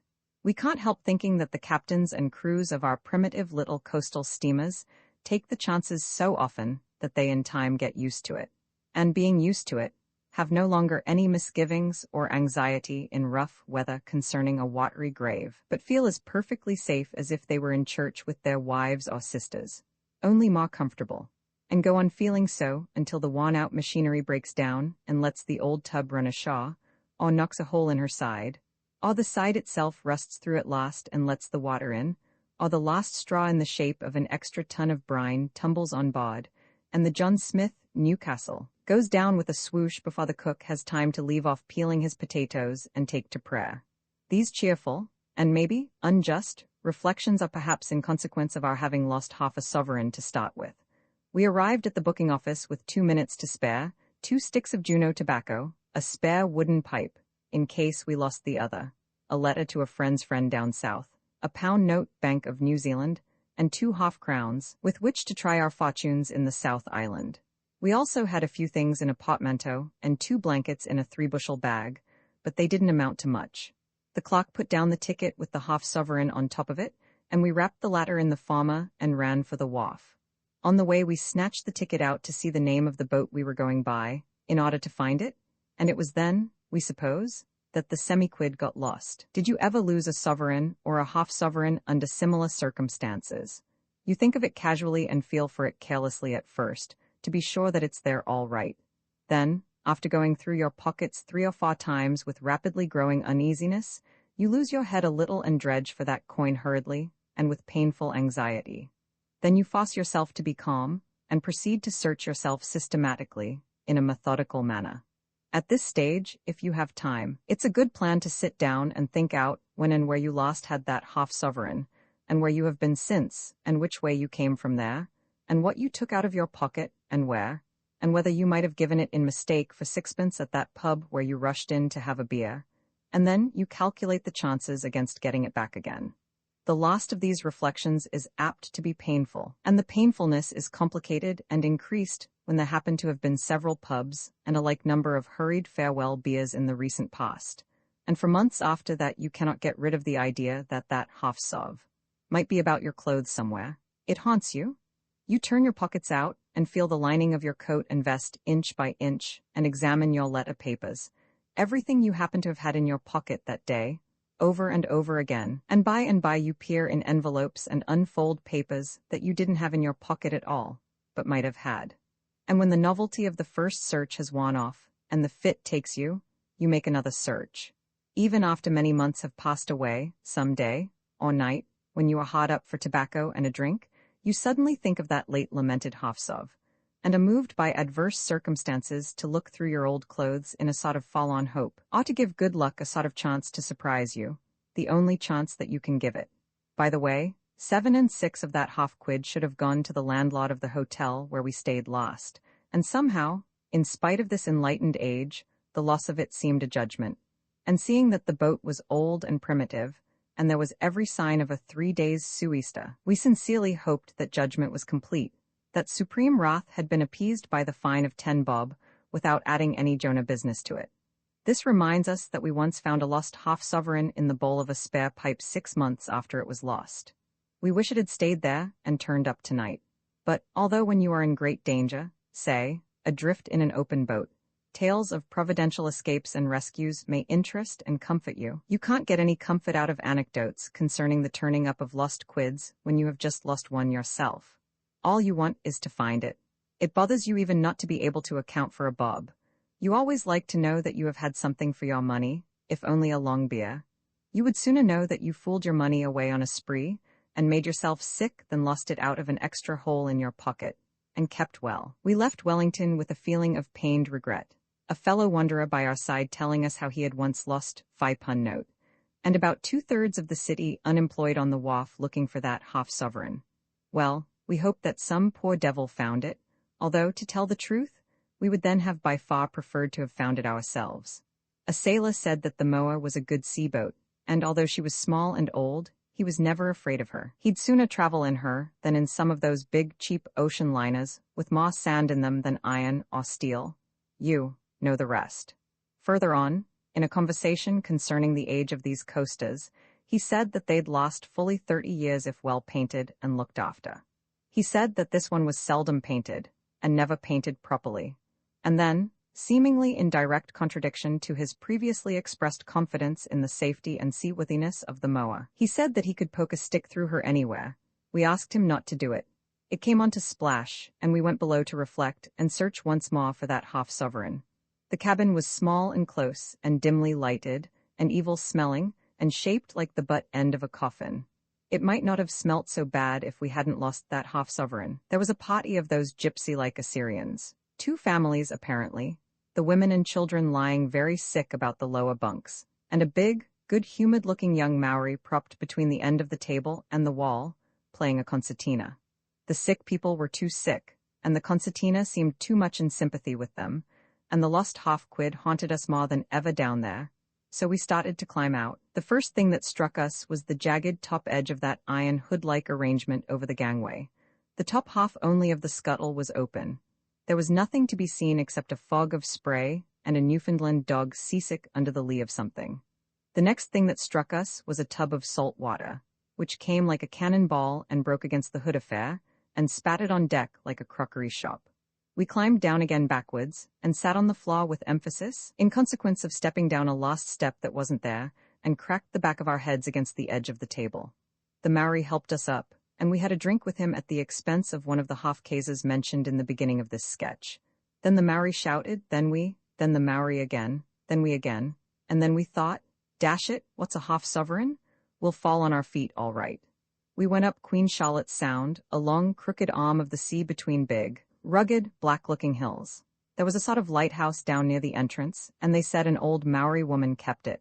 There were some whitish things on the sides of the hills, which we at first took for cattle, and then for goats. They were sheep. Someone said that that country was only fit to carry sheep. It must have been bad then, judging from some of the country in Australia, which is only fit to carry sheep. Country that wouldn't carry goats would carry sheep, we think. Sheep are about the hardiest animals on the face of this planet, barring crocodiles. You may rip a sheep open whilst watching for the boss's boots or yarning to a pen mate, and then when you have stuffed the works back into the animal, and put a stitch in the slit, and poked it somewhere with a tar stick, it doesn't matter much where, the jumbuck will be all right and just as lively as ever, and turn up next shearing without the ghost of a scratch on its skin. We reached Picton, a small collection of twinkling lights in a dark pocket, apparently at the top of a sound. We climbed up onto the wharf, got through between two railway trucks, and asked a policeman where we were, and where the telegraph office was. There were several pretty girls in the office, laughing and chayaking the counter clerks, which jarred upon the feelings of this poor orphan wanderer in strange lands. We gloomily took a telegram form, and wired to a friend in North Island, using the following words: "Wire quid, stumped." Then we crossed the street to a pub and asked for a roof, and they told us to go up to No. 8. We went up, struck a match, lit the candle, put our bag in a corner, cleared the looking-glass, etc., off the toilet table, got some paper and a pencil out of our portmanteau, and sat down and wrote this sketch. The candle is going out. She wouldn't speak well. We reached the pub about dinner time, dropped our swags outside, had a drink, and then went into the dining room. There was a lot of jackaroo swells that had been on a visit to the squatter, or something, and they were sitting down at dinner, and they seemed to think by their looks that we ought to have stayed outside and waited till they were done. We was only two rough shearers, you know. There was a very good-looking servant girl waitin' on 'em, and she was all smiles, laughin', and jockin', and chayakin', and barrackin' with 'em like anything. I thought a damp expression seemed to pass across her face when me and my mate sat down, but she served us and said nothing. We was only two dusty swaggers, you see. Dave said, "Good day," to her when we came in, but she didn't answer, and I could see from the first that she'd made up her mind not to speak to us. The swells finished, and got up and went out, leaving me and Dave and the servant girl alone in the room, but she didn't open her mouth, not once. Dave winked at her once or twice as she handed his cup, but it wasn't no go. Dave was a good-looking chap, too, but we couldn't get her to say a word, not one. We finished the first blanky coss, and while she was getting our puddin' from the side table, Dave says to me in a loud whisper so she could hear, "Ain't she a stunner, Joe? I never thought there was sich fine girls on the Darlin'." But no, she wouldn't speak. Then Dave says, "They pitch a blanky lot about them New England gals, but I'll back the Darlin' girls to lick 'em holler as far's looks is concerned," says Dave. But no, she wouldn't speak, she wouldn't even smile. Dave didn't say nothing for a while, and then he said, "Did you hear about that red-headed barmaid at Stiffner's going to be married to the bank manager at Burke next month, Joe?" says Dave. But no, not a single word out of her. She didn't even look up, or look as if she wanted to speak. Dave scratched his ear and went on with his puddin' for a while. Then he said, "Joe, did you hear that yarn about young Scotty and old what's-his-name's missus?"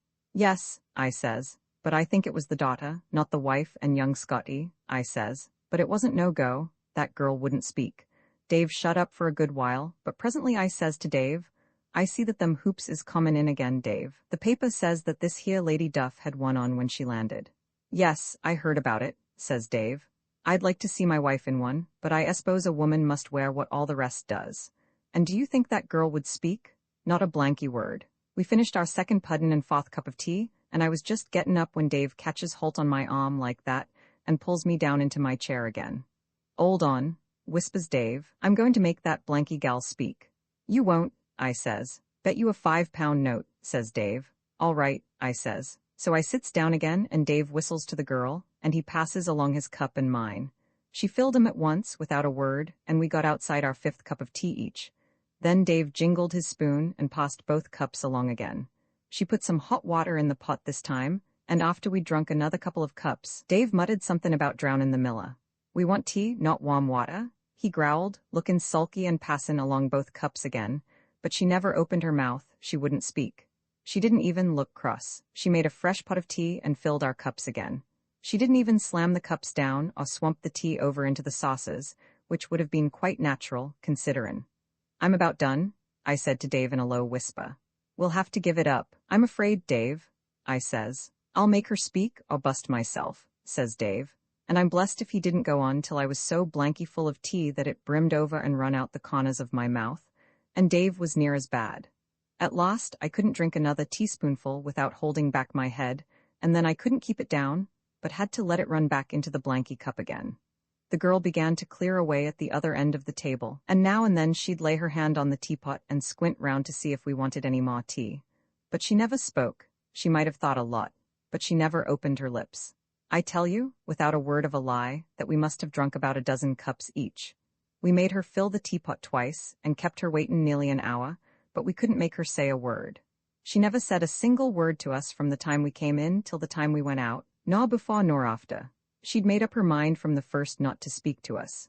We had to get up and leave our cups half full at last.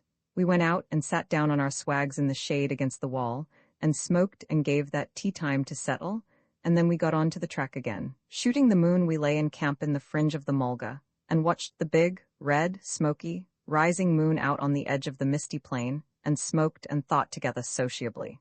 Our nose bags were nice and heavy, and we still had about a pound of nail rud between us. The moon reminded my mate, Jack Mitchell, of something. Anything reminded him of something, in fact. "Did you ever notice," said Jack, in a lazy tone, just as if he didn't want to tell a yarn, "did you ever notice that people always shoot the moon when there's no moon? Have you got the matches?" He lit up. He was always lighting up when he was reminded of something. "This reminds me, have you got the knife?" My pipe stuffed up. He dug it out, loaded afresh, and lit up again. I remember once, at a pub I was staying at, I had to leave without saying goodbye to the landlord. I didn't know him very well at that time. My room was upstairs at the back, with the window opening onto the backyard. I always carried a bit of clothesline in my swag or portmanteau those times. I traveled along with a portmanteau those times. I carried the rope in case of accident, or in case of fire, to lower my things out of the window, or hang myself, maybe, if things got too bad. No, now I come to think of it, I carried a revolver for that, and it was the only thing I never pawned. "To hang yourself with?" asked the mate. "Yes, you're very smart," snapped Mitchell. "Never mind. This reminds me that I got a chap at a pub to pawn my lost suit while I stopped inside and waited for an old mate to send me a pound, but I kept the shooter, and if he hadn't sent it, I'd have been the late John Mitchell long ago. And sometimes you low it out when there wasn't a fire. Yes, that will pass. You're improving in the funny business. But about the yarn. There was 2 beds in my room at the pub, where I had to go away without shouting for the boss, and as it happened, there was a strange chap sleeping in the other bed that night, and just as I raised the window and was going to lower my bag out, he woke up. "Now, look here," I said, shaking my fist at him like that, "if you say a word, I'll stoush ya." "Well," he said, "well, you needn't be in such a sweat to jump down a man's throat. I've got my swag under the bed, and I was just going to ask you for the loan of the rope when you're done with it." Well, we chummed. His name was Tom something, I forget the other name, but it doesn't matter. "Have you got the matches?" He wasted 3 matches and continued. There was a lot of old galvanized iron lying about under the window, and I was frightened the swag would make a noise. Anyway, I'd have to drop the rope, and that was sure to make a noise. So we agreed for one of us to go down and land the swag. If we were seen going down without the swags, it didn't matter, for we could say we wanted to go out in the yard for something. "If you had the swag, you might pretend you were walking in your sleep," I suggested, for the want of something funnier to say. "Bosh," said Jack, "and get woke up with a black eye. Bushies don't generally carry their swags out of pubs in their sleep, or walk neither. It's only city swells who do that. Where's the blessed matches?" Well, Tom agreed to go, and presently I saw a shadow under the window and lowered away. "All right?" I asked in a whisper. "All right," whispered the shadow. I lowered the other swag. "All right?" "All right," said the shadow, and just then the moon came out. "All right," says the shadow, but it wasn't all right. It was the landlord himself. It seems he got up and went out to the back in the night, and just happened to be coming in when my mate Tom was sneaking out of the back door. He saw Tom, and Tom saw him, and smoked through a hole in the palings into the scrub. The boss looked up at the window and dropped to it. I went down, funky enough, I can tell you, and faced him. He said, "Look here, mate, why didn't you come straight to me and tell me how you was fixed instead of sneaking round the trouble in that fashion? There's no occasion for it." I felt mean at once, but I said, "Well, you see, we didn't know you, boss." "So it seems?" "Well, I didn't think of that. Anyway, call up your mate and come and have a drink. We'll talk over it afterwards." So I called Tom. "Come on," I shouted, "it's all right." And the boss kept us a couple of days and then gave us as much tucker as we could carry, and a drop of stuff and a few bob to go on the track again with. Well, he was white, any road. Yes, I knew him well after that, and only heard one man say a word against him. And did you stoush him? No, I was going to, but Tom wouldn't let me. He said he was frightened I might make a mess of it, and he did it himself. Did what? Make a mess of it? He made a mess of the other man that slandered that publican. I'd be funny if I was you. Where's the matches? And could Tom fight? Yes, Tom could fight. Did you travel long with him after that? 10 years. And where is he now? Dead. Give us the matches. Some day, the two travelers had yawned late in their camp, and the moon was getting low down through the mulga. Mitchell's mate had just finished a rather racy yawn, but it seemed to fall flat on Mitchell. He was in a sentimental mood. He smoked a while and thought, and then said, there was one little girl that I was properly struck on. She came to our place on a visit to my sister. I think she was the best little girl that ever lived, and about the prettiest. She was just 18, and didn't come up to my shoulder.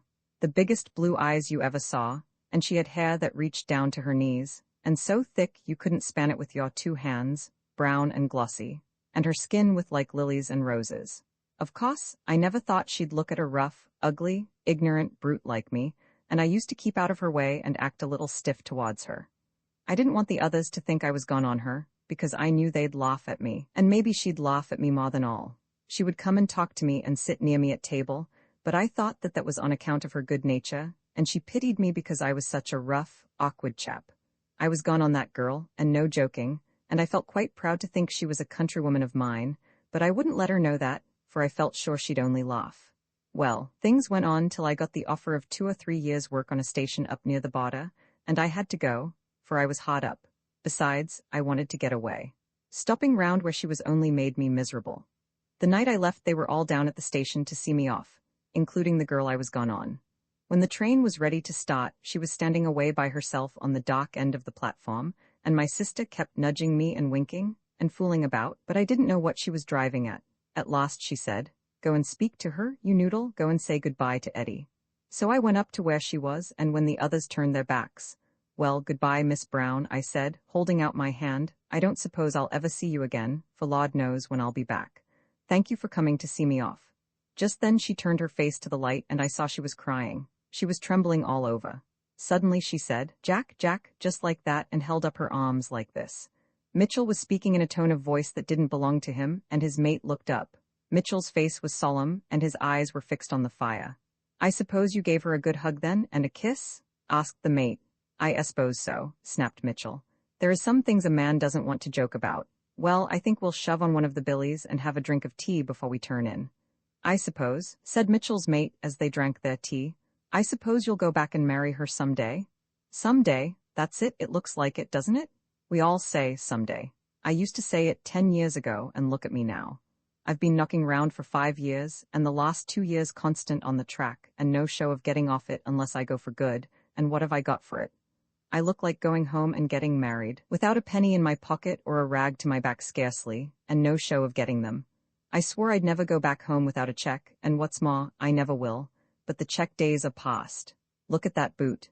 If we were down among the settled districts we'd be called tramps and beggars, and what's the difference? I've been a fool, I know, but I've paid for it. And now there's nothing for it but to tramp, tramp, tramp for your tucker, and keep tramping till you get old and careless and dirty, and older, and more careless and dirtier, and you get used to the dust and sand, and heat, and flies, and mosquitoes, just as a bullock does, and lose ambition and hope, and get contented with this animal life, like a dog, until your swag seems part of yourself, and you'd be lost and uneasy and light-shouldered without it, and you don't care a damn if you'll ever get work again, or live like a Christian, and you go on like this till the spirit of a bullock takes the place of the heart of a man. Who cares?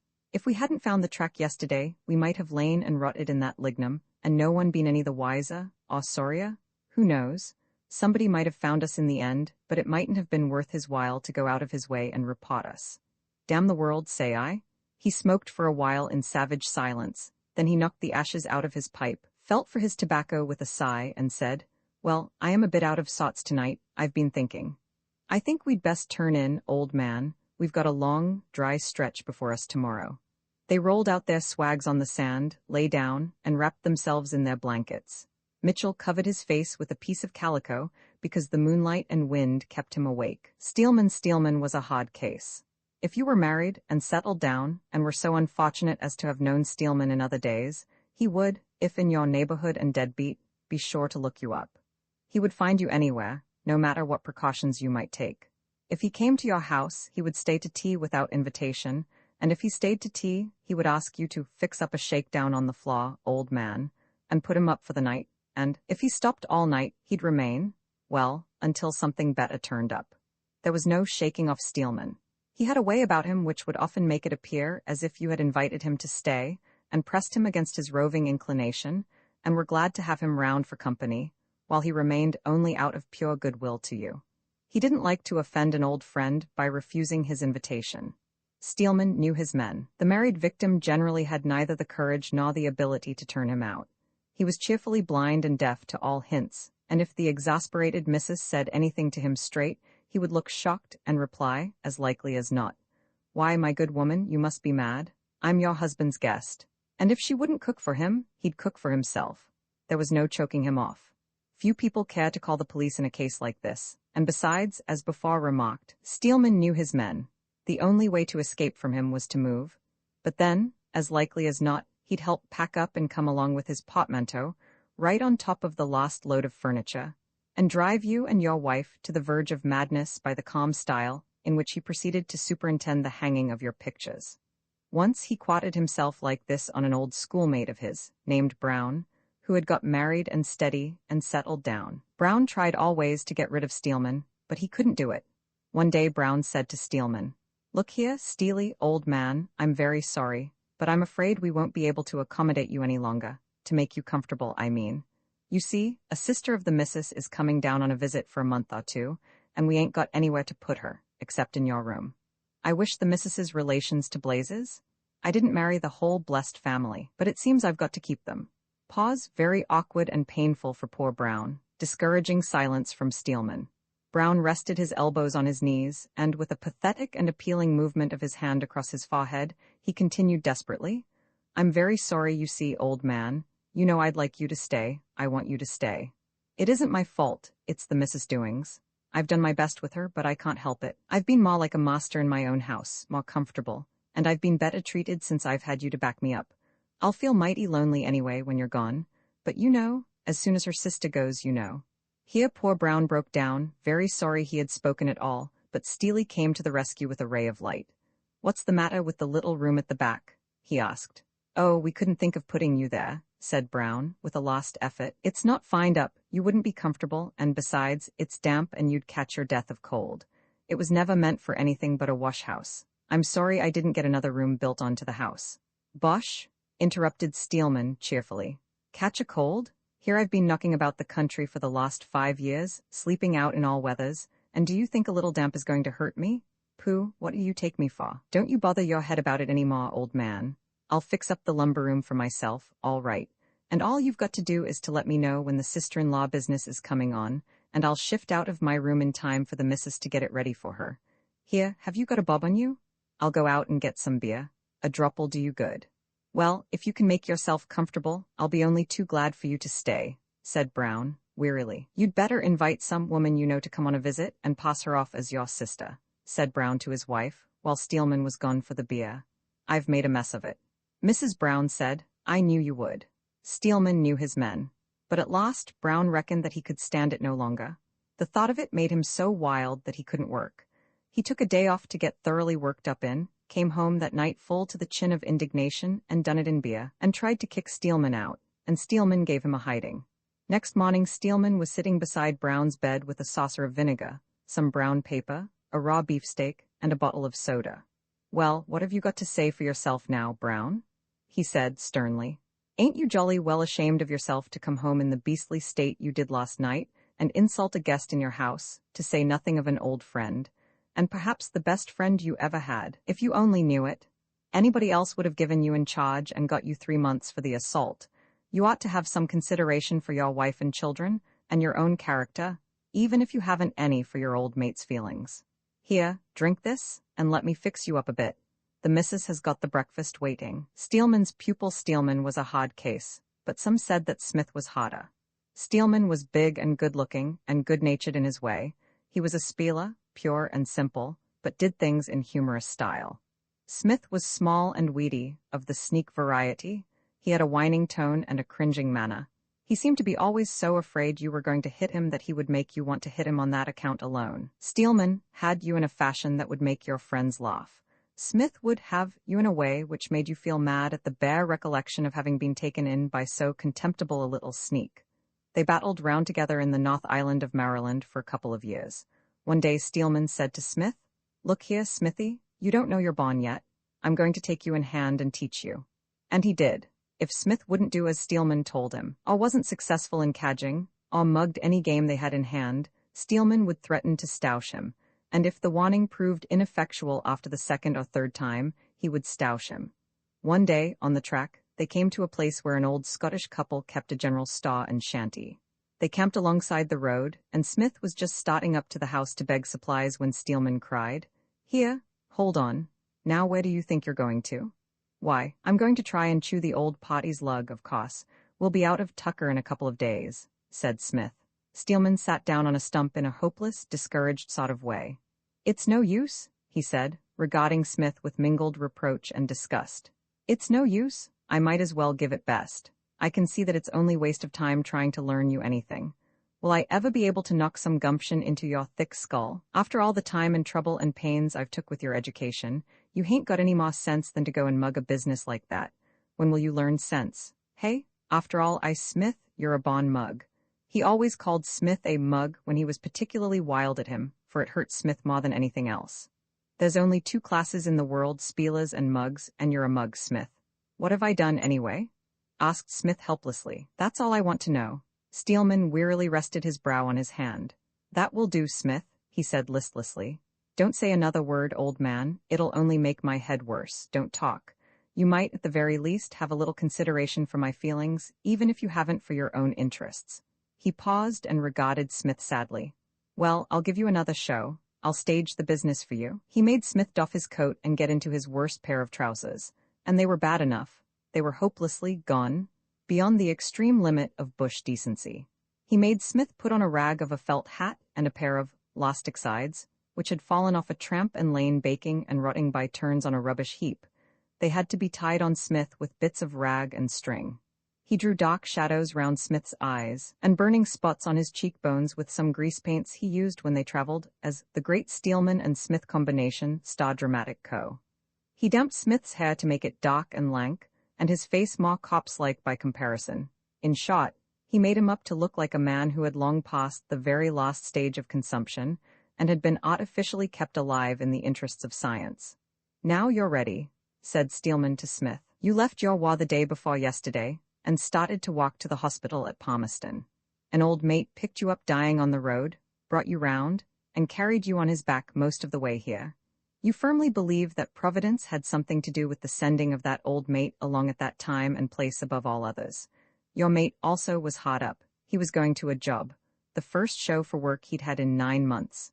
But he gave it up to see you through. He'd give up his life rather than desert a mate in trouble. You only want a couple of shillings or a bit of tucker to help you on to Palmerston. You know you've got to die, and you only want to live long enough to get word to your poor old mother and die on a bed. Remember, there's Scotch up at that house. You understand the Scotch barrack pretty well by now. If you don't, it ain't my fault. You were born in Aberdeen, but came out too young to remember much about the town. Your father's dead. You ran away to sea and came out in the Bobby Burns to Sydney. Your poor old mother's in Aberdeen now. Bruce or Wallace Wind will do. Your mother might be dead now, poor old soul. Anyway, you'll never see her again. You wish you'd never run away from home. You wish you'd been a better son to your poor old mother. You wish you'd written to her and answered her last letter. You only want to live long enough to write home and ask for forgiveness and a blessing before you die. If you had a drop of spirits of some sort to brace you up, you might get along the road better. Put this delicately. Get the wine out of your voice and breathe with a wheeze like this. Get up the nearest approach to a death rattle that you can. Move as if you were badly hurt in your wind like this. If you don't do it better'n that, I'll stoush you. Make your face a bit longer and keep your lips dry. Don't lick them, you damned fool. Breathe on them. Make 'em dry as chips. That's the only decent pair of breeks you've got, and the only shoon. You're a Presbyterian, not a UP, the Auld Kirk. Your mate would have come up to the house only. Well, you'll have to use the stuffing in your head a bit. You can't expect me to do all the brain work. Remember, it's consumption you've got, galloping consumption. You know all the symptoms, pain on top of your right lung, bad cough, and night sweats. Something tells you that you won't see the new year. It's a week off Christmas now. And if you come back without anything, I'll blessed soon put you out of your misery. Smith came back with about 4 pounds of shotbread and as much various tucker as they could conveniently carry. A pretty good suit of cast-off tweeds, a new pair of lasticides from the store stock, 2 bottles of patent medicine and a black bottle half full of homemade consumption cure, also a letter to a hospital committee man, and 3 shillings to help him on his way to Palmerston. He also got about half a mile of sympathy, religious consolation, and medical advice which he didn't remember. Now, he said triumphantly, am I a mug or not? Steelman kindly ignored the question. I did have a better opinion of the Scotch, he said, contemptuously. Steelman got on at an hotel as billiard marker and decoy, and in 6 months he managed that pub. Smith, who'd been away on his own account, turned up in the town one day clean broke, and in a deplorable state. He heard of Steelman's luck and thought he was all right, so went to his old friend. Cold type or any other kind of type couldn't do justice to Steelman's disgust. To think that this was the reward of all the time and trouble he'd spent on Smith's education. However, when he cooled down, he said, Smith, you're a young man yet, and it's never too late to mend. There is still time for reformation. I can't help you now. It would only demoralize you altogether. To think, after the way I trained you, you can't battle round any bet in this? I always thought you were an irreclaimable mug, but I expected better things of you towards the end. I thought I'd make something of you. It's enough to dishearten any man and disgust him with the world. Why, you ought to be a rich man now with the chances and training you had. To think, but I won't talk of that. It has made me ill. I suppose I'll have to give you something, if it's only to get rid of the sight of you. Here's a quid, and I'm a mug for giving it to you. It'll do you more harm than good, and it ain't a friendly thing nor the right thing for me, who always had your welfare at heart, to give it to you under the circumstances. Now, get away out of my sight, and don't come near me till you've reformed. If you do, I'll have to stoush you out of regard for my own health and feelings. But Steelman came down in the world again and picked up Smith on the road, and they battled round together for another year or so. And at last they were in Wellington, Steelman flush and stopping at an hotel, and Smith stumped as usual and staying with a friend. One night they were drinking together at the hotel, at the expense of some mugs whom Steelman was educating. It was raining hard. When Smith was going home, he said, Look here, Steely, old man. Listen to the rain. I'll get wringing wet going home. You might as well lend me your overcoat tonight. You won't want it, and I won't hurt it. And Steelman's heart being warmed by his successes, he lent the overcoat. Smith went and pawned it, got glorious on the proceeds, and took the pawn ticket to Steelman next day. Smith had reformed. And I taught him? Steelman would say proudly, in after years, in concluding his celebrated dog yarn. Poor old Smith, he could battle round all right. I taught him. Stiffner and Jim, thirdly, Bill. We were tramping down in Canterbury, Maryland at the time, swagging it, me and Bill, looking for work on the new railway line. Well, one afternoon, after a long, hot tramp, we comes to Stiffner's Hotel, between Christchurch and that other place. I forget the name of it, with throats on us like sunstruck bones and not the price of a stick of tobacco. We had to have a drink anyway, so we chanced it. We walked right into the bar, handed over our swags, put up 4 drinks, and tried to look as if we'd just drawn our checks and didn't care a curse for any man. We looked solvent enough, as far as swagmen go. We were dirty and haggard and ragged and tired-looking, and that was all the more reason why we might have our checks all right. This Stiffner was a hard customer. He'd been a spieler, fighting man, bush parson, temperance preacher, and a policeman, and a commercial traveler, and everything else that was damnable. He'd been a journalist and an editor. He'd been a lawyer, too. He was an ugly brute to look at, and uglier to have a row with, about 6'6", wide in proportion, and stronger than Donald Dinny. He was meaner than a Goldfield Chinaman, and sharper than a sewer rat. He wouldn't give his own father a feed, nor lend him a sprat, unless some safe person backed the old man's IOU. We knew that we needn't expect any mercy from Stiffner, but something had to be done, so I said to Bill, Something's got to be done, Bill. What do you think of it? Bill was mostly a quiet young chap from Sydney, except when he got drunk, which was seldom, and then he was a customer from all round. He was cracked on the subject of spielers. He held that the population of the world was divided into 2 classes. One was spielers and the other was the mugs. He reckoned that he wasn't a mug. At first I thought he was a spieler, and afterwards I thought that he was a mug. He used to say that a man had to do it these times, that he was honest once and a fool, and was robbed and starved in consequences by his friends and relations, but now he intended to take all that he could get. He said that you either had to have or be had, that men were driven to be shops and there was no help for it.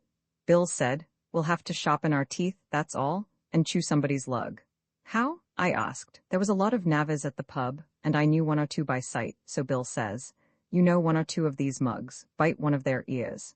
So I took aside a chap that I knowed and bit his ear for 10 bob, and gave it to Bill to mind, for I thought it would be safer with him than with me. "Hang on to that," I says, "and don't lose it for your natural life's sake, or Stiffner'll stiffen us." We put up about 9 bobs worth of drinks that night, me and Bill, and Stiffner didn't squeal. He was too sharp. He shouted once or twice.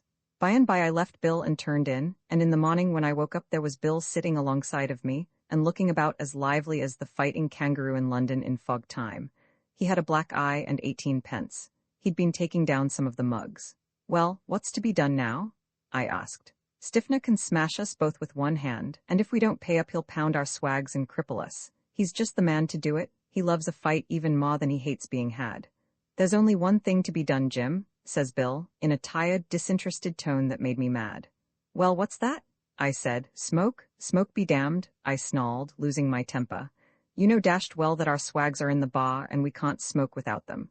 "Well then," says Bill, "I'll toss you to see who's to face the landlord."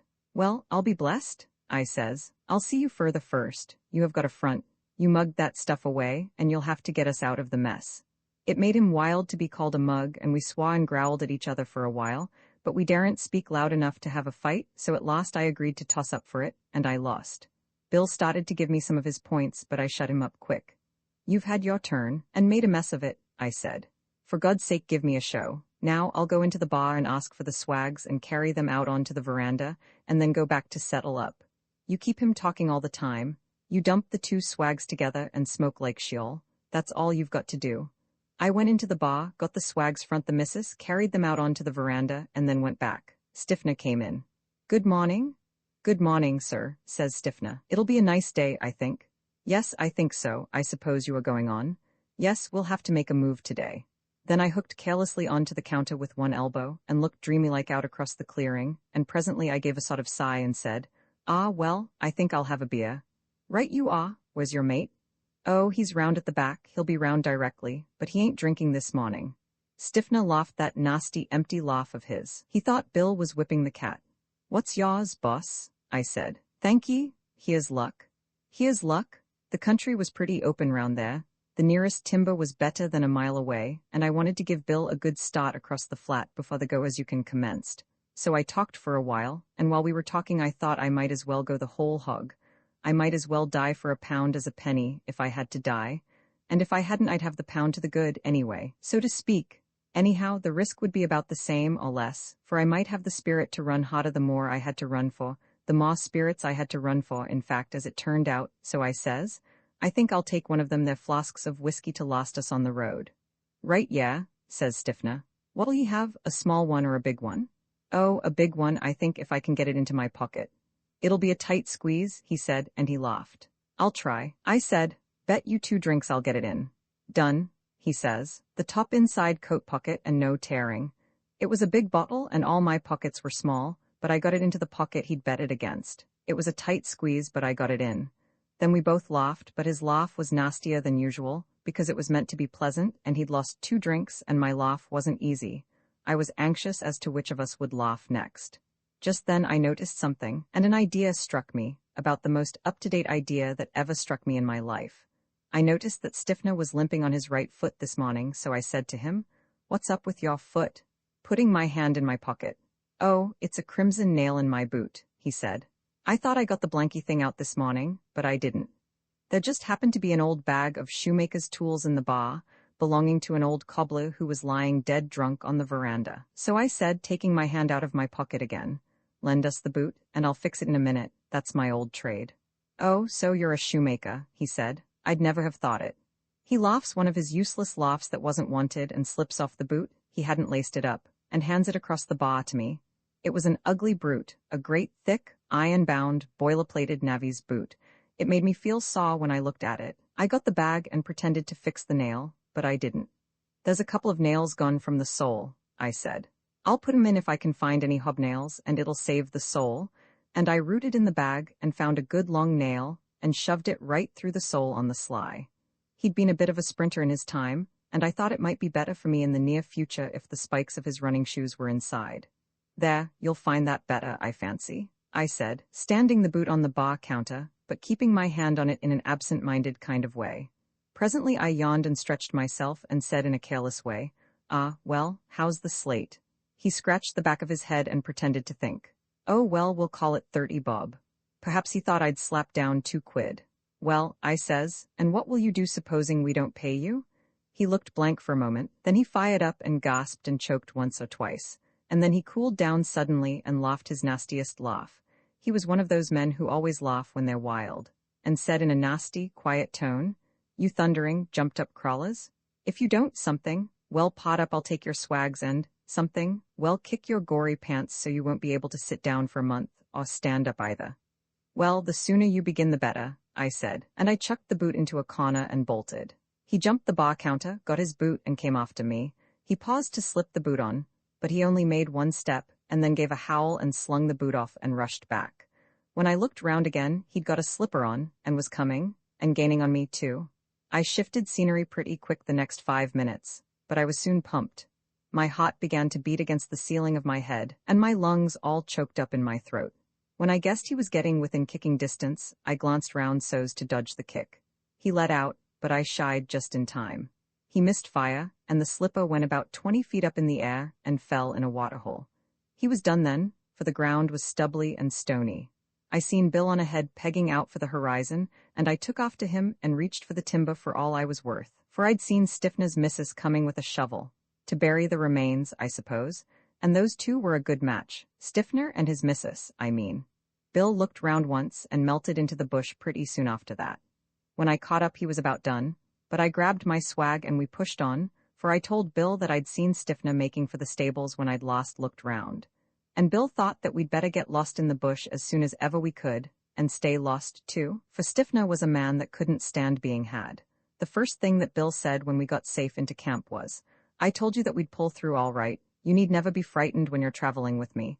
Just take my advice and leave things to me and we'll hang out all right. Now, but I shut him up. He made me mad. Why, you? What the sheol did you do? Do? He says. I got away with the swags, didn't I? Where'd they be now if it wasn't for me? Then I sat on him pretty hard for his pretensions, and paid him out for all the patronage he'd worked off on me, and called him a mug straight, and walked round him, so to speak, and blowed, and told him never to pretend to me again that he was a battler. Then, when I thought I'd licked him into form, I cooled down and soaped him up a bit, but I never thought that he had 3 climaxes and a crisis in store for me. He took it all pretty cool. He let me have my fling, and gave me time to get breath. Then he leaned languidly over on his right side, shoved his left hand down into his left trouser pocket, and brought up a bootlace, a box of matches, and 9 and 6. As soon as I got the focus of it I gasped, Where the deuce did you get that? I had it all along, he said, but I seen at the pub that you had the show to chew a lug, so I thought we'd save it. 9 and 6pences ain't picked up every day. Then he leaned over on his left, went down into the other pocket, and came up with a piece of tobacco and half a sovereign. My eyes bulged out. Where the blazes did you get that from? I yelled. That, he said, was the half-quid you give me last night. Half-quids ain't to be thrown away these times, and besides, I had a down on Stiffner and meant to pay him out. I reckoned that if we wasn't sharp enough to take him down, we hadn't any business to be supposed to be alive. Anyway, I guessed we'd do it, and so we did, and got a bottle of whiskey into the bargain. Then he leaned back, tired-like, against the log, and dredged his upper left-hand waistcoat pocket, and brought up a sovereign wrapped in a pound note. Then he waited for me to speak, but I couldn't. I got my mouth open, but couldn't get it shut again. I got that out of the mugs last night, but I thought that we'd want it, and might as well keep it. Quids ain't so easily picked up nowadays, and besides, we need stuff Mon Stiffner does, and so. And did he know you had the stuff? I gasped. Oh yes, that's the fun of it, that's what made him so excited. He was in the parlor all the time I was playing, but we might as well have a drink. We did. I wanted it. Bill turned in by and by and looked like a sleeping innocent in the moonlight. I sat up late and smoked and thought hard and watched Bill and turned in and thought till near daylight and then went to sleep and had a nightmare about it. I dreamed I chased Stiffner 40 miles to buy his pub and that Bill turned out to be his nephew. Bill divvied up all right and gave me half-a-crown over, but I didn't travel with him long after that. He was a decent young fellow as far as chaps go, and a good mate as far as mates go, but he was too far ahead for a peaceful, easygoing chap like me. It would have worn me out in a year to keep up to him. P.S. The name of this should have been Bill and Stiffner, Thirdly Jim. Stragglers, an oblong hut, walled with blue-gray hardwood slabs, adzed at the ends and set horizontally between the round sapling studs, high roof of the eternal galvanized iron. A big rubbish heap lies about a yard to the right of the door, which opens from the middle of one of the side walls. It might be the front or the back wall. There is nothing to fix it. 2 rows of rough bunks run round 3 sides of the interior, and a fireplace occupies one end, the kitchen end. Sleeping, eating, gambling, and cooking accommodation for 30 men in about 18 by 40 feet. The rouseabouts and shearers use the hut in common during shearing. Down the center of the place runs a table made of stakes driven into the ground, with crosspieces supporting a top of half-round slabs set with the flat sides up, and affording a few level places for soup plates. On each side are crooked, unbarked poles laid in short forks to serve as seats. The poles are wound smoothest opposite the level places on the table. The floor is littered with rubbish, old wool bales, newspapers, boots, worn-out shearing pants, rough bedding, etc., raked out of the bunks in impatient search for missing articles, signs of a glad and eager departure with checks when the shed last cut out. To the west is a dam, holding back a broad, shallow sheet of gray water, with dead trees standing in it. Further up along this water is a brush shearing shed, a rough framework of poles with a brush roof. This kind of shed has the advantage of being cooler than iron. It is not rainproof, but shearers do not work in rainy weather. Shearing even slightly damp sheep is considered the surest and quickest way to get the worst kind of rheumatism. The floor is covered with rubbish from the roof, and here and there lies a rusty pair of shears. A couple of dry tar pots hang by nails in the posts. The board is very uneven and must be bad for sweeping. The pens are formed by round, crooked stakes driven into the ground in irregular lines, and the whole business reminds us of the cubby house style of architecture of our childhood. Opposite stands the wool shed, built entirely of galvanized iron, a blinding object to start out of the scrub on a blazing, hot day. God forgive the man who invented galvanized iron, and the greed which introduced it into Australia. You could not get worse roofing material for hot country. The wool washing, soap boiling, and wool pressing arrangements are further up the dam. Government House is a mile away and is nothing better than a bush hut. This station belongs to a company, and the company belongs to a bank, and the banks belong to England, mostly. Mulga scrub all round and in between, patches of reddish sand where the grass ought to be. It is New Year's Eve. Half a dozen travelers are camping in the hut, having a spell. They need it, for there are 20 miles of dry lignum plain between here and the government bar to the east, and about 18 miles of heavy, sandy, cleared road northwest to the next water in that direction. With one exception, the men do not seem hard up, at least, not as that condition is understood by the swagmen of these times. The least lucky one of the lot had 3 weeks' work in a shed last season, and there might probably be 5 pounds amongst the whole crowd. They are all shearers, or at least they say they are. Some might be only rousers. These men have a kind of stock hope of getting a few stragglers to shear somewhere, but their main object is to live till next shearing. In order to do this, they must tramp for tucker and trust to the regulation, and potly mythical pint of flour, and bit of meat, or tea and sugar, and to the goodness of cooks and storekeepers and boundary riders. You can only depend on getting tucker once at one place, then you must tramp on to the next. If you cannot get it once, you must go short, but there is a lot of energy in an empty stomach. If you get an extra supply, you may camp for a day and have a spell. To live, you must walk. To cease walking is to die. The exception is an outcast amongst bush outcasts, and looks better fitted for Sydney Domain. He lies on the bottom of a galvanized iron case, with a piece of blue blanket for a pillow. He is dressed in a blue cotton jumper, a pair of very old and ragged tweed trousers, and 1 boot and 1 slipper. He found the slipper in the lost shed, and the boot in the rubbish heap here. When his own boots gave out, he walked 150 miles with his feet roughly sewn up in pieces of sacking from an old wool bale. No sign of a patch, or an attempt at mending anywhere about his clothes, and that is a bad sign. When a swagman leaves off mending or patching his garments, his case is about hopeless. The exception swag consists of the aforesaid bit of blanket rolled up and tied with pieces of rag. He has no water bag, carries his water in a billy, and how he manages without a bag is known only to himself. He has read every scrap of print within reach, and now lies on his side, with his face to the wall and one arm thrown up over his head. The jumper is twisted back and leaves his skin bare from hip to armpit. His lower face is brutal, his eyes small and shifty, and ugly straight lines run across his low forehead. He says very little, but scowls most of the time, poor devil. He might be, or at least seem, a totally different man under more favorable conditions. A very sick jackaroo lies in one of the bunks. A sandy, sawney-looking Burke native takes great interest in this wreck, watches his every movement as though he never saw a sick man before. The men lie about in the bunks, awe the shade of the hut, and rest, and read all the soiled and mutilated scraps of literature they can rake out of the rubbish, and sleep, and wake up swimming in perspiration, and growl about the heat. It is hot, and two shearers' cats, a black and a white one, sit in one of the upper bunks with their little red tongues out, panting like dogs. These cats live well during shearing, and take their chances the rest of the year, just as shed rousebouts have to do. They seem glad to see the traveler come. He makes things more homelike.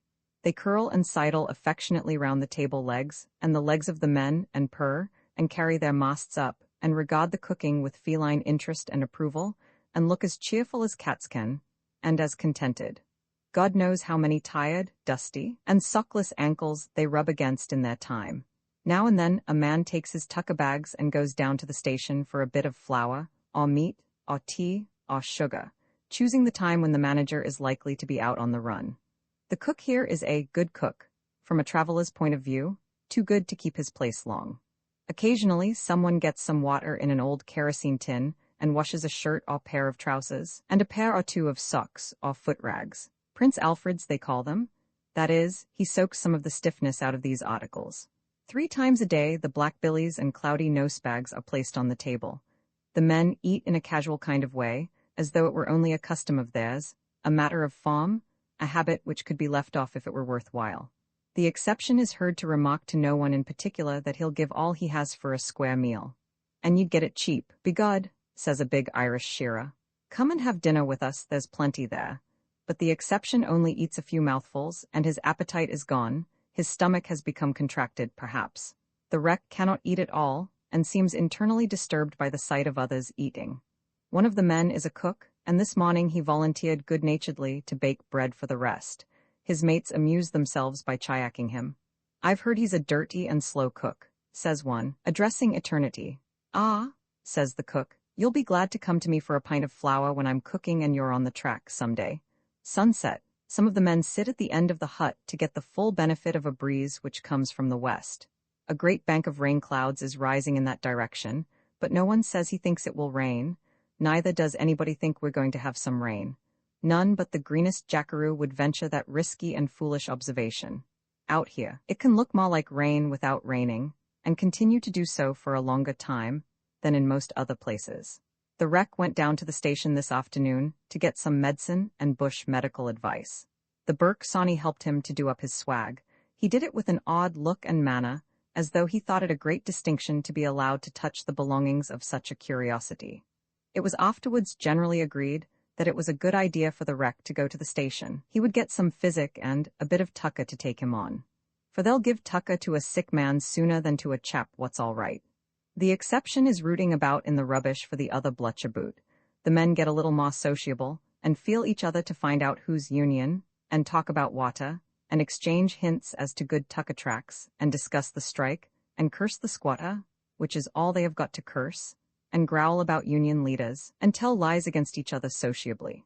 There are tally lies, and lies about getting tucker by trickery, and long tramp with heavy swag and no water lies, and lies about getting the best of squatters and bosses over the bod, and droving, fighting, racing, gambling, and drinking lies. Lies ad libitum, and every true Australian bushman must try his best to tell a bigger outback lie than the last bush liar. Pat is not quite easy in his mind. He found an old pair of pants in the scrub this morning, and cannot decide whether they are better than his own, or, rather, whether his own are worse, if that's possible. He does not want to increase the weight of his swag unnecessarily by taking both pairs. He reckons that the pants were thrown away when the shed cut out last, but then they might have been lying out exposed to the weather for a longer period. It is rather an important question, for it is very annoying, after you've mended and patched an old pair of pants, to find, when a day or two further on the track, that they are more rotten than the pair you left behind. There is some growling about the water here, and one of the men makes a billy of tea. The water is better cooked. Pint pots and sugar bags are groped out and brought to the kitchen hut, and each man fills his pannikin.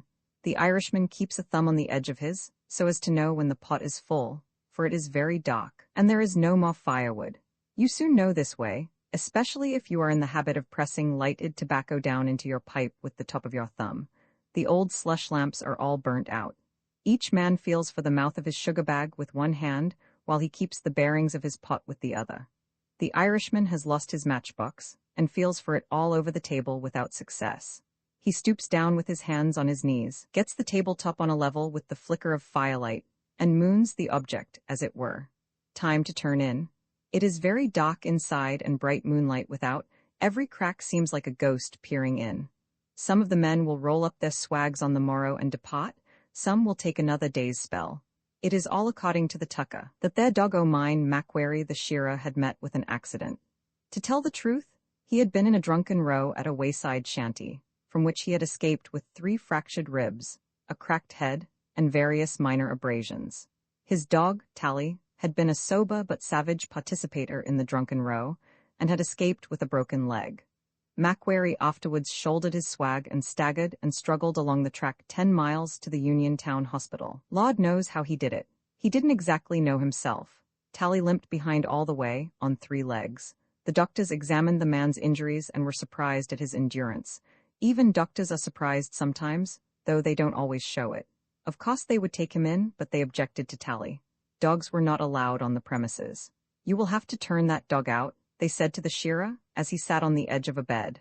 Macquarie said nothing. "We cannot allow dogs about the place, my man," said the doctor in a louder tone, thinking the man was deaf. "Tie him up in the yard, then." "No, he must go out. Dogs are not permitted on the grounds." Macquarie rose slowly to his feet, shut his agony behind his set teeth, painfully buttoned his shirt over his hairy chest, took up his waistcoat, and staggered to the corner where the swag lay. "What are you going to do?" they asked. "You ain't going to let my dog stop?" "No, it's against the rules. There are no dogs allowed on premises." He stooped and lifted his swag, but the pain was too great, and he leaned back against the wall. Come now, man alive," exclaimed the doctor impatiently. "You must be mad. You know you are not in a fit state to go out. Let the wardsman help you to undress." "No," said Macquarie. "No, if you won't take my dog and you don't take me. He's got a broken leg and wants fixing up just as much as I do. If I'm good enough to come in, he's good enough, and better." He paused a while, breathing painfully, and then went on. That there old dog of mine has followed me faithful and true these 12 long hard and hungry years. He's about the only thing that ever cared whether I lived or fell and rotted on the cursed track." He rested again, then he continued. That their dog was pupped on the track," he said, with a sad sort of a smile. "I carried him for months in a billy and afterwards on my swag when he knocked up. And the old slut, his mother, she'd foller along quite contented, and sniff the billy now and again, just to see if he was all right. She followed me for God knows how many years. She followed me till she was blind, and for a year after. She followed me till she could crawl along through the dust no longer, and then I killed her, because I couldn't leave her behind alive." He rested again. "And this here old dog," he continued, touching Tally's upturned nose with his knotted fingers, "this here old dog has followed me for 10 years, through floods and droughts, through fair times and hard, mostly hard, and kept me from going mad when I had no mate nor money on the lonely track, and watched over me for weeks when I was drunk, drugged and poisoned at the cursed shanties, and saved my life more'n once, and got kicks and curses very often for thanks, and forgave me for it all, and fought for me. He was the only living thing that stood up for me against that crawling push of curs when they set onto me at the shanty back yonder, and he left his mark on some of 'em too, and so did I." He took another spell. Then he drew in his breath, shut his teeth hard, shouldered his swag, stepped into the doorway, and faced round again. The dog limped out of the corner and looked up anxiously. "That there dog," said Macquarie to the hospital staff in general, "is a better dog than I'm a man, or you two, it seems, and a better Christian. He's been a better mate to me than I ever was to any man, or any man to me. He's watched over me, kept me from getting robbed many a time, fought for me, saved my life and took drunken kicks and curses for thanks, and forgave me. He's been a true, straight, honest, and faithful mate to me, and I ain't going to desert him now. I ain't going to kick him out in the road with a broken leg. Oh my God, my back? He groaned and lurched forward, but they caught him, slipped off the swag, and laid him on a bed. Half an hour later, the shearer was comfortably fixed up. "Where's my dog?" he asked when he came to himself. "Oh, the dog's all right," said the nurse, rather impatiently. "Don't bother, the doctor's setting his leg out in the yard. The bush undertaker 5 bob." The old man shaded his eyes and peered through the dazzling glow of that broiling Christmas day. He stood just within the door of a slab-and-bark hut situated upon the bank of a barren creek. Sheepyards lay to the right, and a low line of bare, brown ridges formed a suitable background to the scene. "5 bob?" shouted he again, and a dusty sheepdog rose wearily from the shaded side of the but and looked inquiringly at his master, who pointed towards some sheep which were straggling from the flock. "Fetch 'em back," he said confidently. The dog went off, and his master returned to the interior of the hut. "We'll yard 'em early," he said to himself. "The super won't know. We'll yard 'em early and have the afternoon to ourselves. We'll get dinner," he added, glancing at some pots on the fire. "I could do a bit of doughboy, and that Thea Boggabriel eat like Tate Amara along of the salt meat." He moved one of the black buckets from the blaze. "I likes to keep it just on the sizzle," he said in explanation to himself. "Hard billin' makes it tough. I'll keep it just a-simmerin'." Here his soliloquy was interrupted by the return of the dog. "All right, 5 bob," said the hatter. "Dinner'll be ready directly. Just keep your eye on the sheep till I calls ya. Keep 'em well rounded up, and we'll yard 'em afterwards and have a holiday." This speech was accompanied by a gesture evidently intelligible, for the dog retired as though he understood English, and the cooking proceeded. "I'll take a pick and shovel with me and root up that old black fellow," mused the shepherd, evidently following up a recent train of thought. "I reckon it'll do now. I'll put in the spuds." The last sentence referred to the cooking, the first to a blackfellow's grave about which he was curious. "The sheep's a-campin'," said the soliloquizer, glancing through the door. "So me and 5 bob'll be able to get our dinner in peace. I wish I had just enough fat to make the pan sis. I'd treat myself to a leather jacket, but it took 3 weeks skimmin' to get enough for them Thea doughboys." In due time the dinner was dished up, and the old man seated himself on a block, with the lid of a gin case across his knees for a table. 5 bob squatted opposite with the liveliest interest and appreciation depicted on his intelligent countenance. Dinner proceeded very quietly, except when the carver paused to ask the dog how some tasty morsel went with him, and 5 bob's tail declared that it went very well indeed. "Here, yeah, try this," cried the old man, tossing him a large piece of doughboy. A click of 5 bob's jaws and the dough was gone. "Clean into his liver?" said the old man with a faint smile. He washed up the tinware in the water the duff had been boiled in, and then, with the assistance of the dog, yarded the sheep. This accomplished, he took a pick and shovel and an old sack, and started out over the ridge, followed, of course, by his four-legged mate. After tramping some 3 miles, he reached a spur, running out from the main ridge. At the extreme end of this, under some gum trees, was a little mound of earth, barely defined in the grass, and indented in the center as all blackfellow's graves were. He set to work to dig it up, and sure enough, in about half an hour he bottomed on payable dirt. When he had raked up all the bones, he amused himself by putting them together on the grass and by speculating as to whether they had belonged to black or white, male or female. Failing, however, to arrive at any satisfactory conclusion, he dusted them with great care, put them in the bag, and started for home. He took a shortcut this time over the ridge and down a gully, which was full of ring-barked trees and long white grass. He had nearly reached its mouth when a great greasy black gona clambered up a sapling from under his feet and looked fightable. "Dang the jumped-up thing!" cried the old man. "It gin me a start." At the foot of the sapling he espied an object which he at first thought was the blackened carcass of a sheep, but on closer examination discovered to be the body of a man. It lay with its forehead resting on its hands, dried to a mummy by the intense heat of the western summer. "Me luck's in for the day and no mistake?" said the shepherd, scratching the back of his head, while he took stock of the remains. He picked up a stick and tapped the body on the shoulder. The flesh sounded like leather. He turned it over on its side, it fell flat on its back like a bod, and the shriveled eyes seemed to peer up at him from under the blackened wrists. He stepped back involuntarily, but, recovering himself, leant on his stick and took in all the ghastly details. There was nothing in the blackened features to tell aught of name or race, but the dress proclaimed the remains to be those of a European. The old man caught sight of a black bottle in the grass, close beside the corpse. This set him thinking. Presently he knelt down and examined the soles of the dead man's blucher boots, and then, rising with an air of conviction, exclaimed. Brummy, by gosh, busted up at last. I told you so, Brummy, he said impressively, addressing the cops. I allus told yer as how it 'ud be, and here yeah, you thundering jumped up cuss o' god fool. You could earn mon any man in the colony, but you'd lush it all away. I allus said as how it 'ud end, and now you kin see for yourself. I spect you was a comin' teamy to get fixed up and set straight again, then you was a goin' to swear off, same as you allus did, and here yeah, and now I expect I'll have tea fix yer up for the last time and make you decent, for 'twant do tea leave your alien out here like a dead sheep. He picked up the cocked bottle and examined it. To his great surprise it was nearly full of rum. Well, this gets me, exclaimed the old man. Me luck's in, this Christmas, and no mistake. He must have got the jams early in his spree, or he wouldn't be making for me with near a bottleful left. Howsomever, here goes. Looking round, his eyes lit up with satisfaction as he saw some bits of bark which had been left by a party of strippers who had been getting bark there for the stations. He picked up 2 pieces, one about 4 and the other 6 feet long, and each about 2 feet wide, and brought them over to the body. He laid the longest strip by the side of the copse, which he proceeded to lift onto it. Come on, Brummy, he said, in a softer tone than usual. Ye ain't as bad as you might be, considerin' as it must be 3 good months since ye slipped your wind. I spect it was the rum as preserved ya. It was the death of ye when ye was alive, and now ye dead, it preserves ye like a mummy. Then he placed the other strip on top, with the hollow side downwards, thus sandwiching the defunct between the 2 pieces, removed the saddle strap, which he wore for a belt, and buckled it round one end, while he tried to think of something with which to tie up the other.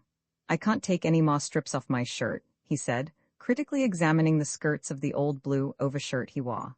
I might get a strip or 2 more off, but it's shot enough already. Let's see. How long have I been a-wearing of that shirt? Oh, I remember. I bought it just 2 days afore 5 Bob was pupped. I can't afford a new shirt just yet. Howsomever, seein' it's Brummy, I'll just borrow a couple more strips and sew 'em on agin when I get home. He appended Brummy, and placing his shoulder against the middle of the lower sheet of bark, lifted the copse to a horizontal position. Then, taking the bag of bones in his hand, he started for home. I ain't a-spendin' sech a dull Christmas arter all, he reflected as he plodded on, but he had not walked above 100 yards when he saw a black gona sidling into the grass. That's another of them Thea dang things, he exclaimed. That's 2 I've seed this mornin'. Presently he remarked, You don't smell none too sweet, Brummy. It must have been just about the middle of shearin' when you pegged out. I wonder who got your last check. Shoo, Thea's another black goanna. Thea must be a flock of 'em. He rested Brummy on the ground while he had another pull at the bottle, and before going on, packed the bag of bones on his shoulder under the body, and he soon stopped again. The thunderin' jumped-up bones is all skew-whiffed, he said. Ole on, Brummy, and I'll fix 'em, and he leaned the dead man against a tree while he settled the bones on his shoulder, and took another pull at the bottle. About a mile further on he heard a rustling in the grass to the right, and, looking round, saw another gona gliding off sideways, with its long, snaky neck turned towards him. This puzzled the shepherd considerably, the strangest part of it being that 5 Bob wouldn't touch the reptile, but slunk off with his tail down when ordered to sick him. Thea's sothin' comic about them Thea goannas, said the old man at last. I've seed swarms of grasshoppers and big mobs of kangaroos, but dang me if ever I seed a flock of black gohannas afore. On reaching the hut the old man dumped the copse against the wall, wrong end up, and stood scratching his head while he endeavored to collect his muddled thoughts. But he had not placed Brummy at the correct angle, and consequently, that individual fell forward and struck him a violent blow on the shoulder with the iron toes of his blucher boots. The shock sobered him.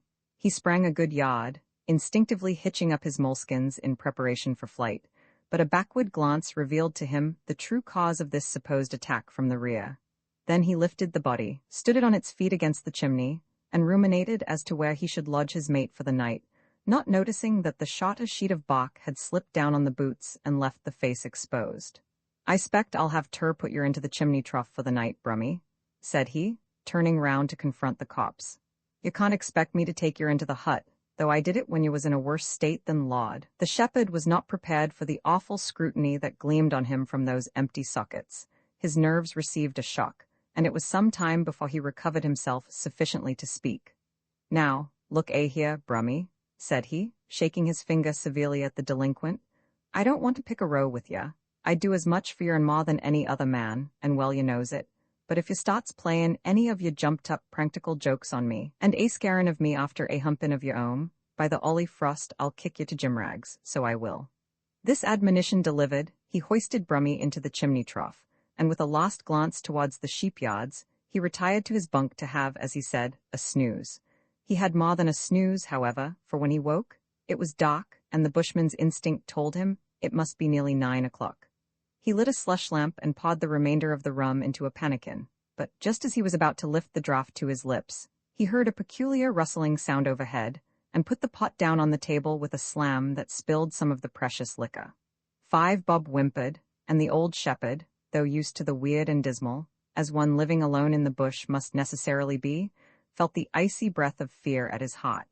He reached hastily for his old shotgun, and went out to investigate. He walked round the butt several times and examined the roof on all sides, but saw nothing. Brummy appeared to be in the same position. At last, persuading himself that the noise was caused by possums or the wind, the old man went inside, boiled his billy, and after composing his nerves somewhat with a light supper and a meditative smoke, retired for the night. He was aroused several times before midnight by the same mysterious sound overhead, but, though he rose and examined the roof on each occasion by the light of the rising moon, he discovered nothing. At last he determined to sit up and watch until daybreak, and for this purpose took up a position on a log a short distance from the hut, with his gun laid in readiness across his knee. After watching for about an hour, he saw a black object coming over the ridgepole. He grabbed his gun and fired. The thing disappeared. He ran round to the other side of the hut, and there was a great black goner in violent convulsions on the ground. Then the old man saw it all. "The thunderin' jumped-up thing has been a-havin' o' me," he exclaimed. "The same cuss-o'-god wretch has a-followed me 'ome, and has been a-havin' its Christmas dinner off of Brummy, and a-hauntin' o' me into the bargain, the jumped-up tinker."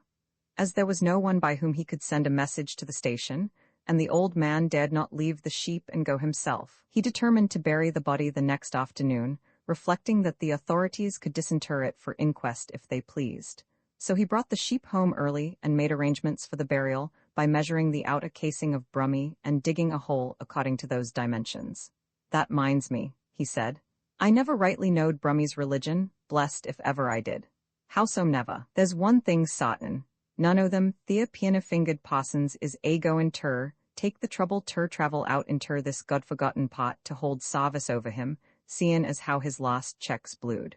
But as I've got the fun'ral arrangements all in me own hands, I'll do justice to it, and see that Brummy has a good comfortable buryin', and more's unpossible.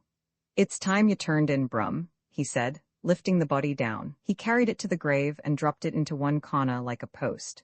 He arranged the bark so as to cover the face, and, by means of a piece of clothesline, lowered the body to a horizontal position.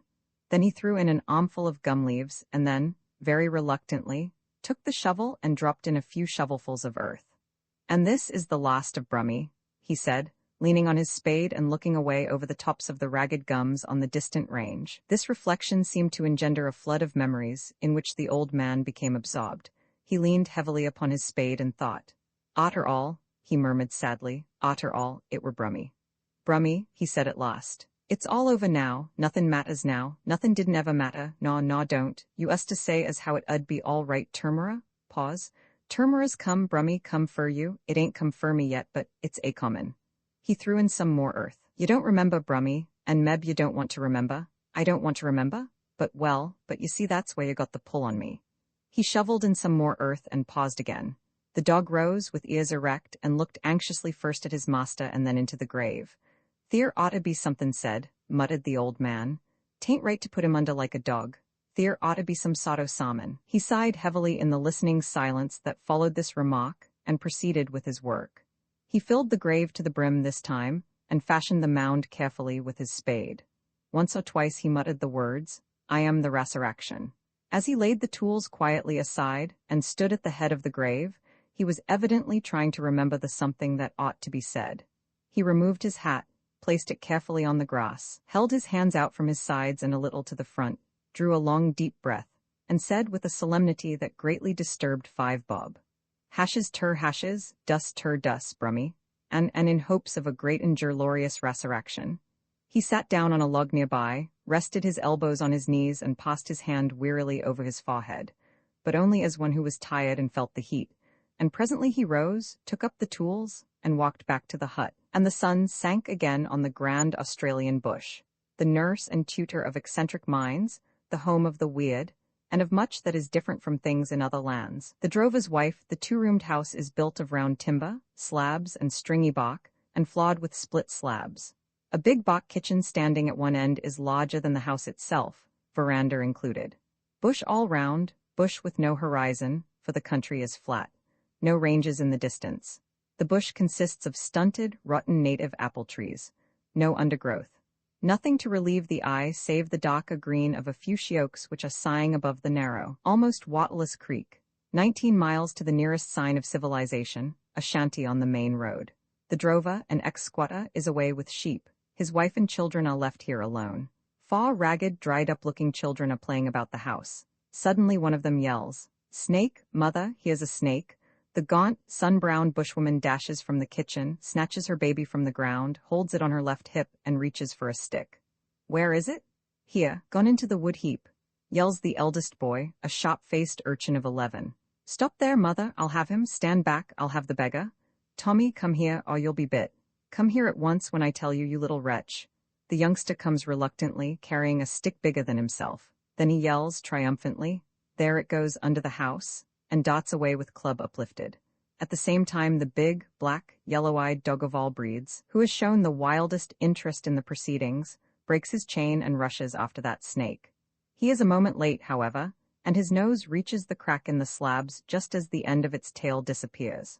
Almost at the same moment, the boy's club comes down and skins the aforesaid nose. Alligator takes small notice of this and proceeds to undermine the building, but he is subdued after a struggle and chained up. They cannot afford to lose him. The drover's wife makes the children stand together near the doghouse while she watches for the snake. She gets 2 small dishes of milk and sets them down near the wall to tempt it to come out, but an hour goes by and it does not show itself. It is near sunset, and a thunderstorm is coming. The children must be brought inside. She will not take them into the house, for she knows the snake is there, and may at any moment come up through a crack in the rough slab floor, so she carries several armfuls of firewood into the kitchen, and then takes the children there. The kitchen has no floor, or rather an earthen one, called a ground floor in this part of the bush. There is a large, roughly made table in the center of the place. She brings the children in and makes them get on this table. They are 2 boys and 2 girls, mere babies. She gives them some supper, and then, before it gets dark, she goes into the house and snatches up some pillows and bedclothes, expecting to see or lay her hand on the snake any minute. She makes a bed on the kitchen table for the children and sits down beside it to watch all night. She has an eye on the corner, and a green sapling club laid in readiness on the dresser by her side, also her sewing basket and a copy of the young lady's journal. She has brought the dog into the room. Tommy turns in, under protest, but says he'll lie awake all night and smash that blinded snake. His mother asks him how many times she has told him not to swear. He has his club with him under the bedclothes, and Jackie protests, "Mummy, Tommy's skinning me alive with his club. Make him take it out." "Tommy, shut up, you little. I want to be bit with the snake." Jackie shuts up. "If you bit," says Tommy after a pause, "you'll swell up and smell, and turn red and green and blue all over till you bust. Won't he, mother? Now then, don't frighten the child. Go to sleep," she says. The 2 younger children go to sleep, and now and then Jackie complains of being skeezed. More room is made for him. Presently Tommy says, "Mother, listen to them adjective little possums. I'd like to screw their blanky necks." And Jackie protests drowsily, "But they don't hurt us, the little blanks." "Mother, there, I told you you'd teach Jackie to swear." But the remark makes her smile. Jackie goes to sleep. Presently Tommy asks, "Mother, do you think they'll ever extricate the adjective kangaroo?" "Lord, how am I to know, child? Go to sleep." "Will you wake me if the snake comes out?" "Yes, go to sleep." Near midnight. The children are all asleep, and she sits there still, sewing and reading by turns. From time to time she glances round the floor and wall plate, and, whenever she hears a noise, she reaches for the stick. The thunderstorm comes on, and the wind, rushing through the cracks in the slab wall, threatens to blow out her candle. She places it on a sheltered part of the dresser and fixes up a newspaper to protect it. At every flash of lightning, the cracks between the slabs gleam like polished silver. The thunder rolls, and the rain comes down in torrents. Alligator lies at full length on the floor, with his eyes turned towards the partition. She knows by this that the snake is there. There are large cracks in that wall opening under the floor of the dwelling house. She is not a coward, but recent events have shaken her nerves. A little son of her brother-in-law was lately bitten by a snake and died. Besides, she has not heard from her husband for 6 months and is anxious about him. He was a drover and started squatting here when they were married. The drought of 18 ruined him. He had to sacrifice the remnant of his flock and go droving again. He intends to move his family into the nearest town when he comes back, and in the meantime, his brother, who keeps a shanty on the main road, comes over about once a month with provisions. The wife has still a couple of cows, 1 horse, and a few sheep. The brother-in-law kills one of the latter occasionally, gives her what she needs of it, and takes the rest in return for other provisions. She's used to being left alone. She once lived like this for 18 months. As a girl, she built the usual castles in the air, but all her girlish hopes and aspirations have long been dead. She finds all the excitement and recreation she needs in the young lady's journal, and heaven help her, takes a pleasure in the fashion plates. Her husband is an Australian, and so is she. He is careless, but a good enough husband. If he had the means, he would take her to the city and keep her there like a princess. They are used to being apart, or at least she is.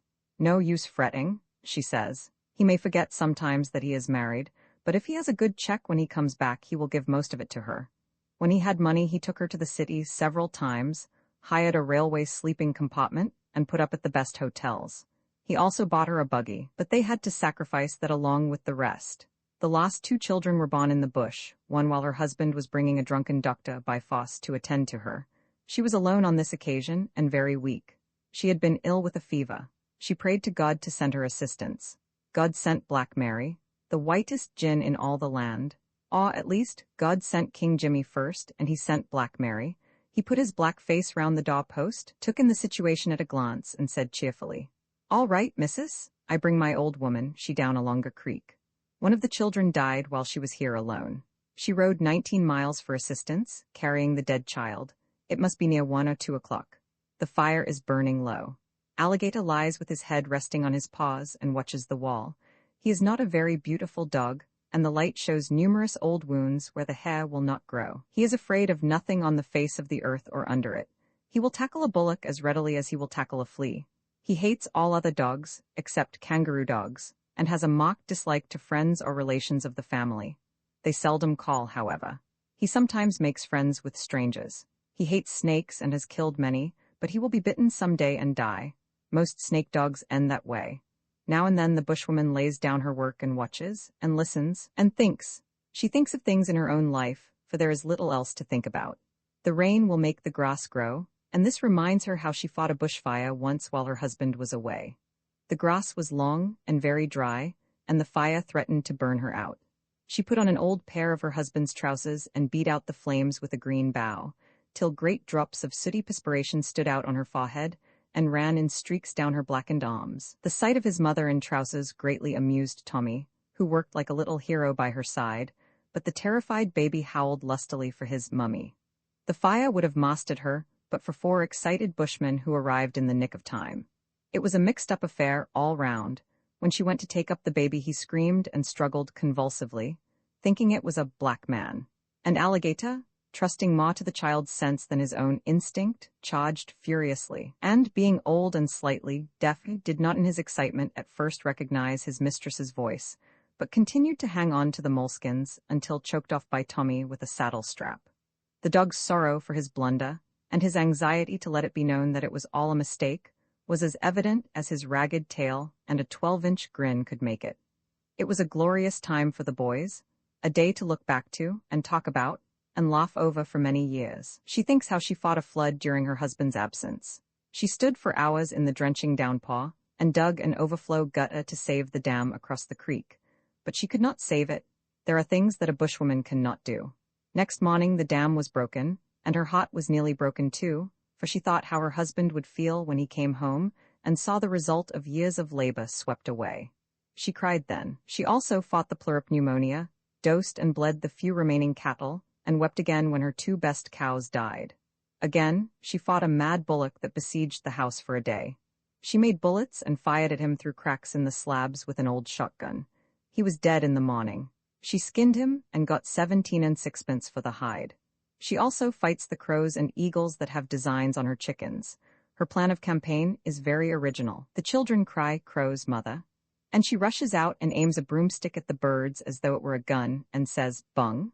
The crows leave in a hurry. They are cunning, but a woman's cunning is greater. Occasionally, a bushman in the horrors, or a villainous-looking sundowner, comes and nearly scares the life out of her. She generally tells the suspicious-looking stranger that her husband and 2 sons are at work below the dam, or over at the yard, for he always cunningly inquires for the boss. Only last week a gallows-faced swagman, having satisfied himself that there were no men on the place, threw his swag down on the veranda and demanded tucker. She gave him something to eat, then he expressed his intention of staying for the night. It was sundown then. She got a baton from the sofa, loosened the dog, and confronted the stranger, holding the baton in one hand and the dog's collar with the other. "Now you go," she said. He looked at her and at the dog, said, "All right, Mum," in a cringing tone, and left. She was a determined-looking woman, and Alligator's yellow eyes glared unpleasantly.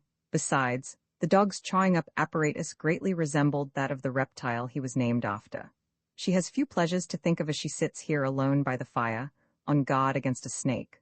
All days are much the same to her, but on Sunday afternoon she dresses herself, tidies the children, smartens up baby, and goes for a lonely walk along the bush track, pushing an old perambulator in front of her. She does this every Sunday. She takes as much care to make herself and the children look smart as she would if she were going to do the block in the city. There is nothing to see, however, and not a soul to meet. You might walk for 20 miles along this track without being able to fix a point in your mind, unless you are a bushman. This is because of the everlasting, maddening sameness of the stunted trees, that monotony which makes a man long to break away and travel as far as trains can go, and sail as far as ship can sail, and farther. But this bushwoman is used to the loneliness of it. As a girl wife she hated it, but now she would feel strange away from it. She is glad when her husband returns, but she does not gush or make a fuss about it. She gets him something good to eat and tidies up the children. She seems contented with her lot. She loves her children, but has no time to show it. She seems harsh to them. Her surroundings are not favorable to the development of the womanly or sentimental side of nature. It must be near morning now, but the clock is in the dwelling house. Her candle is nearly done. She forgot that she was out of candles. Some more wood must be got to keep the fire up, and so she shuts the dog inside and hurries round to the wood heap. The rain has cleared off. She seizes a stick, pulls it out, and crash, the whole pile collapses. Yesterday she bargained with a stray blackfellow to bring her some wood, and while he was at work she went in search of a missing cow. She was absent an hour or so, and the native black made good use of his time. On her return she was so astonished to see a good heap of wood by the chimney that she gave him an extra fig of tobacco, and praised him for not being lazy. He thanked her, and left with head erect and chest well out. He was the last of his tribe and a king, but he had built that wood heap hollow. She is hurt now, and tears spring to her eyes as she sits down again by the table. She takes up a handkerchief to wipe the tears away, but pokes her eyes with her bare fingers instead. The handkerchief is full of holes, and she finds that she has put her thumb through one, and her forefinger through another. This makes her laugh, to the surprise of the dog. She has a keen, very keen, sense of the ridiculous, and some time or other she will amuse Bushmen with the story. She had been amused before like that. One day she sat down, to have a good cry, as she said, and the old cat rubbed against her dress and cried too. Then she had to laugh. It must be near daylight now. The room is very close and hot because of the fire. Alligator still watches the wall from time to time. Suddenly he becomes greatly interested. He draws himself a few inches nearer the partition, and a thrill runs through his body. The hair on the back of his neck begins to bristle, and the battle light is in his yellow eyes. She knows what this means and lays her hand on the stick. The lower end of one of the partition slabs has a large crack on both sides. An evil pair of small, bright bead-like eyes glisten at one of these holes. The snake, a black one, comes slowly out about a foot and moves its head up and down. The dog lies still, and the woman sits as one fascinated. The snake comes out a foot farther. She lifts her stick, and the reptile, as though suddenly aware of danger, sticks his head in through the crack on the other side of the slab, and hurries to get his tail round after him. Alligator springs, and his jaws come together with a snap. He misses, for his nose is large, and the snake's body close down in the angle formed by the slabs and the flaw. He snaps again as the tail comes round. He has the snake now, and tugs it out 18 inches. Thud, thud comes the woman's club on the ground. Alligator pulls again. Thud, thud. Alligator gives another pull, and he has the snake out, a black brute, 5 feet long. The head rises to dot about, but the dog has the enemy close to the neck. He is a big, heavy dog, but quick as a terrier. He shakes the snake as though he felt the original curse in common with mankind. The eldest boy wakes up, seizes his stick, and tries to get out of bed, but his mother fosses him back with a grip of iron. Thud, thud, the snake's back is broken in several places. Thud, thud, its head is crushed and alligator's nose skinned again.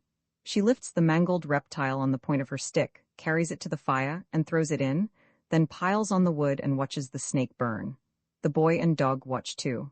She lays her hand on the dog's head, and all the fierce, angry light dies out of his yellow eyes. The younger children are quieted, and presently go to sleep. The dirty-legged boy stands for a moment in his shirt, watching the fire. Presently he looks up at her, sees the tears in her eyes, and throwing his arms round her neck exclaims, "Mother, I won't never go droven, blast me if I do." And she hugs him to her worn-out breast and kisses him, and they sit thus together while the sickly daylight breaks over the bush. An echo from the old box school. It was the first Monday after the holidays. The children had taken their seats in the old box school, and the master called out the roll as usual. Avi Aspinall. "Ease, sir." David Cooper. "Yes, sir." John Hegard. "Yes, sir." Joseph Swallow. "Yes, sir." James Bullock. "Present." Frederick Swallow. "Yes, sir." James Nolet. Chorus of absent. William Atkins. Chorus of absent. Daniel Lyons. Present. Sorara. Dan was a young immigrant just out from the sod and rolled his R's like a cock dove. His brogue was rich enough to make an Irishman laugh. Bill was wagging it. His own especial chum was of the opinion that Bill was sick. The master's opinion did not coincide, so he penned a note to William's parents to be delivered by the model boy of the school, Bertha Lambert. "Yes, May Carey?" "Pessin, sir." Rose Cooper. "Yes, sir." Janet Wild. "Why, yes." "Es, sir." Mary Wild. A solemn hush fell upon the school, and presently Janet Wild threw her arms out on the desk before her, let her face fall on them, and sobbed heartbrokenly. The master saw his mistake too late. He gave his head a little half-affirmative, half-negative movement in that pathetic old way of his, rested his head on one hand, gazed sadly at the name, and sighed. But the galoot of the school spoilt the pathos of it all, for, during the odd silence which followed the calling of the girl's name, he suddenly brightened up, the first time he was ever observed to do so during school hours, and said, briskly and cheerfully, "Dead, sir?"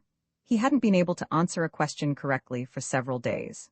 "Children," said the master gravely and sadly, "children, this is the first time I ever had to put D to the name of one of my scholars. Poor Mary, she was one of my first pupils. Came the first morning the school was opened.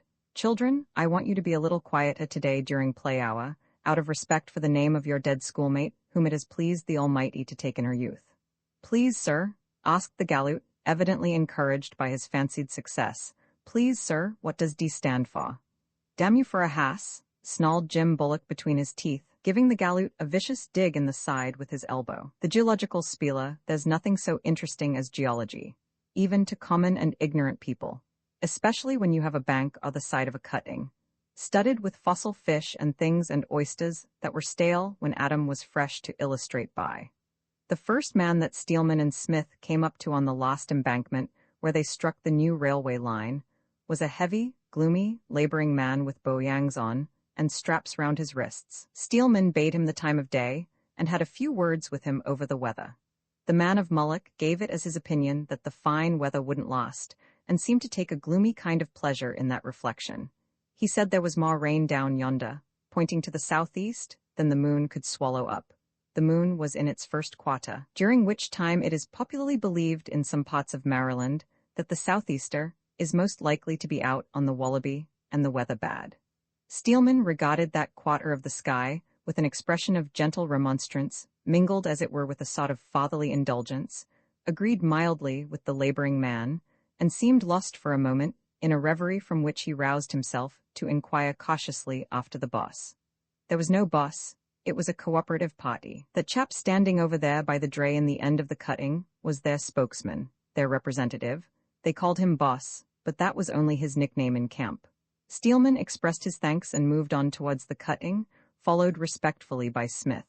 Steelman wore a snuff-colored sack suit, a wide-awake hat, a pair of professional-looking spectacles, and a scientific expression. There was a clerical atmosphere about him, strengthened, however, by an air as of unconscious dignity and superiority, born of intellect and knowledge. He carried a black bag, which was an indispensable article in his profession in more senses than one. Smith was decently dressed in sober tweed and looked like a man of no account, who was mechanically devoted to his employer's interests, pleasures, or whims. The boss was a decent-looking young fellow, with a good face, rather solemn, and a quiet manner. "Good day, sir," said Steelman. "Good day, sir," said the boss. "Nice weather this." "Yes, it is, but I'm afraid it won't last." "I am afraid it will not by the look of the sky down there," ventured Steelman. "No, I go mostly by the look of our weather prophet," said the boss with a quiet smile, indicating the gloomy man. "I suppose bad weather would put you back in your work." "Yes, it will. We didn't want any bad weather just now." Steelman got the weather question satisfactorily settled. Then he said, "You seem to be getting on with the railway." "Oh yes, we are about over the worst of it." "The worst of it?" echoed Steelman, with mild surprise. "I should have thought you were just coming into it," and he pointed to the ridge ahead. "Oh, our section doesn't go any further than that pole you see sticking up yonder.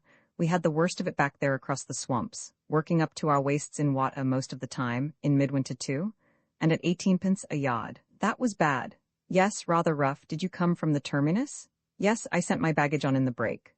"Commercial traveler, I suppose?" asked the boss, glancing at Smith, who stood a little to the rear of Steelman, seeming interested in the work. "Oh no," said Steelman, smiling. I'm a geologist. This is my man here," indicating Smith. "You may put down the bag, James, and have a smoke. My name is Stoneleigh, you might have heard of it." The boss said, "Oh," and then presently he added, "Indeed," in an undecided tone. There was a pause, embarrassed on the part of the boss. He was silent, not knowing what to say. Meanwhile, Steelman studied his man and concluded that he would do. "Having a look at the country, I suppose?" asked the boss presently. "Yes," said Steelman. Then, after a moment's reflection, "I am traveling for my own amusement and improvement, and also in the interest of science, which amounts to the same thing. I am a member of the Royal Geological Society, vice president, in fact, of a leading Australian branch." And then, as if conscious that he had appeared guilty of egotism, he shifted the subject a bit. "Yes, very interesting country this, very interesting indeed. I should like to make a stay here for a day or so. Your work opens right into my hands. I cannot remember seeing a geological formation which interested me so much.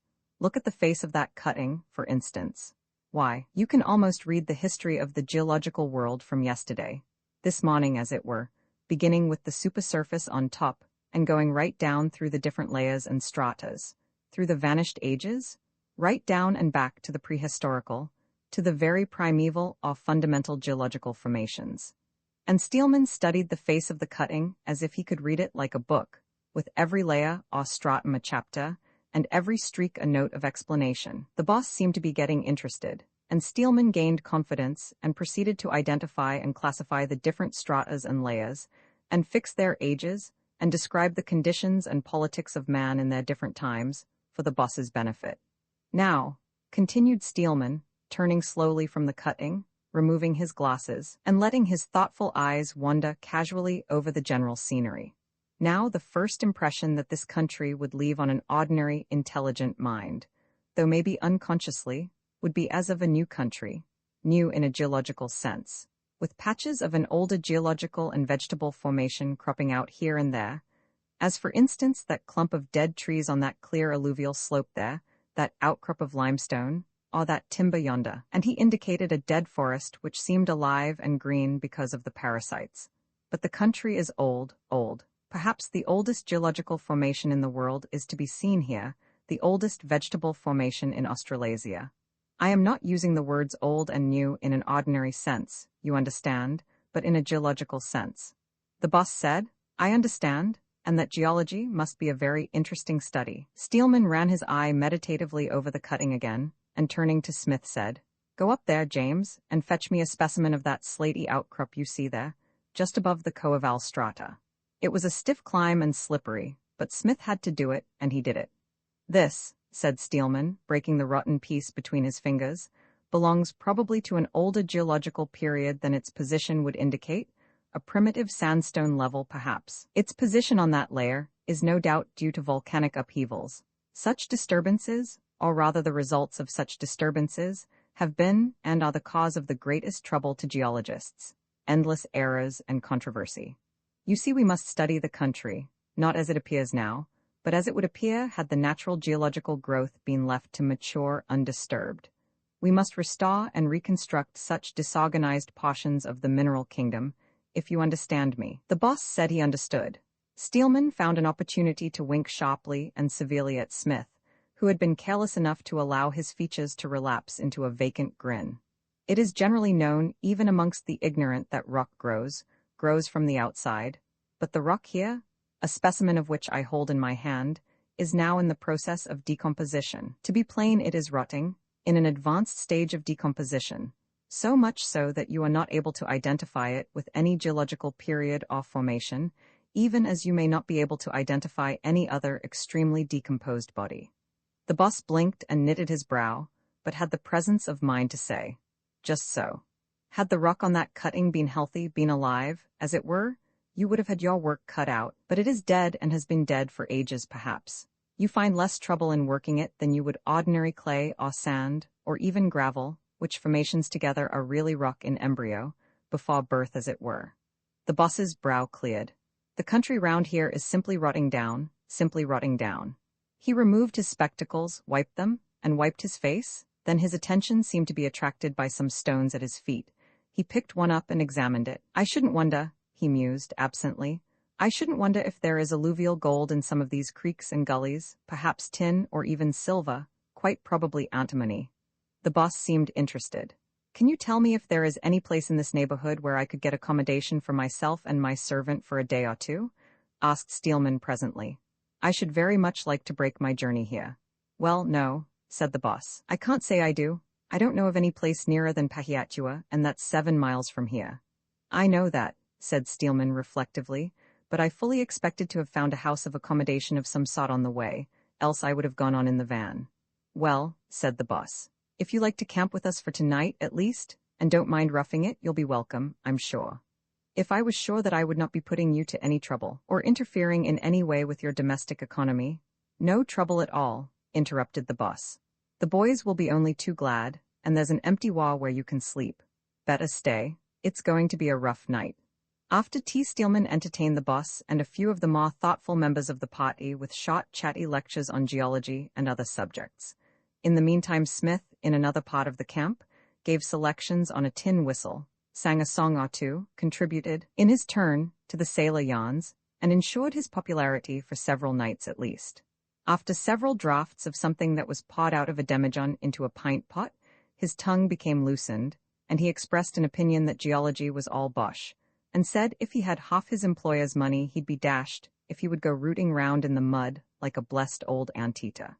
He also irreverently referred to his learned boss as old rocks over there. He had a pretty easy billet of it, though, he said, taking it all round, when the weather was fine. He got a couple of notes a week and all expenses paid, and the money was sure.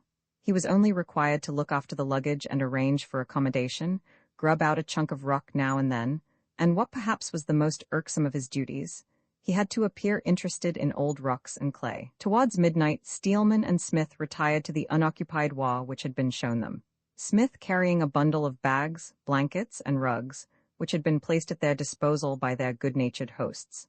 Smith lit a candle and proceeded to make the beds.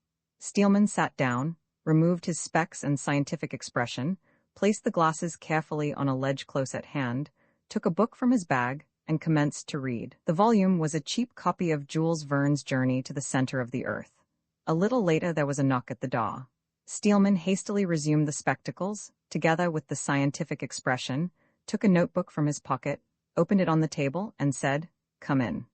One of the chaps appeared with a billy of hot coffee, 2 pint pots, and some cake. He said he thought you chaps might like a drop of coffee before you turned in, and the boys had forgot to ask you to wait for it down in the camp. He also wanted to know whether Mr. Stoneley and his man would be all right and quite comfortable for the night, and whether they had blankets enough. There was some wood at the back of the wall, and they could light a fire if they liked. Mr. Stoneley expressed his thanks and his appreciation of the kindness shown him and his servant. He was extremely sorry to give them any trouble. The navvy, a serious man, who respected genius or intellect in any shape or form, said that it was no trouble at all. The camp was very dull, and the boys were always glad to have someone come round.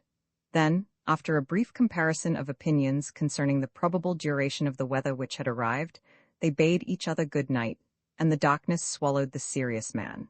Steelman turned into the top bunk on one side and Smith took the lower on the other. Steelman had the candle by his bunk. As usual, he lit his pipe for a final puff before going to sleep, and held the light up for a moment so as to give Smith the full benefit of a solemn, uncompromising wink. The wink was silently applauded and dutifully returned by Smith. Then Steelman blew out the light, lay back, and puffed at his pipe for a while. Presently he chuckled, and the chuckle was echoed by Smith. By and by Steelman chuckled once more, and then Smith chuckled again. There was silence in the darkness, and after a bit Smith chuckled twice. Then Steelman said, "For God's sake give her a rest, Smith, and give a man a show to get some sleep." Then the silence in the darkness remained unbroken. The invitation was extended next day, and Steelman sent Smith on to see that his baggage was safe. Smith stayed out of sight for 2 or 3 hours, and then returned and reported all well. They stayed on for several days. After breakfast, and when the men were going to work, Steelman and Smith would go out along the line with the black bag and poke round amongst the layers and stratas in sight of the works for a while, as an evidence of good faith. Then they drift off casually into the bush, camp in a retired and sheltered spot, and light a fire when the weather was cold, and Steelman would lie on the grass and read and smoke, and lay plans for the future and improve Smith's mind until they reckoned it was about dinner time. And in the evening, they would come home with the black bag full of stones and bits of rock, and Steelman would lecture on those minerals after tea. On about the 4th morning, Steelman had a yarn with one of the men going to work. He was a lanky young fellow with a sandy complexion and seemingly harmless grin. In Australia, he might have been regarded as a cove rather than a chap, but there was nothing of the bloke about him. Presently the cove said, "What do you think of the boss, Mr. Stoneley? He seems to have taken a great fancy for you, and he's fair gone on geology." "I think he is a very decent fellow indeed, a very intelligent young man. He seems very well read and well informed." "You wouldn't think he was a university man," said the cove. "No, indeed, is he?" "Yes, I thought you knew." Steelman knitted his brows. He seemed slightly disturbed for the moment. He walked on a few paces in silence and thought hard. What might have been his special line? He asked the cove. "Why, something the same as yours, I thought you knew. He was reckoned the best, what do you call it? The best mineralogist in the country. He had a first-class billet in the mines department, but he lost it, you know, the booze." "I think we will be making a move, Smith," said Steelman, later on, when they were private. "There's a little too much intellect in this camp to suit me, but we haven't done so bad anyway. We've had 3 days good board and lodging with entertainments and refreshments thrown in." Then he said to himself, "We'll stay for another day anyway. If those beggars are having a lark with us, we're getting the worth of it anyway, and I'm not thin-skinned. They're the mugs and not us, anyhow it goes, and I can take them down before I leave." But on the way home he had a talk with another man whom we might set down as a chap. "I wouldn't have thought the boss was a college man," said Steelman to the chap. "A what?" "A university man, university education." "Why, who's been telling you that?" "One of your mates." "Oh, he's been getting at you?" "Why, it's all the boss can do to write his own name. Now that lanky sandy cove with the birthmark grin, it's him that's had the college education." "I think we'll make a start tomorrow," said Steelman to Smith in the privacy of their ware.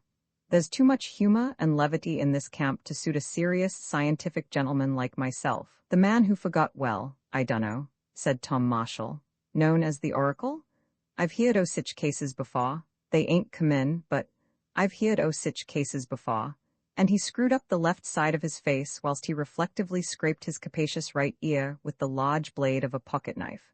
They were sitting at the western end of the Rouseybout's hut, enjoying the breeze that came up when the sun went down, and smoking and yawning. The case in question was a wretchedly fall-on-looking specimen of the swag-carrying clan whom a boundary rider had found wandering about the adjacent plain and had brought into the station.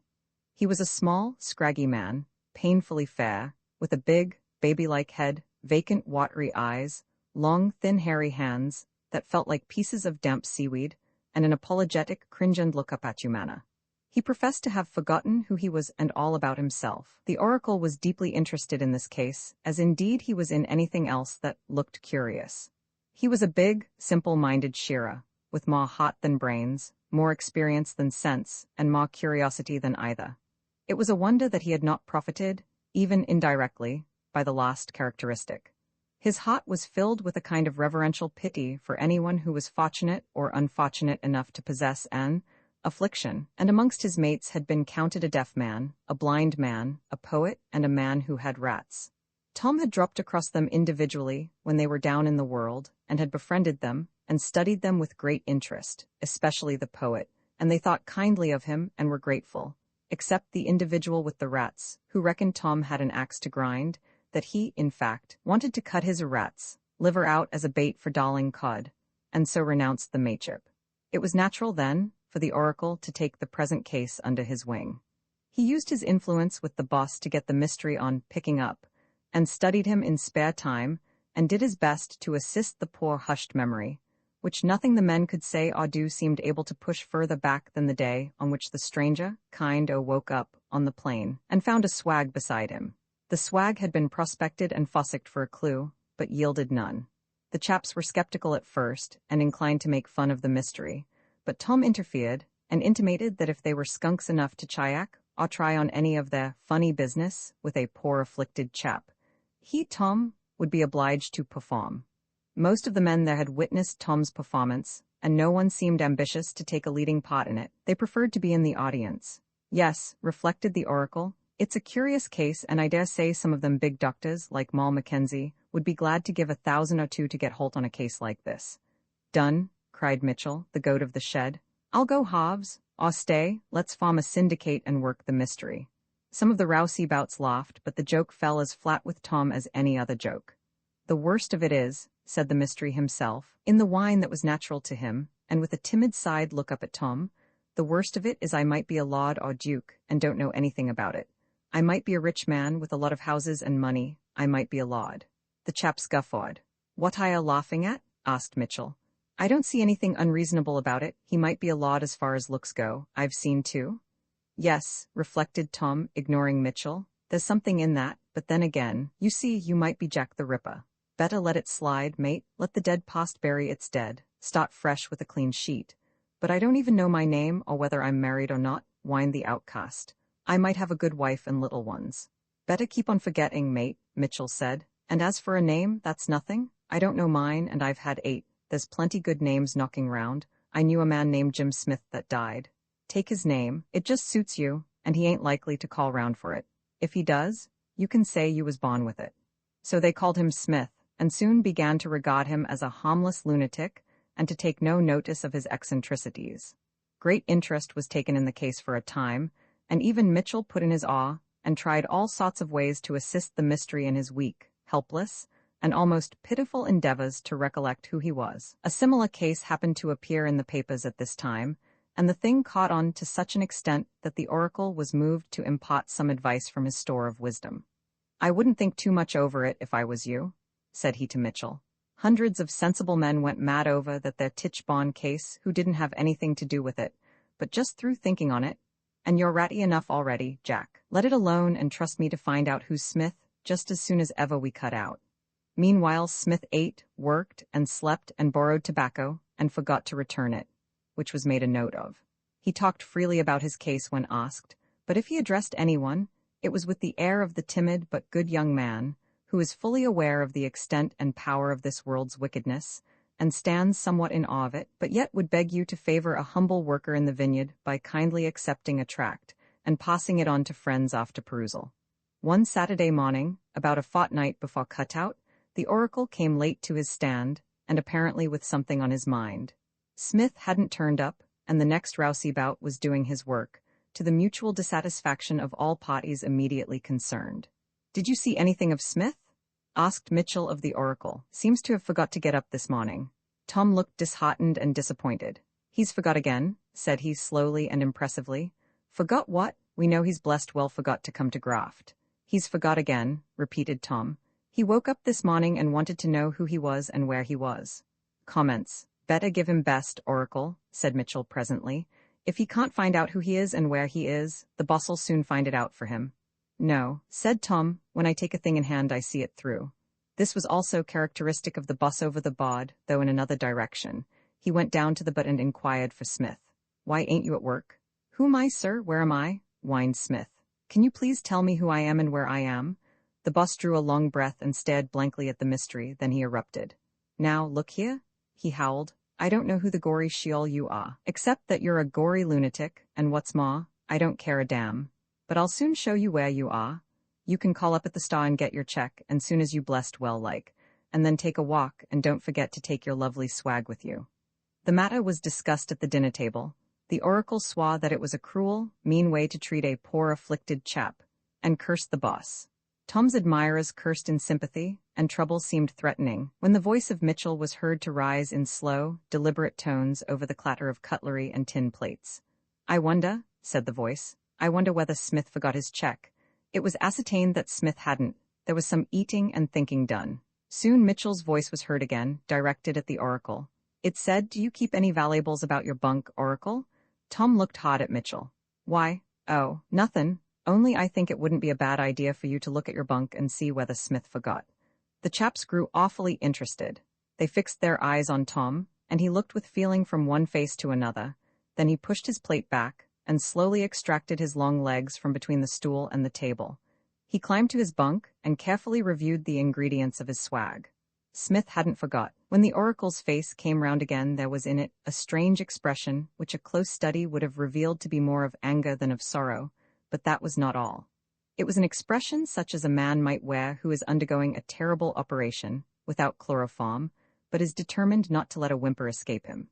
Tom didn't swear, and by that token they guessed how mad he was. 'Twas a rough shed, with a free and lurid vocabulary, but had they all sworn in chorus, with one-eyed Bogan as lead, it would not have done justice to Tom's feelings, and they realized this. The oracle took down his bridle from its peg and started for the door amid a respectful and sympathetic silence, which was only partly broken once by the voice of Mitchell, which asked in an odd whisper, Going ter catch your hoss, Tom? The oracle nodded and passed on. He spake no word. He was too full for words. 5 minutes passed, and then the voice of Mitchell was heard again, uninterrupted by the clatter of tinware. It said in impressive tones, It would not be a bad idea for some of you chaps that camp in the bunks along there to have a look at your things. Scotty's bunk is next to Tom's. Scotty shot out of his place as if a snake had hold of his leg, starting a plank in the table and upsetting 3 soup plates. He reached for his bunk like a drowning man clutching at a plank, and tore out the bedding. Again, Smith hadn't forgot. Then followed a general overhaul, and it was found in most cases that Smith had remembered. The pent-up reservoir of blasphemy burst forth. The oracle came up with Smith that night at the nearest shanty, and found that he had forgotten again, and in several instances, and was forgetting some more under the influence of rum, and of the flattering interest taken in his case by a drunken bachelor of arts who happened to be at the pub. Tom came in quietly from the rear, and crooked his finger at the shanty-keeper. They went apart from the rest and talked together a while very earnestly. Then they secretly examined Smith's swag, the caw of which was composed of Tom's and his mate's valuables. Then the oracle stirred up Smith's recollections and departed.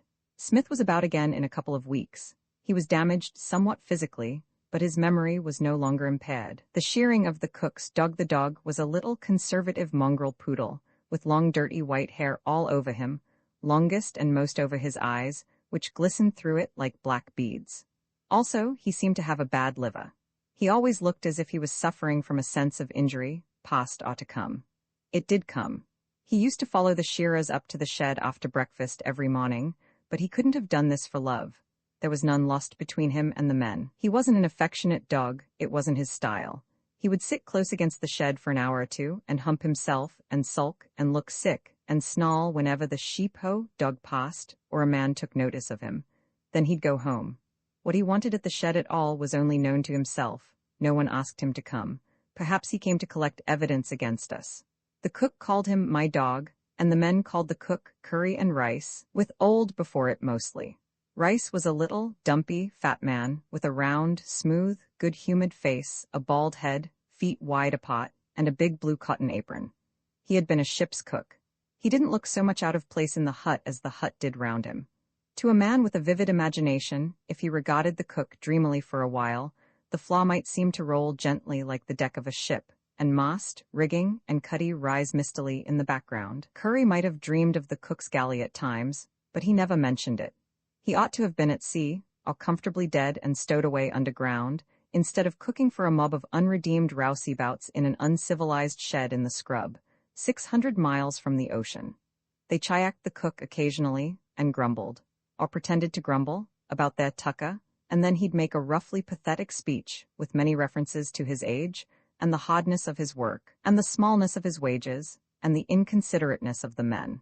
Then the joker of the shed would sympathize with the cook with his tongue and one side of his face, and joke with the other.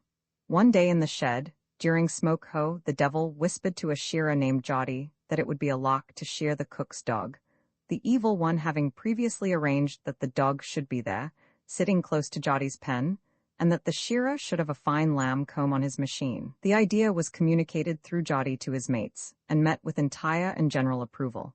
And for 5 or 10 minutes the air was kept alive by shouting and laughter of the men, and the protestations of the dog. When the shearer touched skin, he yelled "ta," and when he finished he shouted "wool away" at the top of his voice, and his mates echoed him with a will. A picker-up gathered the fleece with a great show of labor and care, and tabled it, to the well-ventilated disgust of old Scotty, the wool roller. When they let the dog go, he struck for home, a clean-shaven poodle, except for a ferocious moustache and a tuft at the end of his tail. The cook's assistant said that he'd have given a 5-pound note for a portrait of curry and rice when that poodle came back from the shed. The cook was naturally very indignant. He was surprised at first, then he got mad. He had the whole afternoon to get worked up in, and at tea-time he went for the men properly. "What are you growling about?" asked one. "What's the matter with ya, anyway?" "I don't know nothing about your dog," protested a rouseabout. "What you getting onto me for?" "What have they been doing to the cook now?" inquired a ringleader innocently as he sprawled into his place at the table. "Can't you let Curry alone? What do I want to be chayaking him for? Give it a rest." "Well, look here, chaps," observed Jody, in a determined tone. "I call it a shame, that's what I call it. Why couldn't you leave an old man's dog alone? It was a mean, dirty trick to do, and I suppose you thought it funny. You ought to be ashamed of yourselves, the whole lot of you, for a drafted mob of crawlers. If I'd been there, it wouldn't have been done, and I wouldn't blame Curry if he was to poison the whole convicted push." General lowering of faces and pulling of hats down over eyes, and great working of knives and forks, also sounds like men trying not to laugh. "Why couldn't you play a trick on another man's dog?" said Curry. "It's no use tellin' me. I can see it all as plain as if I was on the bod. All of you runnin' and shoutin' and cheerin' and laughin', and all over shearin' and ill-usin' a poor little dog. Why couldn't you play a trick on another man's dog? It doesn't matter much. I'm nearly done cookie here now. Only that I've got a family to think of. I wouldn't have stayed so long. I've got to be up at 5 every mornin', and don't get to bed till 10 at night, cookin' and backin' and cleanin' for you and waitin' on you. First one lot in from the wool wash, and then one lot in from the shed, and another lot in, and at all hours and times, and all wantin' their meals kept hot, and then they ain't satisfied. And now you must go and play a dirty trick on my dog. Why couldn't you have a lark with some other man's dog?" Jody bowed his head and ate as though he had a cud, like a cow, and could chew at leisure. He seemed ashamed, as indeed we all were, secretly. Poor old Curry's oft-repeated appeal, "Why couldn't you play a trick with another man's dog?" seemed to have something pathetic about it. The men didn't notice that it lacked philanthropy and logic, and probably the cook didn't notice it either, else he wouldn't have hopped on it. Jody lowered his face, and just then, as luck or the devil would have it, he caught sight of the dog.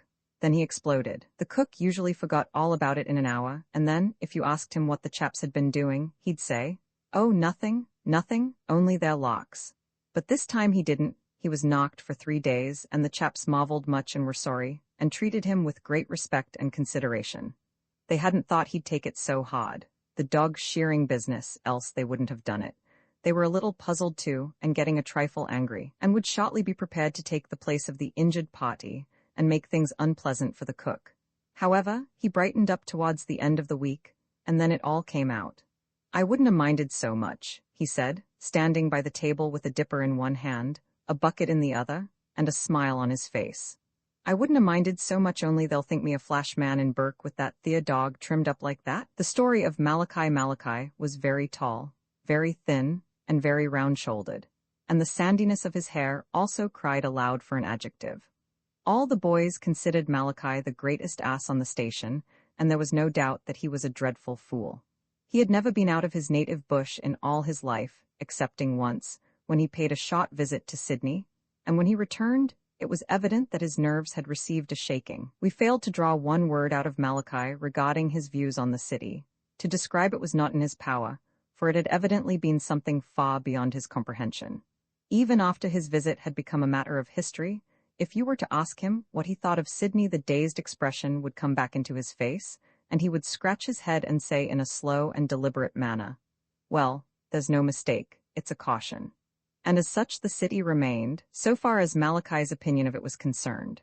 Malachi was always shabbily dressed, in spite of his pound a week and bod, and when Malachi gets a new suit of clothes, was the expression invariably used by the boys to fix a date for some altogether improbable event.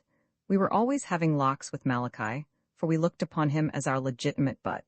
He seldom complained, and when he did his remonstrance hardly ever went beyond repeating the words, "Now, none of your practical jokes."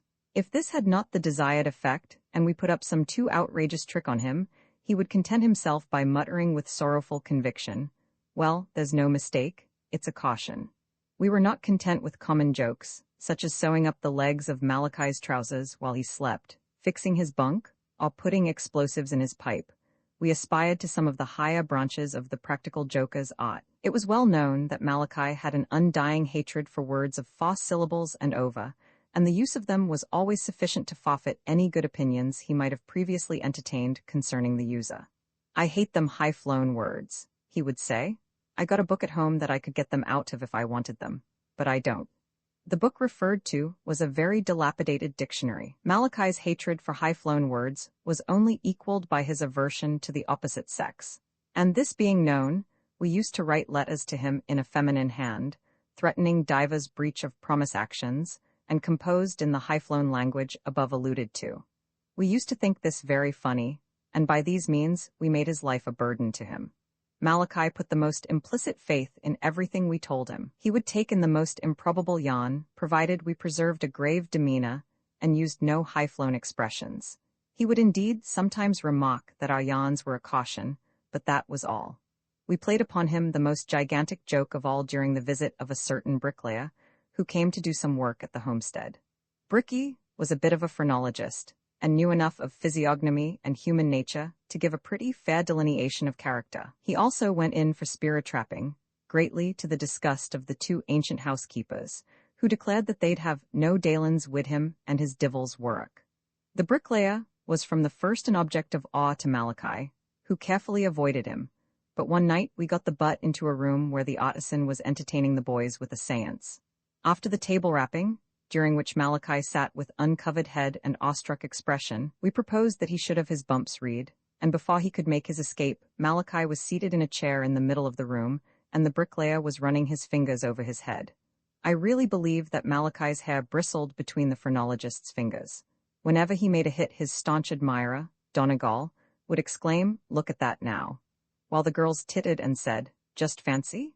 And from time to time, Malachi would be heard to mutter to himself, in a tone of the most intense conviction, that, without the least mistake, it was a caution. Several times at his work, the next day Malachi was observed to rest on his spade, while he tilted his hat forward with one hand and felt the back of his head, as though he had not been previously aware of its existence. We ran Malachi to believe that the bricklayer was mad on the subject of phrenology, and was suspected of having killed several persons in order to obtain their skulls for experimental purposes. We further said that he had been heard to say that Malachi's skull was a most extraordinary one, and so we advised him to be careful. Malachi occupied a hut some distance from the station, and one night, the last night of the bricklayer's stay, as Malachi sat smoking over the fire, the door opened quietly, and the phrenologist entered. He carried a bag with a pumpkin in the bottom of it, and sitting down on a stool, he let the bag down with a bump on the floor between his feet. Malachi was badly scared, but he managed to stammer out, "Ello." "Ello," said the phrenologist. There was an embarrassing silence, which was at last broken by Bricky saying, "How are you getting on, Malachi?" "Oh, just right," replied Malachi. Nothing was said for a while, until Malachi, after fidgeting a good deal on his stool, asked the bricklayer when he was leaving the station. "Oh, I'm going away in the morning early," said he. "I've just been over to Jimmy Nolet's camp, and as I was passing I thought I'd call and get your head." "What?" "I come for your skull." "Yes," the phrenologist continued, while Malachi sat horror-stricken. "I've got Jimmy Nolet's skull here," and he lifted the bag and lovingly felt the pumpkin. It must have weighed 40 pounds. "I spoilt one of his best bumps with the tomahawk. I had to hit him twice, but it's no use crying over spilt milk." Here he drew a heavy shingling hammer out of the bag and wiped off with his sleeve something that looked like blood. Malachi had been edging round for the daw, and now he made a rush for it, but the skull fancier was there before him. "Gossake, you don't want to murder me?" gasped Malachi. "Not if I can get your skull any other way," said Bricky. "Oh," gasped Malachi, and then, with a vague idea that it was best to humor a lunatic, he continued, in a tone meant to be offhand and careless, "Now, look here, if you're only waits till I die you can have my whole skellington and welcome." "Now, Malachi," said the phrenologist sternly, "d'you think I'm a fool? I ain't going to stand any humbug. If you're acts sensible you'll be quiet, and it'll soon be over, but if ya—" Malachi did not wait to hear the rest. He made a spring for the back of the hut and threw it, taking down a large new sheet of stringy bark in his flight. Then he could be heard loudly ejaculating, "It's a caution," as he went through the bush like a startled kangaroo, and he didn't stop till he reached the station. Jimmy Nolet and I had been peeping through a crack in the same sheet of bark that Malachi dislodged. It fell on us and bruised us somewhat, but it wasn't enough to knock the fun out of the thing. When Jimmy Nolet crawled out from under the bark, he had to lie down on Malachi's bunk to laugh, and even for some time afterwards, it was not unusual for Jimmy to wake up in the night and laugh till we wished him dead. I should like to finish here, but there remains something more to be said about Malachi. One of the best cows at the homestead had a cough, about which she made a great deal of fuss. She was ordinarily a quiet, docile creature, and, though somewhat fussy after calving, no one ever dreamed that she would injure anyone. It happened one day that the squatter's daughter and her intended husband, a Sydney exquisite, were strolling in a paddock where the cow was. Whether the cow objected to the masher or his lady love's red parasol, or whether she suspected designs upon her progeny, is not certain. Anyhow, she went for them. The young man saw the cow coming first, and he gallantly struck a beeline for the fence, leaving the girl to manage for herself. She wouldn't have managed very well if Malachi hadn't been passing just then. He saw the girl's danger and ran to intercept the cow with no weapon but his hands. It didn't last long. There was a roar, a rush, and a cloud of dust, out of which the cow presently emerged, and went scampering back to the bush in which her cough was hidden. We carried Malachi home and laid him on a bed. He had a terrible wound in the groin, and the blood soaked through the bandages like water. We did all that was possible for him. The boys killed the squatter's best hoss and spoilt 2 others riding for a doctor, but it was of no use. In the last half-hour of his life we all gathered round Malachi's bed. He was only 22. Once he said, "I wonder how mother'll manage now." "Why, where's your mother?" someone asked gently. We had never dreamt that Malachi might have someone to love him and be proud of him. "In Bathurst," he answered wearily. "She'll take on awful, I 'spect. She was awful fond of me. We've been pulling together this last 10 years, mother and me. We wanted to make it all right for my little brother Jim, poor Jim." "What's wrong with Jim?" someone asked. "Oh, he's blind," said Malachi. "Always was. We wanted to make it all right for him again time he grows up. I managed to send home about £40 a year. We bought a bit of ground, and I think I'm going now." "Tell him, Harry, tell him how it was." I had to go outside then. I couldn't stand it any more. There was a lump in my throat, and I'd have given anything to wipe out my share in the practical jokes, but it was too late now. Malachi was dead when I went in again, and that night the hat went round with the squatter's check in the bottom of it, and we made it all right for Malachi's blind brother Jim. The Union buries its dead. While out boating one Sunday afternoon on a billabong across the river, we saw a young man on horseback driving some horses along the bank. He said it was a fine day, and asked if the water was deep there. The joker of our party said it was deep enough to drown him, and he laughed and rode farther up. We didn't take much notice of him. Next day a funeral gathered at a corner pub and asked each other in to have a drink while waiting for the hearse. They passed away some of the time dancing jigs to a piano in the bar parlor. They passed away the rest of the time skylarking and fighting. The defunct was a young Union laborer, about 25, who had been drowned the previous day while trying to swim some horses across a billabong of the Darling. He was almost a stranger in town, and the fact of his having been a Union man accounted for the funeral. The police found some Union papers in his swag and called at the General Laborers' Union office for information about him. That's how we knew. The secretary had very little information to give. The departed was a Roman, and the majority of the town were otherwise, but Unionism is stronger than creed. Liquor, however, is stronger than Unionism, and when the hearse presently arrived, more than 2/3 of the funeral were unable to follow. The procession numbered 15, 14 souls following the broken shell of a soul. Perhaps not one of the 14 possessed a soul any more than the cops did, but that doesn't matter. 4 or 5 of the funeral, who were boarders at the pub, borrowed a trap which the landlord used to carry passengers to and from the railway station. They were strangers to us who were on foot, and we to them. We were all strangers to the cops. A horseman, who looked like a drover just returned from a big trip, dropped into our dusty wake and followed us a few hundred yards, dragging his pack horse behind him, but a friend made wild and demonstrative signals from a hotel veranda, hooking at the air in front with his right hand and jobbing his left thumb over his shoulder in the direction of the bar, so the drover hauled off and didn't catch up to us anymore. He was a stranger to the entire show. We walked in twos. There were 3 twos. It was very hot and dusty. The heat rushed in fierce, dazzling rays across every iron roof and light-colored wall that was turned to the sun. 1 or 2 pubs closed respectfully until we got past. They closed their bar doors, and the patrons went in and out through some side or back entrance for a few minutes. Bushmen seldom grumble at an inconvenience of this sort when it is caused by a funeral. They have too much respect for the dead. On the way to the cemetery, we passed 3 shearers sitting on the shady side of a fence. One was drunk, very drunk. The other 2 covered their right ears with their hats, out of respect for the departed, whoever he might have been, and one of them kicked the drunk and muttered something to him.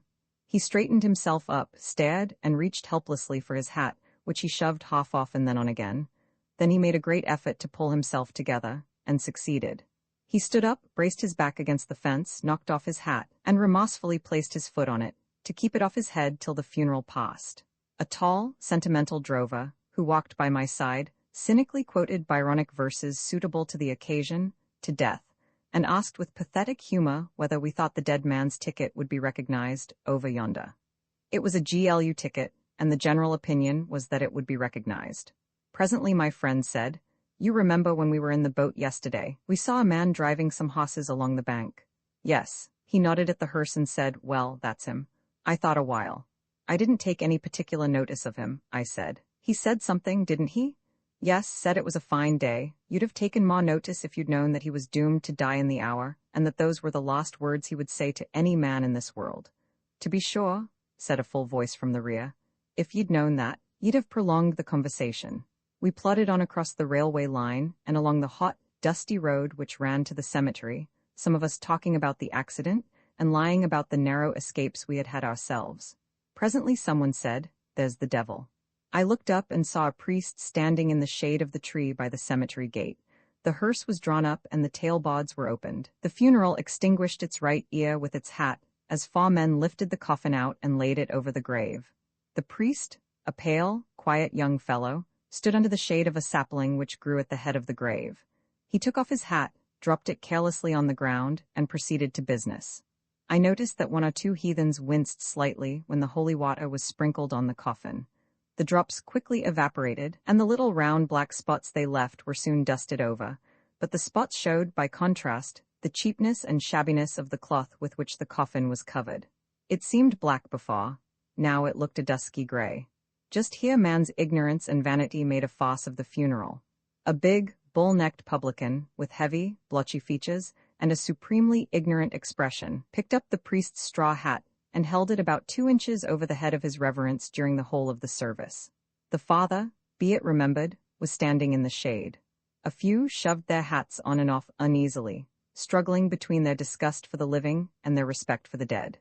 The hat had a conical crown and a brim sloping down all round like a sunshade, and the publican held it with his great red claw spread over the crown. To do the priest justice, perhaps he didn't notice the incident. A stage priest or parson in the same position might have said, "Put the hat down, my friend. Is not the memory of our departed brother worth more than my complexion?" A Wattlebach layman might have expressed himself in stronger language, none the less to the point, but my priest seemed unconscious of what was going on. Besides, the publican was a great and important pillar of the church. He couldn't, as an ignorant and conceited ass, lose such a good opportunity of asserting his faithfulness and importance to his church. The grave looked very narrow under the coffin, and I drew a breath of relief when the box slid easily down. I saw a coffin get stuck once, at Rookwood, and it had to be yanked out with difficulty, and laid on the sods at the feet of the heartbroken relations, who howled dismally while the gravediggers widened the hole. but they don't cut contracts so fine in the West. Our gravedigger was not altogether bowelless, and, out of respect for that human quality described as feelings, he scraped up some light and dusty soil and threw it down to deaden the fall of the clay lumps on the coffin. He also tried to steer the first few shovelfuls gently down against the end of the grave with the back of the shovel turned outwards, but the hard, dry Darling River clods rebounded and knocked all the same. It didn't matter much. Nothing does. The fall of lumps of clay on a stranger's coffin doesn't sound any different from the fall of the same things on an ordinary wooden box. At least I didn't notice anything awesome or unusual in the sound, but perhaps one of us, the most sensitive, might have been impressed by being reminded of a burial of long ago, when the thump of every sod jolted his heart. I have left out the wattle, because it wasn't there. I have also neglected to mention the heartbroken old mate, with his grizzled head bowed and great pearly drops streaming down his rugged cheeks. He was absent, he was probably out back. For similar reasons, I have omitted reference to the suspicious moisture in the eyes of a bearded bush ruffian named Bill. Bill failed to turn up, and the only moisture was that which was induced by the heat. I have left out the sad Australian sunset, because the sun was not going down at the time. The burial took place exactly at midday. The dead bushman's name was Jim, apparently, but they found no portraits, nor locks of hair, nor any love letters, nor anything of that kind in his swag, not even a reference to his mother, only some papers relating to union matters. Most of us didn't know the name till we saw it on the coffin. We knew him as that poor chap that got drowned yesterday. So his name's James Tyson, said my drover acquaintance, looking at the plate. Why, didn't you know that before? I asked. No, but I knew he was a union man. It turned out afterwards that JT wasn't his real name, only the name he went by. Anyhow, he was buried by it, and most of the great Australian dailies have mentioned in their brevity columns that a young man named James John Tyson was drowned in a billabong of the Darling last Sunday.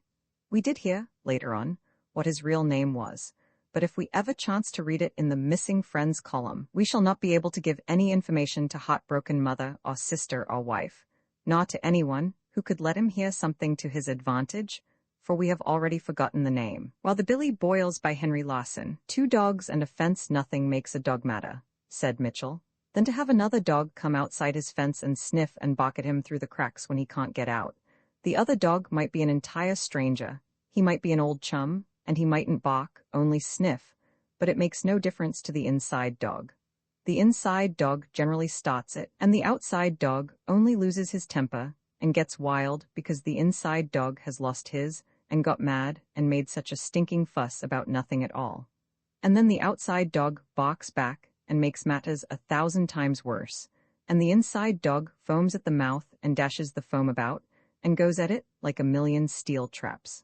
I can't tell why the inside dog gets so wild about it in the first place, except, perhaps, because he thinks the outside dog has taken him at a disadvantage and is poking it at him.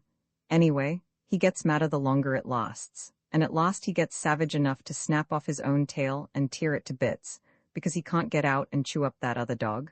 And if he did get out, he'd kill the other dog, or try to, even if it was his own brother. Sometimes the outside dog only smiles and trots off.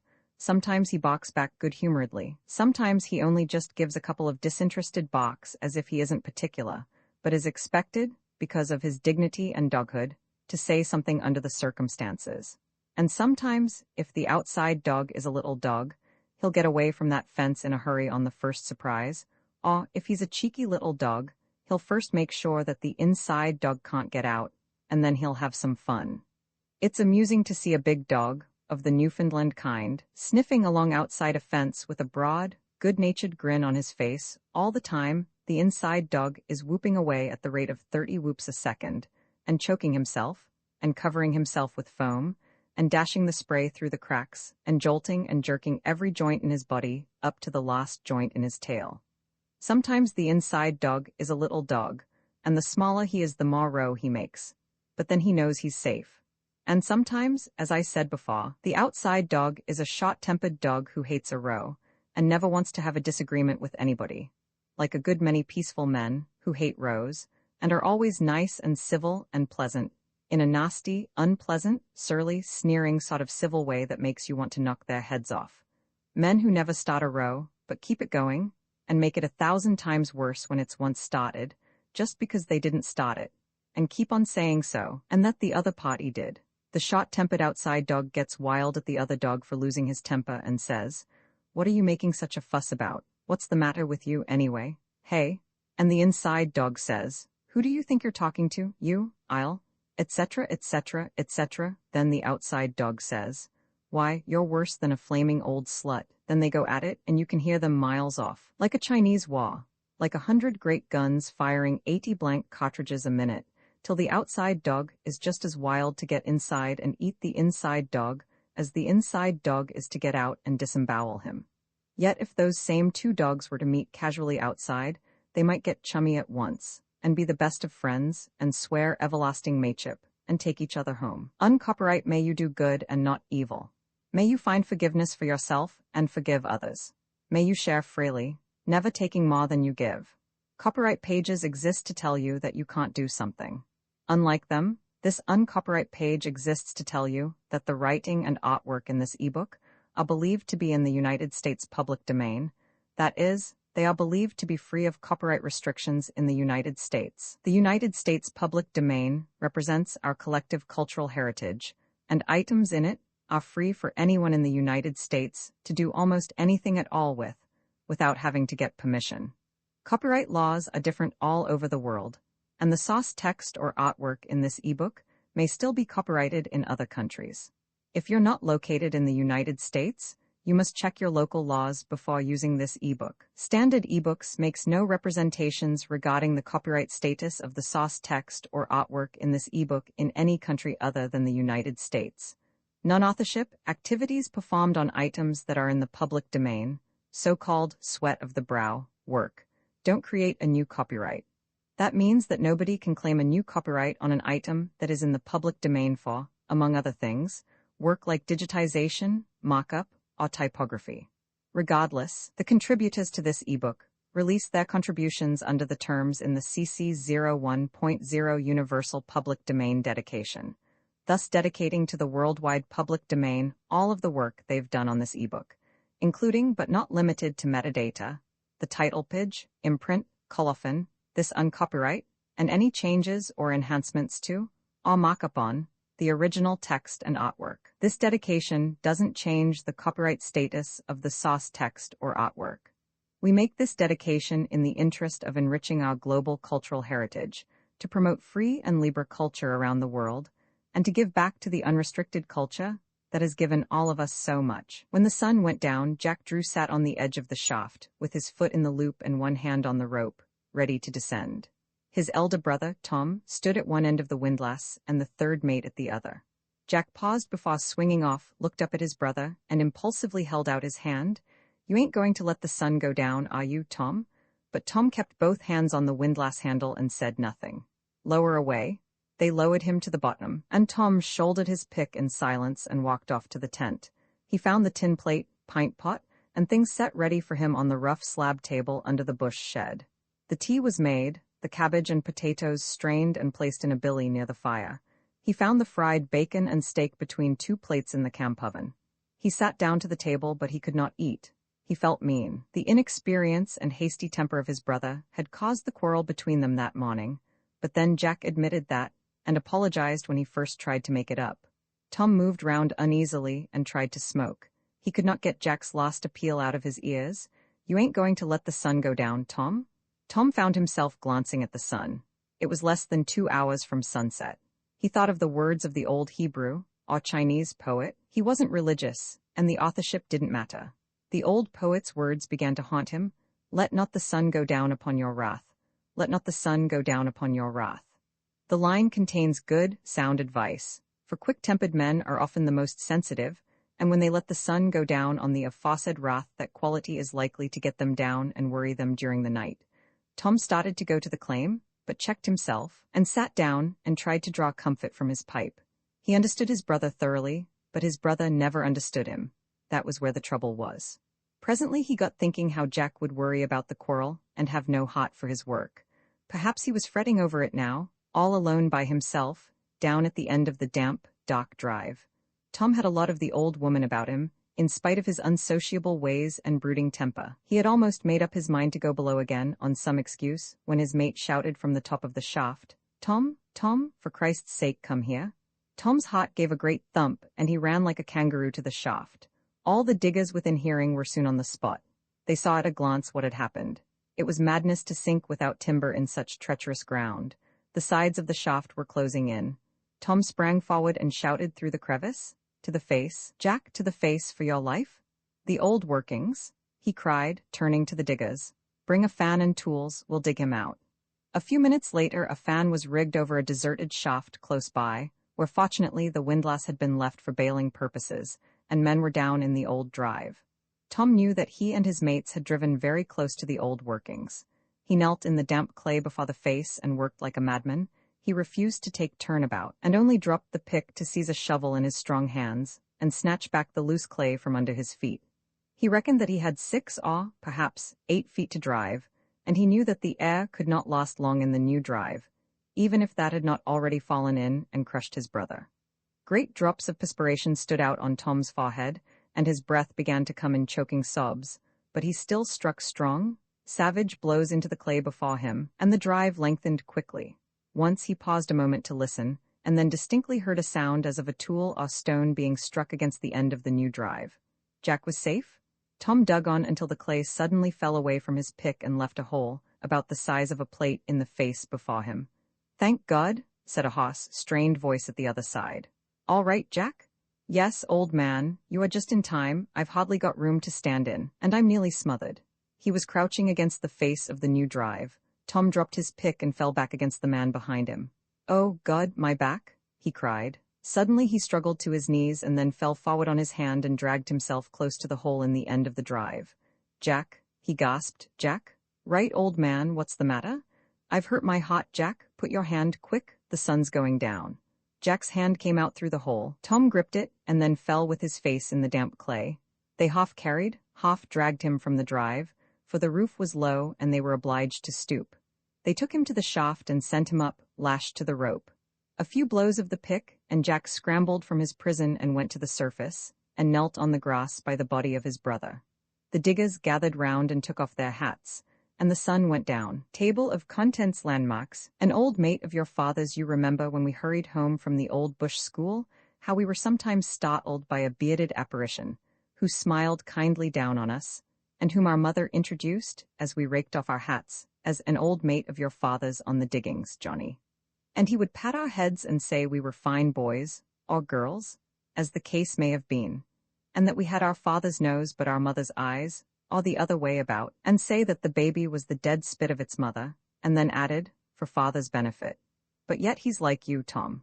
It did seem strange to the children to hear him address the old man by his Christian name, considering that the mother always referred to him as father. She called the old mate Mr. So-and-so, and father called him Bill, or something to that effect. Occasionally the old mate would come dressed in the latest city fashion, and at other times in a new suit of reach-me-downs, and yet again he would turn up in clean white moleskins, washed tweed coat, Crimean shirt, blucher boots, soft felt hat, with a fresh-looking speckled handkerchief round his neck. But his face was mostly round and brown and jolly, his hands were always horny, and his beard gray. Sometimes he might have seemed strange and uncouth to us at first, but the old man never appeared the least surprised at anything he said or did. They understood each other so well. And we would soon take to this relic of our father's past, who would have fruit or lollies for us. Strange that he always remembered them, and would surreptitiously slip shillings into our dirty little hands and tell us stories about the old days, when me and your father was on the diggins, and you wasn't thought of, my boy. Sometimes the old mate would stay over Sunday, and in the forenoon or after dinner, he and father would take a walk amongst the deserted shafts of Sapling Gully or along Quartz Ridge, and criticize old ground, and talk of past diggers' mistakes, and second bottoms and feelers and dips and leads, also outcrops, and absently pick up pieces of quartz and slate, rub them on their sleeves, look at them in an abstracted manner, and drop them again, and they would talk of some old lead they had worked on. Hogan's party was here on one side of us, Mackintosh was here on the other. Mac was getting good gold and so was Hogan, and now, why the blanky blank weren't we on gold? And the mate would always agree that there was gold in them ridges and gullies yet, if a man only had the money behind him to get at it, and then perhaps the governor would show him a spot where he intended to put down a shaft some day. The old man was always thinking of putting down a shaft. And these two old 59ers would mooch round and sit on their heels on the sunny mullock heaps and break clay lumps between their hands, and lay plans for the putting down of shafts, and smoke, till an urchin was sent to look for his father and Mr. So-and-so, and tell him to come to their dinner. And again, mostly in the fresh of the morning, they would hang about the fences on the selection and review the livestock. 5 dusty skeletons of cows, a hollow-sided calf or two, and one shocking piece of equine scenery, which, by the way, the old mate always praised. But the selector's heart was not in farming nor on selections. It was far away with the last new rush in Western Australia or Queensland, or perhaps buried in the worked-out ground of Tambaroora, Married Man's Creek, or Araluen, and by the memory of some half-forgotten reef or lead or last chance, nil disparandum, or brown snake claim, would take their thoughts far back and away from the dusty patch of sods and struggling sprouts called the crop, or the few discouraged, half-dead slips which comprised the orchard. Then their conversation would be pointed with many golden points: Bakery Hill, Deep Creeks, Maitland Bars, Specimen Flats, and Chinamen's Gullies. And so they'd yarn till the youngster came to tell them that mother says the breakfast is gettin' cold. And then the old mate would rouse himself and stretch and say, "Well, we mustn't keep the missus waitin', Tom." And after tea, they would sit on a log of the wood heap or the edge of the veranda, that is, in warm weather, and yarn about Ballarat and Bendigo, of the days when we spoke of being on a place oftener than at it, on Ballarat, on Gulgong, on Lambing Flat, on Creswick, and they would use the definite article before the names, as on the Turon, the Lachlan, the Home Rule, the Canadian Lead. Then again they'd yarn of old mates such as Tom Brooke, Jack Henright, and poor Martin Ratcliffe, who was killed in his golden hole, and of other men whom they didn't seem to have known much about, and who went by the names of Adelaide Adolphus, Connie George, and other names which might have been more or less applicable. And sometimes they'd get talking, low and mysterious like, about Eureka Stockade. And if we didn't understand and asked questions, what was the Eureka Stockade? Or what did they do it for? Father'd say, "Now, run away, sonny, and don't bother. Me and Mr. So-and-so want to talk." Father had the mark of a hole on his leg, which he said he got through a gun accident when a boy, and a scar on his side that we saw when he was in swimming with us. He said he got that in an accident in a quartz crushing machine. Mr. So-and-so had a big scar on the side of his forehead that was caused by a pick accidentally slipping out of a loop in the rope and falling down a shaft where he was working. But how was it they talked low, and their eyes brightened up, and they didn't look at each other, but away over sunset, and had to get up and walk about, and take a stroll in the cool of the evening when they talked about Eureka? And, again they'd talk lower and more mysterious-like, and perhaps mother would be passing the wood heap and catch a word, and asked, "Who was she, Tom?" And Tom, father, would say, "Oh, you didn't know her, Mary. She belonged to a family Bill knew at home." And Bill would look solemn till mother had gone, and then they would smile a quiet smile and stretch and say, "Ah, well," and start something else. They had yarns for the fireside, too, some of those old mates of our fathers, and one of them would often tell how a girl, a queen of the diggings, was married, and had her wedding ring made out of the gold of that field, and how the diggers weighed their gold with the new wedding ring, for luck, by hanging the ring on the hook of the scales and attaching their chamois leather gold bags to it, whereupon she boasted that 400 ounces of the precious metal passed through her wedding ring, and how they lowered the young bride, blindfolded, down a golden hole in a big bucket, and got her to point out the drive from which the gold came that her ring was made out of. The point of this story seems to have been lost, or else we forget it, but it was characteristic. Had the girl been lowered down a duffer and asked to point out the way to the gold, and had she done so successfully, there would have been some sense in it. And they would talk of King, and Maggie Oliver, and G.V. Brooke, and others, and remember how the diggers went 5 miles out to meet the coach that brought the girl actress, and took the hosses out and brought her in triumph, and worshipped her, and sent her off in glory, and threw nuggets into her lap. And how she stood upon the box seat and tore her sailor hat to pieces, and threw the fragments amongst the crowd. And how the diggers fought for the bits and thrust them inside their shirt bosoms. And how she broke down and cried, and could in her turn have worshipped those men, loved them, everyone. They were boys all, and gentlemen all.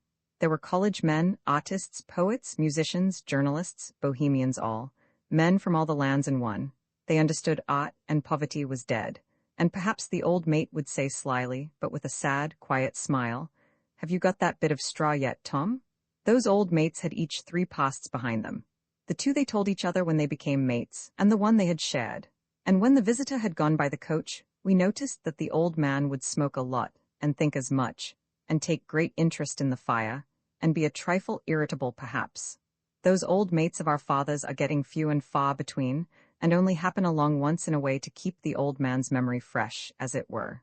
We met one today, and had a yarn with him, and afterwards we got thinking, and somehow began to wonder whether those ancient friends of ours were, or were not, better and kinder to their mates than we of the rising generation are to our fathers. And the doubt is painfully on the wrong side. An unfinished love story brook let down the heavy, awkward slip rails, and the gaunt cattle stumbled through, with aggravating deliberation, and scattered slowly among the native apple trees along the sideling. First there came an old, easygoing red poley cow, then a dusty white cow, then 2 shaggy, half-grown calves, who seemed already to have lost all interest in existence, and after them a couple of babies, sleek, glossy, and cheerful, then 3 more tired-looking cows, with ragged udders and hollow sides, then a lanky barren heifer, red, of course, with half-blind eyes and 1 crooked horn. She was noted for her great agility in jumping 2-rail fences, and she was known to the selector as Queen Elizabeth. And behind her came a young, cream-colored milker, a mighty proud and contented young mother, painfully and patiently dragging her first calf, which was hanging obstinately to a teat, with its head beneath her hind legs. Last of all there came the inevitable red steer, who scratched the dust, and let a stupid bee-woo out of him as he snuffed at the rails. Brooke had shifted the rails there often before, 15 years ago, perhaps the self-same rails, for stringy bark lasts long, and the action brought the past near to him, nearer than he wished. He did not like to think of that hungry, wretched selection existence. He felt more contempt than pity for the old-fashioned, unhappy boy who used to let down the rails there and drive the cattle through. He had spent those 15 years in cities and had come here, prompted more by curiosity than anything else, to have a quiet holiday. His father was dead, his other relations had moved away, leaving a tenant on the old selection. Brooke rested his elbow on the top rail of an adjacent panel and watched the cattle pass, and thought until Lizzie, the tenant's niece, shoved the red steer through and stood gravely regarding him, Brooke, and not the steer. Then he shifted his back to the fence and looked at her. He had not much to look at. A short, plain, thin girl of 19, with rather vacant gray eyes, dark ringlets, and freckles. She had no complexion to speak of. She wore an ill-fitting print frock, and a pair of men's elastic sides several sizes too large for her. She was studying for a school teacher. That was the height of the ambition of local youth. Brooke was studying her. He turned away to put up the rails. The lower rail went into its place all right, but the top one had got jammed, and it stuck as though it was spiked. He worked the rail up and down and to and fro, took it under his arm and tugged it, but he might as well have pulled at one of the posts. Then he lifted the loose end as high as he could, and let it fall, jumping back out of the way at the same time. This loosened it, but when he lifted it again, it slid so easily and far into its socket that the other end came out and fell, balking Brooke's knee. He swore a little, then tackled the rail again. He had the same trouble as before with the other end, but succeeded at last. Then he turned away, rubbing his knee. Lizzie hadn't smiled, not once. She watched him gravely all the while. "Did you hurt your knee?" she asked, without emotion. "No, the rail did." She reflected solemnly for a while, and then asked him if it felt sore. He replied rather briefly in the negative. "They were always nasty, awkward rails to put up," she remarked, after some more reflection. Brooke agreed, and then they turned their faces towards the homestead. Halfway down the sideling was a clump of saplings, with a big log lying amongst them. Here Brooke paused. "We'll sit down for a while and have a rest," said he. "Sit down, Lizzie." She obeyed with the greatest of gravity. Nothing was said for a while. She sat with her hands folded in her lap, gazing thoughtfully at the ridge, which was growing dim. It looked better when it was dim, and so did the rest of the scenery. There was no beauty lost when darkness hid the scenery altogether. Brooke wondered what the girl was thinking about. The silence between them did not seem awkward somehow, but it didn't suit him just then, and so presently he broke it. "Well, I must go tomorrow." "Must you?" "Yes." She thought a while, and then she asked him if he was glad to go. "Well, I don't know. Are you sorry, Lizzie?" She thought a good long while, and then she said she was. He moved closer to the girl and suddenly slipped his arm round her waist. She did not seem agitated, she still gazed dreamily at the line of ridges, but her head inclined slightly towards him. Lizzie, did you ever love anyone? Then anticipating the usual reply, except of course your father and mother, and all that sort of thing. Then, abruptly, I mean, did you ever have a sweetheart? She reflected so as to be sure, then she said she hadn't. Long pause, and he, the city man, breathed hard, not the girl. Suddenly he moved nervously and said, Lizzie, do you know what love means? She pondered over this for some minutes, as a result of which she said she thought that she did. Lizzie, do you think you can love me? She didn't seem able to find an answer to that, so he caught her to him in both arms and kissed her hard and long on the mouth. She was agitated now. He had some complexion now. She struggled to her feet, trembling. We must go now, she said quickly. They will be waiting for tea. He stood up before her and held her there by both hands. There is plenty of time. Lizzie? Mr. Brooker? Liizze, come tur ya tee, yelled a boy from the house. We must really go now. Oh, they can wait a minute. Lizzie, don't be frightened, bending his head. Lizzie, put your arms round my neck and kiss me, now. Do as I tell you, Lizzie, they cannot see us, and he drew her behind a bush. Now, Lizzie. She obeyed just as a frightened child might. We must go now, she panted, breathless from such an embrace. Lizzie, you will come for a walk with me after tea? I don't know, I can't promise, I don't think it would be right. Aunt mightn't like me to. Never mind, Aunt, I'll fix her. We'll go for a walk over to the school teacher's place, it will be bright moonlight. I don't like to promise, my father and mother might not. Why, what are you frightened of? What harm is there in it? Then, softly, promise, Lizzie. Promise, Lizzie? She was hesitating. Promise, Lizzie, I'm going away tomorrow. Might never see you again. You will come, Lizzie. It will be our last talk together. Promise, Lizzie. Oh, then, if you don't like to, I won't press you. Will you come or no? Yees. One more, and I'll take you home. It was nearly dark. Brooke was moved to get up early next morning and give the girl a hand with the cows. There were 2 rickety bales in the yard. He had not forgotten how to milk, but the occupation gave him no pleasure. It brought the past near again. Now and then he would turn his face, rest his head against the side of the cow, and watch Lizzie at her work. And each time she would, as though in obedience to an influence she could not resist, turn her face to him, having noted the pause in his milking. There was a wonder in her expression, as if something had come into her life which she could not realize, curiosity in his. When the spare pail was full, he would follow her with it to the little Bach dairy, and she held out the cloth which served as a strainer whilst he pawed the milk in, and as the last drops went through, their mouths would come together. He carried the slop buckets to the pigsty for her, and helped to potty a young calf. He had to grip the calf by the nape of the neck, insert a forefinger in its mouth, and force its nose down into an oil drum full of skim milk. The calf sucked, thinking it had a teat, and so it was taught to drink. But calves have a habit, born of instinct, of butting the udders with their noses, by way of reminding their mothers to let down the milk. And so this calf butted at times, splashing sour milk over Brooke, and barking his wrist against the sharp edge of the drum. Then he would swear a little, and Lizzie would smile sadly and gravely. Brooke did not go away that day, nor the next, but he took the coach on the 3rd day thereafter. He and Lizzie found a quiet corner to say goodbye in. She showed some emotion for the first time, or perhaps the second, maybe the 3rd time, in that week of her life. They had been out together in the moonlight every evening. Brooke had been 15 years in cities. They had scarcely looked at each other that morning, and scarcely spoken. He looked back as the coach started and saw her sitting inside the big kitchen window. She waved her hand, hopelessly it seemed.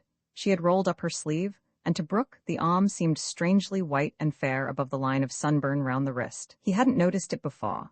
Her face seemed fairer too, but perhaps it was only the effect of light and shade round that window.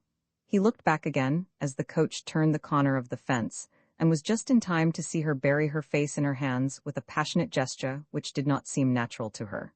Brooke reached the city next evening, and, after hours, he staggered in through a side entrance to the lighted parlor of a private bar. They say that Lizzie broke her heart that year, but then, the world does not believe in such things nowadays. Another of Mitchell's plans for the future. I'll get down among the cockies along the Lachlan, or some of these rivers, said Mitchell, throwing down his swag beneath a big tree. A man stands a better show down there. It's a mistake to come out back. I knocked around a good deal down there among the farms. Could always get plenty of tucka and a job if I wanted it. One cocky I worked for wanted me to stay with him for good. Sorry I didn't. I'd have been better off now. I was treated more like one of the family, and there was a couple of good-looking daughters. One of them was clean gone on me. There are some grand girls down that way. I always got on well with the girls, because I could play the fiddle and sing a bit. They'll be glad to see me when I get back there again, I know. I'll be all right. No more bother about Tucker. I'll just let things slide as soon as I spot the house. I'll bet my boots the kettle will be boiling, and everything in the house will be on the table before I'm there 20 minutes. And the girls will be running to meet the old cocky when he comes riding home at night, and they'll let down the slip rails and ask him to guess who's up at our place. Yes, I'll find a job with some old cocky, with a good-looking daughter or two. I'll get on plowing if I can. That's the sort of work I like. Best graft about a farm. By and by the cocky'll have a few sheep he wants shorn, and one day he'll say to me, Jack, if you hear of a shearer knockin' round let me know. I've got a few sheep I want shaw. How many have you got? I'll say. Oh, about 1,500. And what do you think of giving? Well, about 25 bob 100, but if a shearer sticks out for 30, send him up to talk with me. I want to get him shore as soon as possible. It's all right, I'll say, you needn't bother, I'll shear your sheep. Why, he'll say, can you shear? Shear, of course I can. I shaw before you were born. It won't matter if he's twice as old as me. So I'll shear his sheep and make a few pounds, and he'll be glad and all the more eager to keep me on, so's to always have someone to shear his sheep. But by and by I'll get tired of stopping in the one place and want to be on the move, so I'll tell him I'm going to leave. Why, what do you want to go for? He'll say, surprised, ain't you satisfied? Oh yes, I'm satisfied, but I want to change. Oh, don't go, he'll say, stop and we'll call it 25 bob a week. But I'll tell him I'm off, wouldn't stay for 100 when I'd made up my mind, so when he sees he can't persuade me he'll get a bit stiff and say, well, what about that there girl? Are you going to go away and leave her like that? Why, what do I mean? I'll say, leave her like what? I won't pretend to know what he's driving at. Oh, he'll say, you know very well what I mean. The question is, are you going to marry the girl or not? I'll see that things are getting a little warm and that I'm in a corner, so I'll say, why, I never thought about it. This is pretty sudden and out of the common, isn't it? I don't mind marrying the girl if she'll have me. Why, I haven't asked her yet. Well, look here, he'll say, if you agree to marry the girl, and I'll make you marry her. Any road.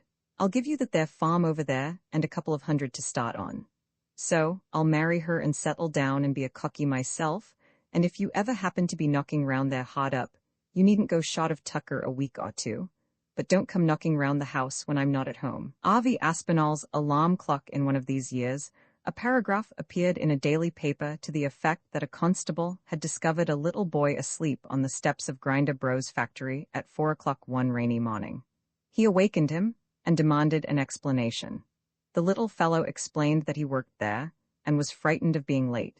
He started work at 6 and was apparently greatly astonished to hear that it was only 4. The constable examined a small parcel which the frightened child had in his hand.